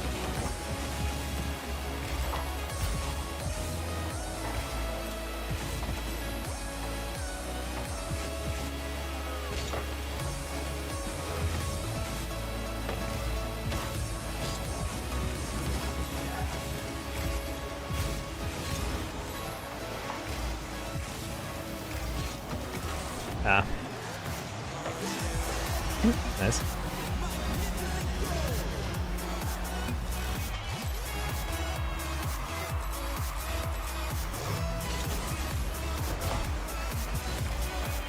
Wait. Bubble players are worse than... Hold on. I need to see that equation we got going here. Bubble players are worse than pros, which are worse than SU pros, which is worse than Daniel, which is worse than Zen. I don't know if Daniel is right up there with Zen, but he's definitely very good. I feel like Zen is a more complete player than Daniel, but also Daniel I wouldn't necessarily say is like, even like mechanically, I think they're really good, but I don't know if he's the same game-changing thing. Honestly, I'd be curious to see like how like some of the top ones players are in like a 3v3 environment with like the same players like Daniel. I feel like a player like Nupo, like a Middle East player, if he knew enough English to come in NA and play, like watching the Mina players 1v1, I'm like, god damn, if they could just translate that to a 3v3, like this team would be insane. That actually would have been perfect if he didn't touch that.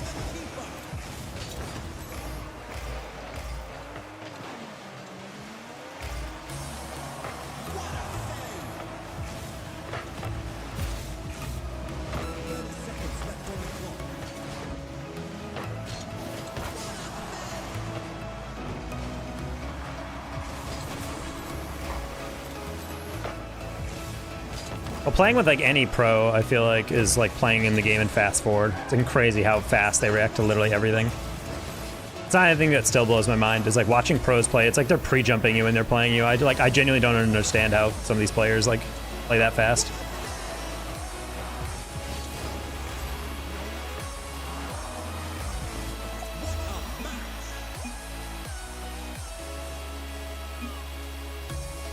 Well, I'm curious to see how NAS is going to play in NA. Like, granted, I don't have nearly enough practice against playing like pros at like 1900 2K, but like when you're just solo queuing and you're at like 1900 or something, you run into like Chicago Atomic and Mist or whatever triple queuing. My god, bro, it is terrifying to like play that fast. They're literally like pre-jumping each other. They're like joking around and they're just like working your whole team. Like, goddamn, my teammates are like top 100 players and we're still getting worked.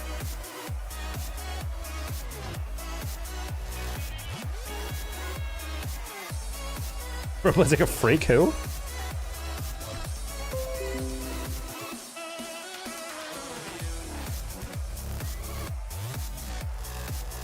Yeah, that's why I feel like people don't understand like the gap between like a true like there's rank grinders and then there's like really good players that don't touch ranked or they don't like rank doesn't reflect them as well. Making everyone look so goofy. That's what's funny is that you look at pros that you even watch. I think Arsenal is one of those players that you watch and you're like, he's good, obviously. He's a pro player, but like, is he like that good? And then you like watch him in a regular lobby and you're like, oh, yeah, like he's like legitimately just clowning people. Like every touch is perfect. Every double is immediately in or off the bar. Every shot is like perfectly placed. Every catch is flawless. Every flick is perfectly timed. It's genuinely like, goddamn. Like the way these people play is just so incredibly good. 100%, and that's why it's so crazy to watch when people are like, they watch RLCS and they genuinely are like, I feel like this is not, it doesn't look this good. Like, or my favorite is a CRL. People are like, I could play at CRL. These guys don't look that good. These guys like low SSLs, right? I'm like, bro, these are like rank X players, some of these players. You actually think you can play with these dudes? And then you take the CRL players, you compare them against pros, and they're not even close. So it's like, yeah, there's levels to this. Don't just think ranked requires or is the only thing that determines people's skill. Oh.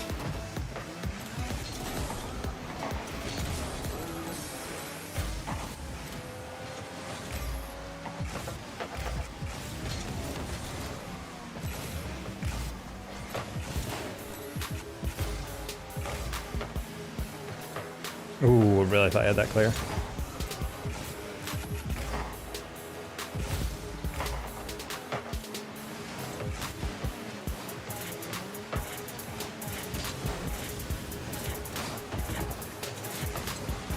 Oh, the low shot. You're such a clown, dude. I can't believe that. Ugh, I hate that. Could he see me through the post? I don't think he could. I think he just literally rolled it.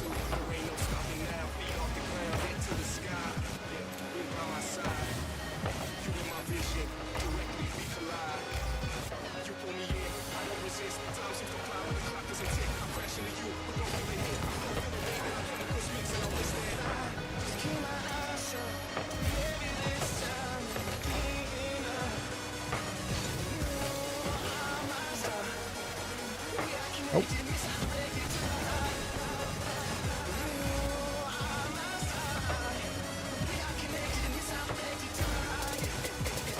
I do think all the time about players who like the theoretical player that actually has the potential to be the best player in the world, but he just doesn't like Rocket League that much.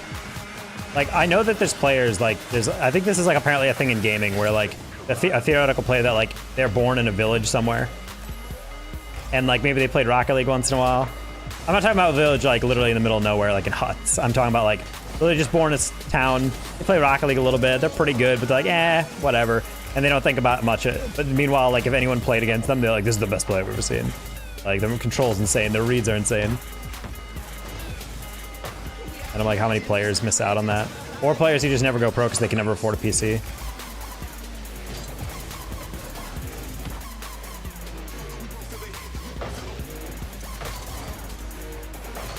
Calm is another one who doesn't stick out in RLCS at all. Oh yeah, well I mean Calm is mechanical as hell. If you watch his older gameplay, he's like, people forget how mechanical he is. People just remember him as like, oh he's the demo guy, chase you around, but I'm like, bro, he is incredibly mechanical. He's basically like a freestyle at one point.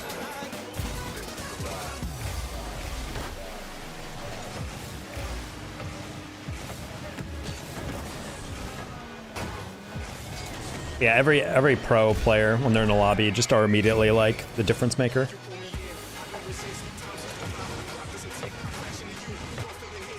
And Cam makes 99% of bubble players make. Yep. Yeah, Cam is my pick for player that would be most likely to get a shot at some roster if he just shut up. he has too much pride. He can't acknowledge that other people might be right, that he talks shit too much. For someone who claims that he wants to go pro a lot, it just feels like it's such an easy thing for him. Literally, like, other coaches and, like, players on orgs would be like, yeah, you would have gotten a shot if you just stopped trash-talking pros and getting into arguments for no reason. And then Cam, like, unapologetically would be like, nah, like, they just hate me. And I'm like, well, yeah, you're half right on that.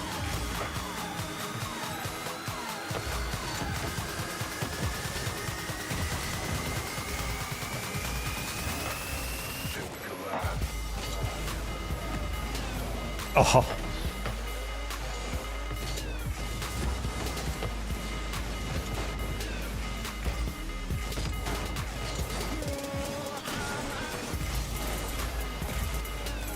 feel like you're playing a pro. Yeah.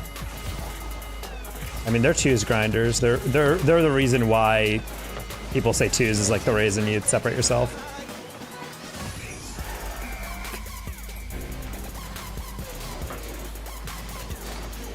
Kofir is actually one of the players AJ said he thinks he could go pro.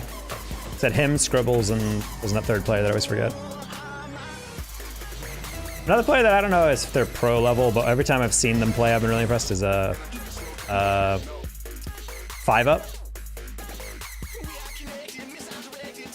Ixie. Is Kezi Zion? I don't know. Game's just not in a they're not in a advantageous situation.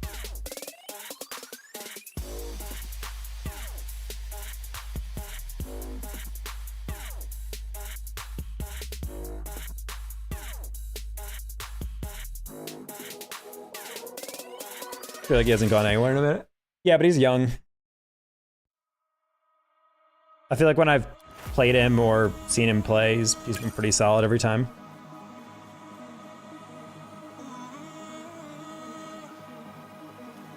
Yeah, definitely there's like, that's the one thing that I love about pro playing is like, you watch a lot of it and you feel like you kind of get the sense. But it's also the same way that like when you put an 1800 in like, or like a 1900 in like a 1600 lobby, they might not play the same way they do, but you can tell that they're like always in control and it seems fine. But, and you watch RLCS, you're like, why are they playing so slow? I'm like, well, it's because they respect each other. Like you genuinely can't play an RLCS and just play like a maniac and just dive in on everything. You kind of have to respect players. That's why fake challenges work so well.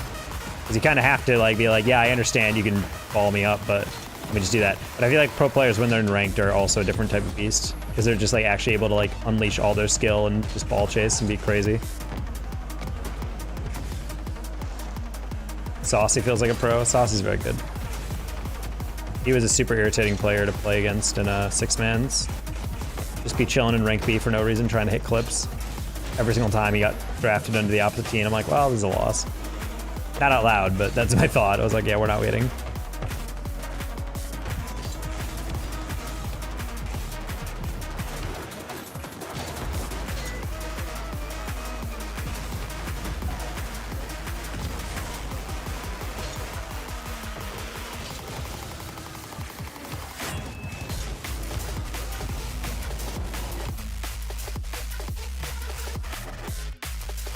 Oh.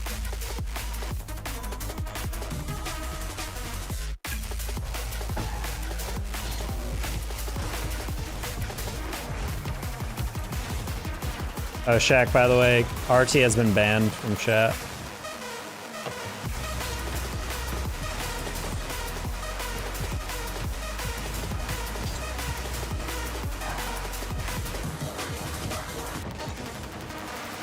RT isn't banned, he is banned, I banned him. We unbanned him. No, I banned him today.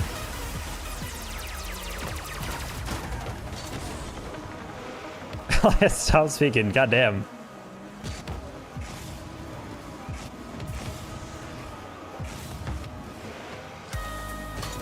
He's gotta be assertive with Elias. You took it from me and did it yourself. So low-key, because yesterday he wasn't doing anything, today he just came in and he was just doing more of a bit. Where he was just like, I buy all the fireworks, I buy the loudest ones to distract people, I buy all the da-da-da-da. And it's because what Aiden told me to do.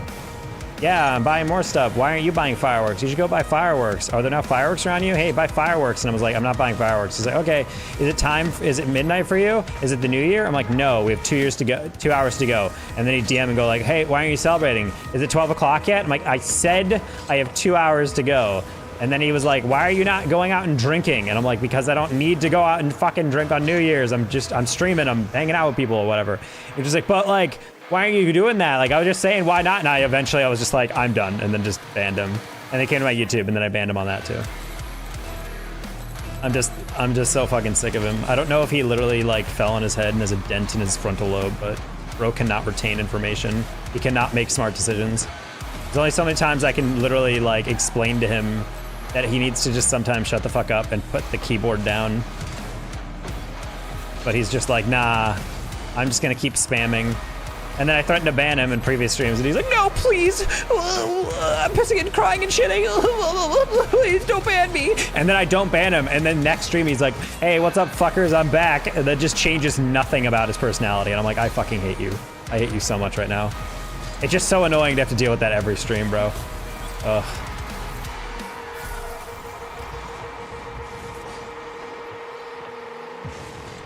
That was such an annoying game. His mercy peaked. Oh no.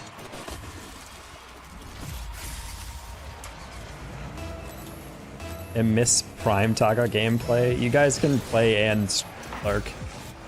It's not really Prime. I'm actually not drinking caffeine tonight. Because I have a medical diagnosis lately. It says I shouldn't be drinking caffeine, like, at all.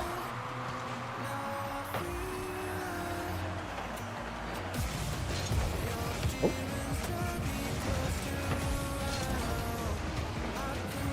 Loteria? What?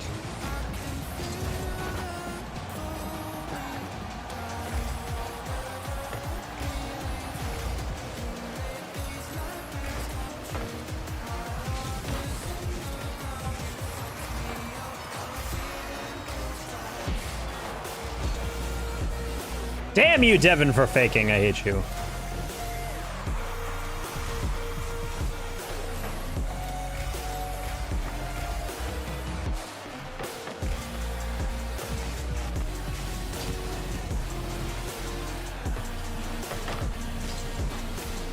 No, Devin, come on.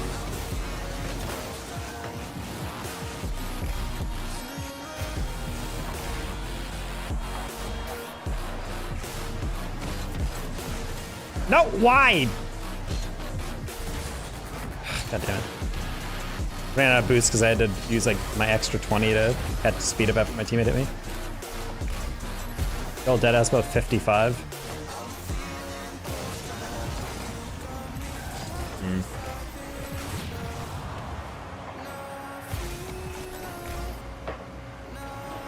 Oh, what the heck? I just saw Mexican culture flash out of my thing, and then taco. I'm like, am I being accused of appropriating? Someone said that once, so like, have you ever thought about this kind of like being a racist name? And I'm like, what? And he's like, yeah, you know, like Danger Taco, but you're a white guy. And I'm like, is naming yourself after food item racist? Maybe if I name myself General So. General So Gaming!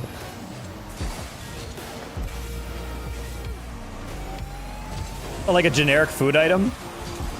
Like a taco?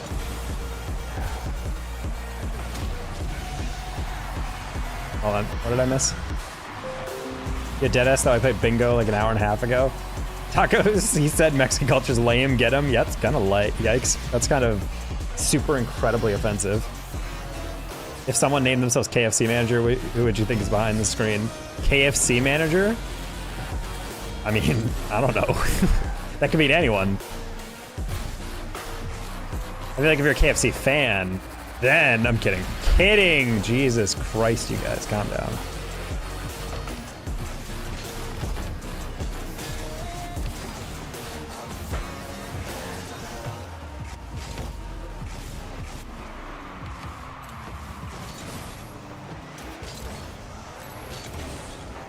I wonder how many people have come into my stream like, oh my god, a fellow Latino, and then they come in and they see my white ass and they're like, oh shit. I mean, if they pay $25 a month for tier 3, they will see my white ass. What? Damn it, bro. I'm a McDonald's fan this week. What? I don't know, buddy. The only thing McDonald's and Burger King have had going for them collectively was Burger King's chicken fries. And ultimately, those are just chicken arranged as into sticks. Also, I'm gonna be dead ass. You can get rid of all of Arby's. I don't think there's anything in Arby's that I would want to salvage from the hellscape that is fast food. You can take Wendy's from my cold dead hand though. 200 pounds at 5'7".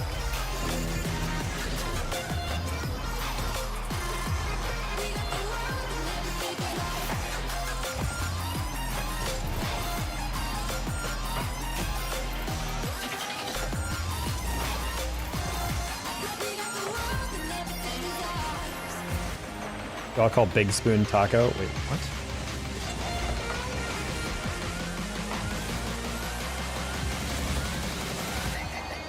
Someone's eating a taco with a spoon? It's $1 million idea. Just blend down a taco into soup and just eat it with a spoon.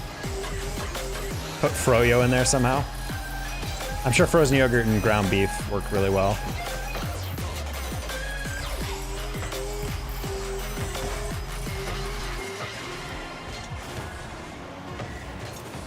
Yeah, as I told you, I don't need Zion in here to lose. I can lose all on my own.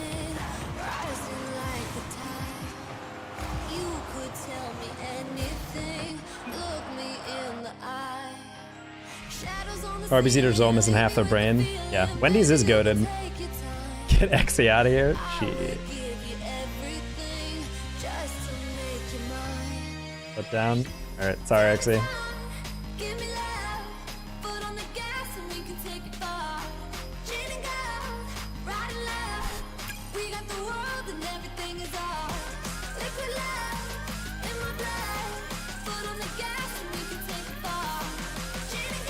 I know we're 7 on Arby's and then put Wendy's in pedestal. The fact that people can actually look at Wendy's and then look at Arby's and be like, these are the same quality is insane to me. Arby's is just roast beef and cheddar, which honestly, if they did better, I would respect, but they don't. Arby's is fine if I was in the middle of a desert. But even then, I'd be like, food, water. And they'd be like, we have this roast beef and cheddar. And I'm like, before I'd take it from him, I'd be like,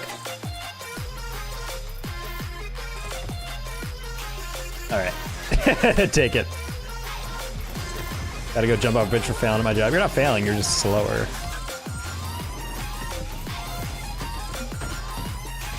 His name is Riley, and he lived in Bubblefuck. Talking about these American burger places. You don't have Wendy's? No, you definitely have Wendy's.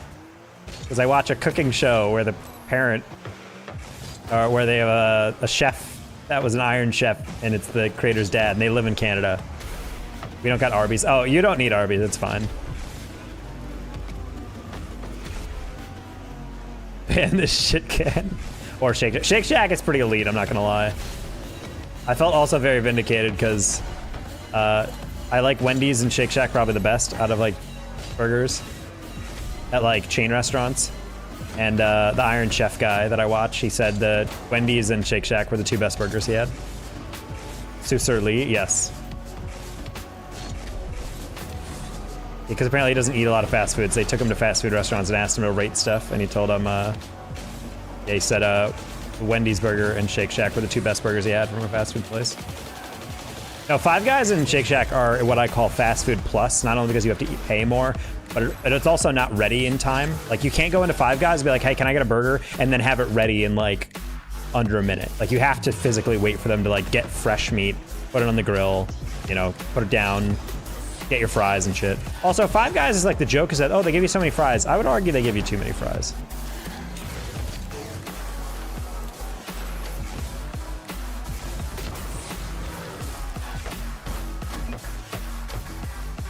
Minutes, guys.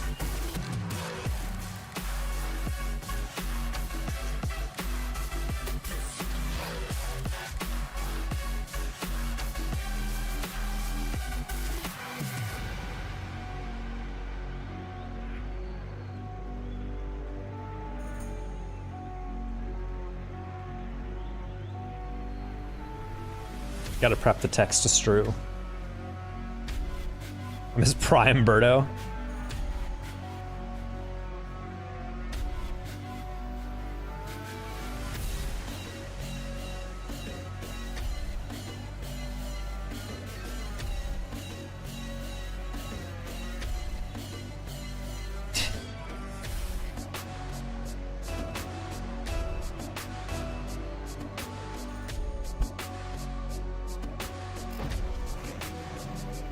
All right, we got 90 seconds till the new year.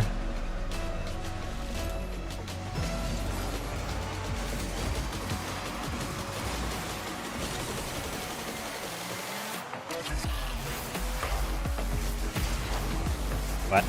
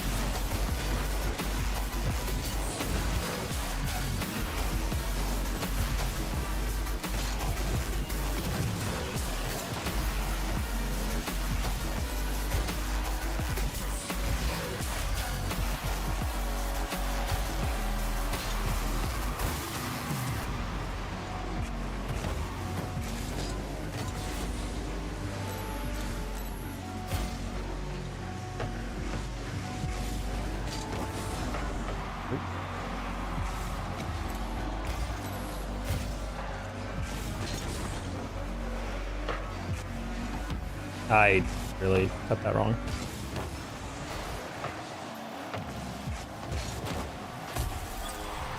Hold on, chat. It's almost midnight. Oh shit. Yay, Happy New Year, everybody. It's officially 2024 for me. Let's go.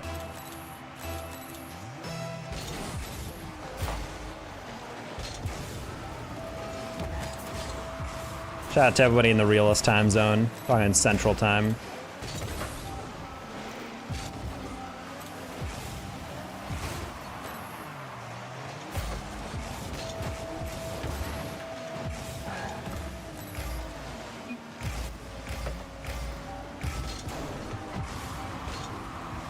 Oh! Sorry, I did not realize you were going for that.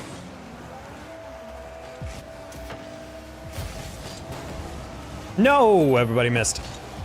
What is happening right now? This is a catastrophe. He builds on walls and then waits till we wipe. Are you guys playing Fortnite? In my Christian chat room? Talking about Fortnite? Is a pro base sitter or are you talking about Rust? No! I jumped around it too much.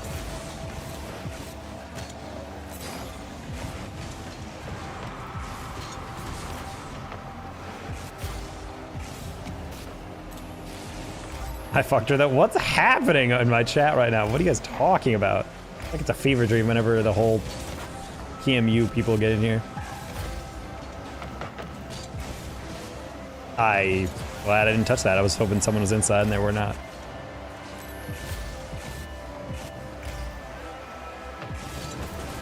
Wait, he fucked the girl who said you're like a brother?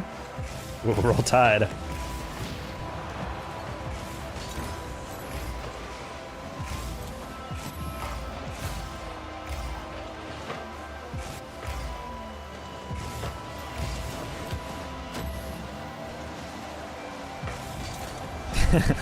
Roll tide, Kakona.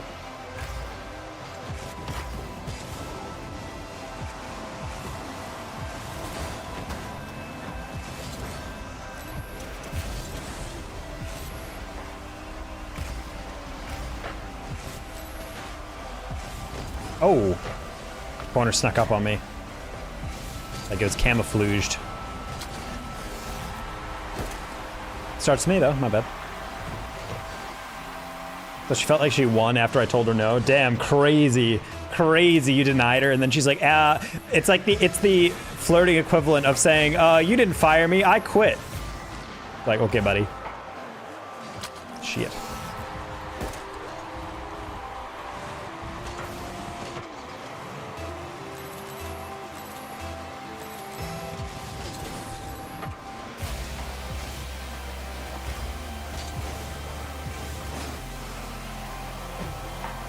Basically. I mean, I had a friend once tell me that she had a crush on me. But she's like, oh, I don't want it to like interfere with our friendship. And I was like, thank God, because I did not have a crush on her. That can be weird. That's funny that you said no. And then you're like, she's like, oh, actually, I like a brother. And it's like, that's good, then, I guess. Like, I don't mind if we chill, but yeah, this shit can't work.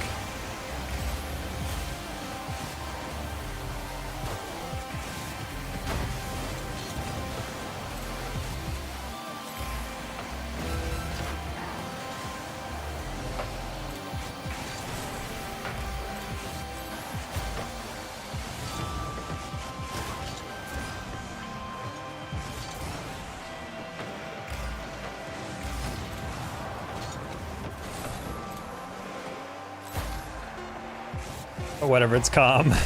But you told her no and then you just gave it up anyway? You're a slut. Come on, buddy. Have some standards. Wait, we're losing? I thought we were tied. I need to pay attention more. How are we losing this team?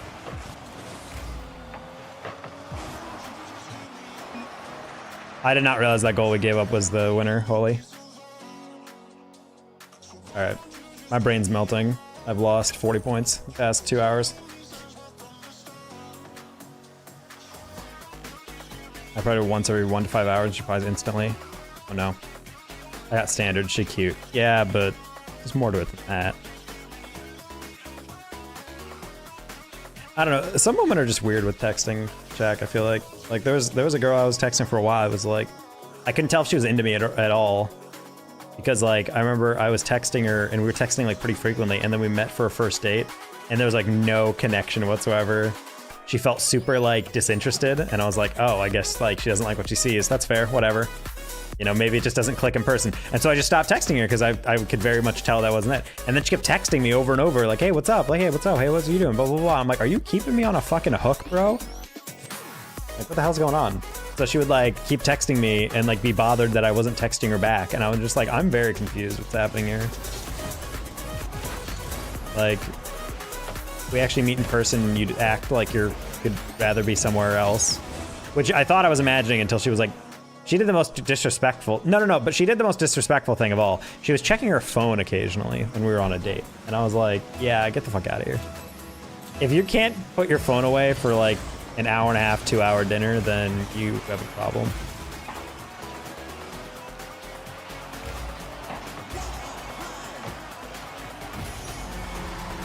Like, I don't want to have to deal with that. On top of the fact that like while she's talking, she's not like actively like acting like bratty or anything like that. She just like, I just felt like the whole time I was talking, she was very like shy and not really, well, not shy. She just wasn't really revealing much about herself. She kind of just very generic conversation. And I was just like, this is just boring as hell. So I took that as like me not really wanting to see her again. And then for some reason she kept texting me and being like, hey, I haven't heard from you in a bit. What's up? And I'm like, what the fuck do you mean what's up? Like, you sounded like you're bored as hell, did her. And eventually I told her that, and then she just didn't respond. I was like, okay, so will you keep talking to me because you felt bad that you're ghosting me, or you'd rather not talk, or whatever? Like, I'm confused. What's going on here?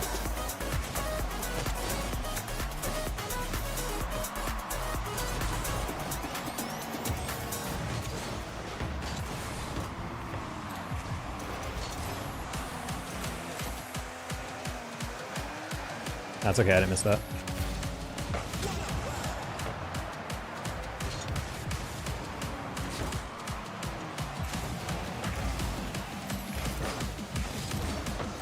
Going from 0 to 100, we couldn't believe it was the same person.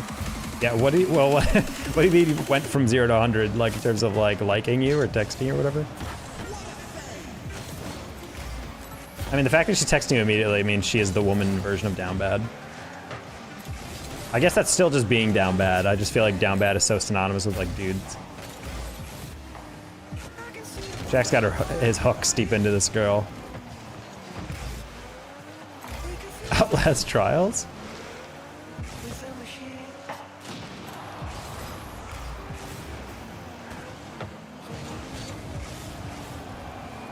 Oof. Really thought I could reach that with just no boost, or with my boost. I'm like, wow. Falls farther away than I thought.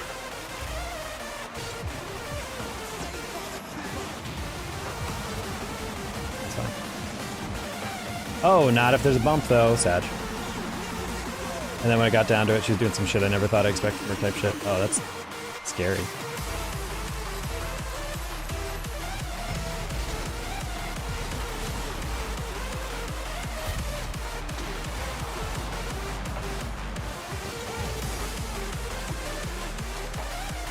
They called me some dude.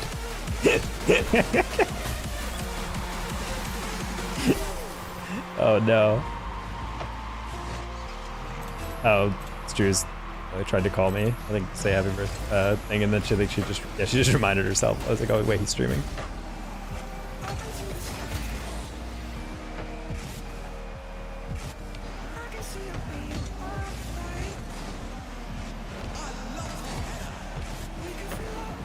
This group chat is something else, I swear to God, yeah. The Twitch chat eventually just becomes their group chat every once in a while.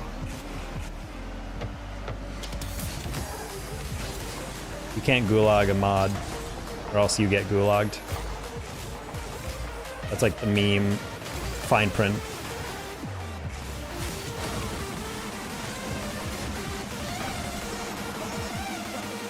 You're selling? What are you talking about?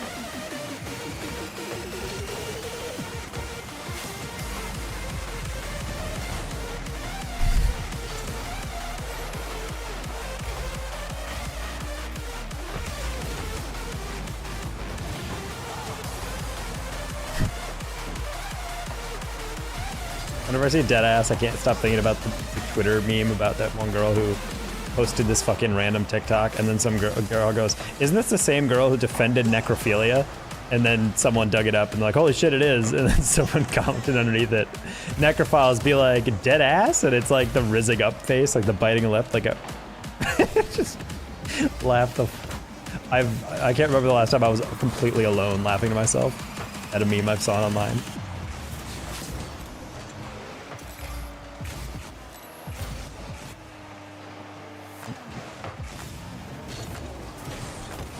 Wow, good slow play. By Hagely.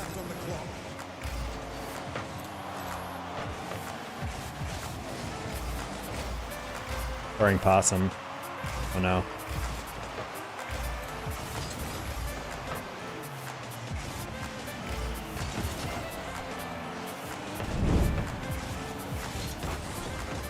Hey Jax, thanks for the New Year sub. Welcome in.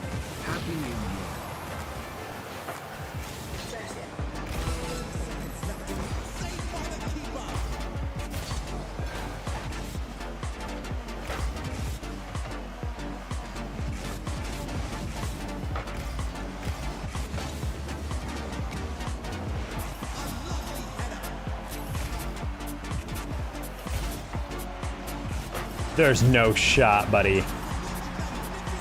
We missed that read.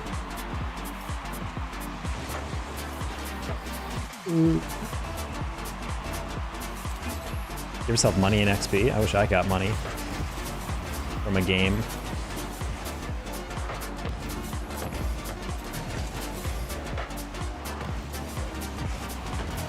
I figured Tricky wouldn't expect me to just leave that, so I'm glad he didn't just catch that and make me look like an idiot.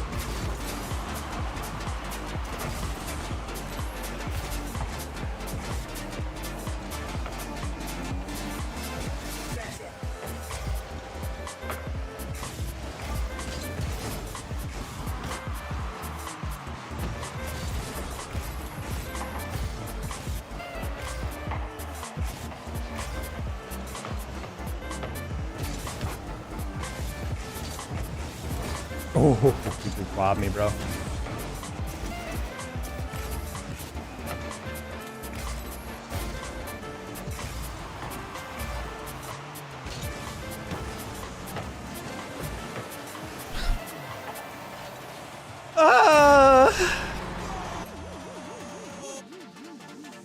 Remedy's MLB style throwing right now.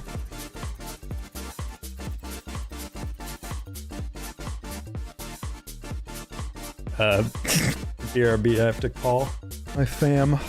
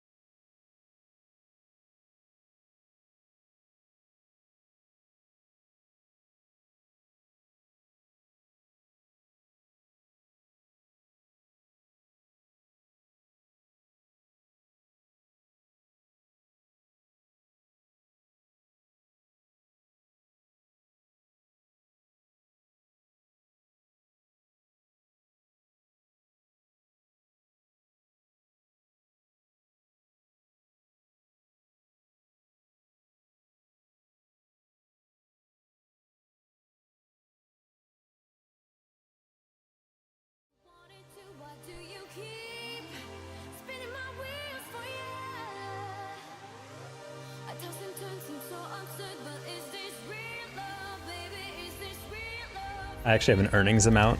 That's true. Not having an earnings really affects your ability to have art on your name.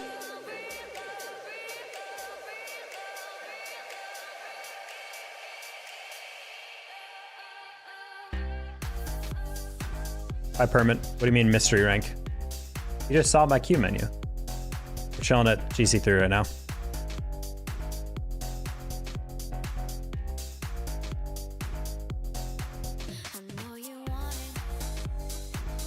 Too busy French kissing for these.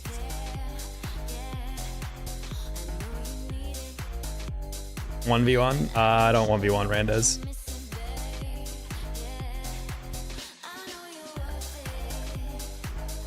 Hey, how you doing, Trust? Happy New Year's. Hey, Trust, thank you for the Prime. Appreciate it.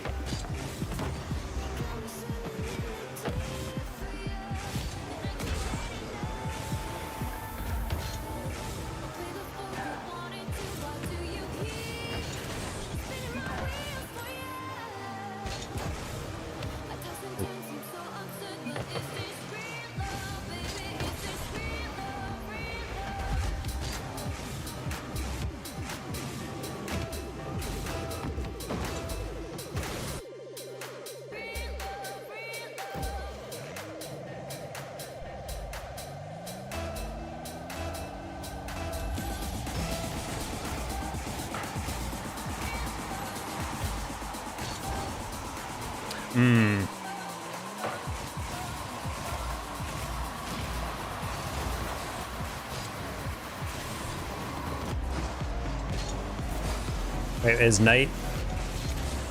Wait, it's not night. No, it's not. Oh, that was bad read. Alright, I need to get off soon. My brain's turning off. Can't get my reads.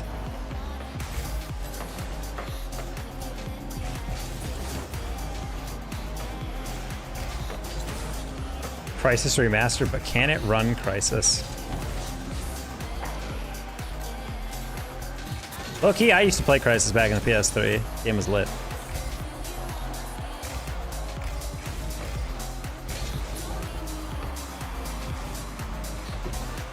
Like, it's not winning any Game of the Year awards, but it's a still fun time. That is Harlequin. Yes, Harlequin is pretty good. And side effects, from what I remember.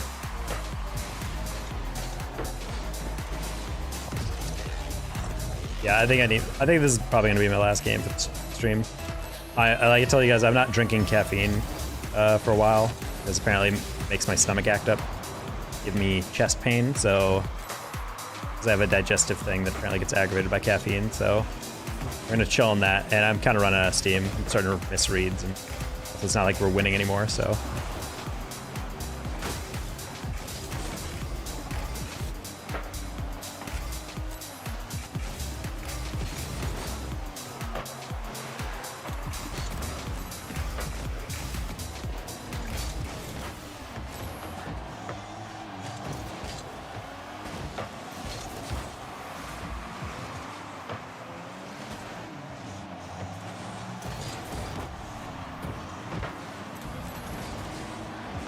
Oh.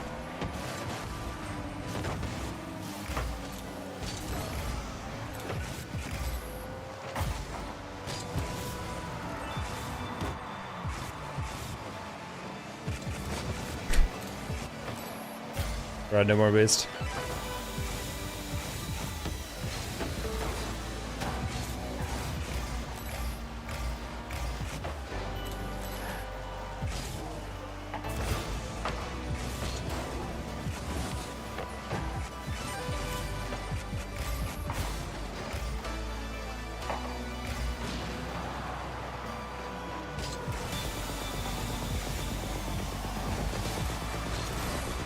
Okay.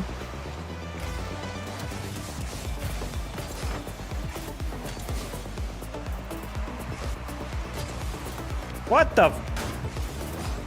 That rando actually turned that hard on his touch.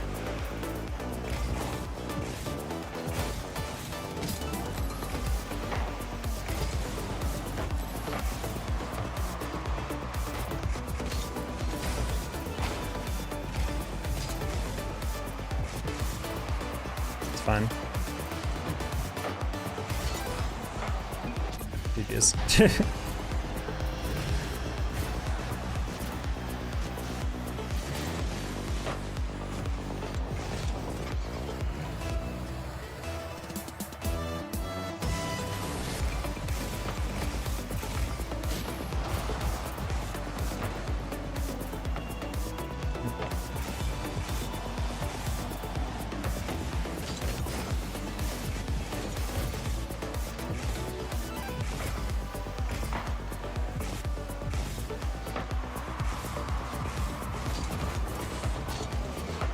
Oh no.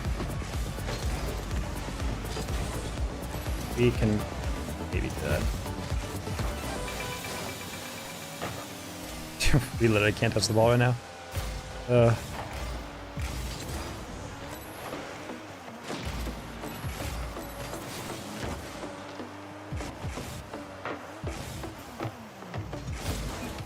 Oh, he just... Sorry, I can't take the shot because there's no angle to go for.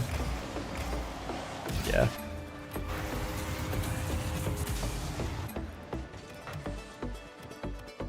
Oh. Alright. Good night, everybody. Have a wonderful new year.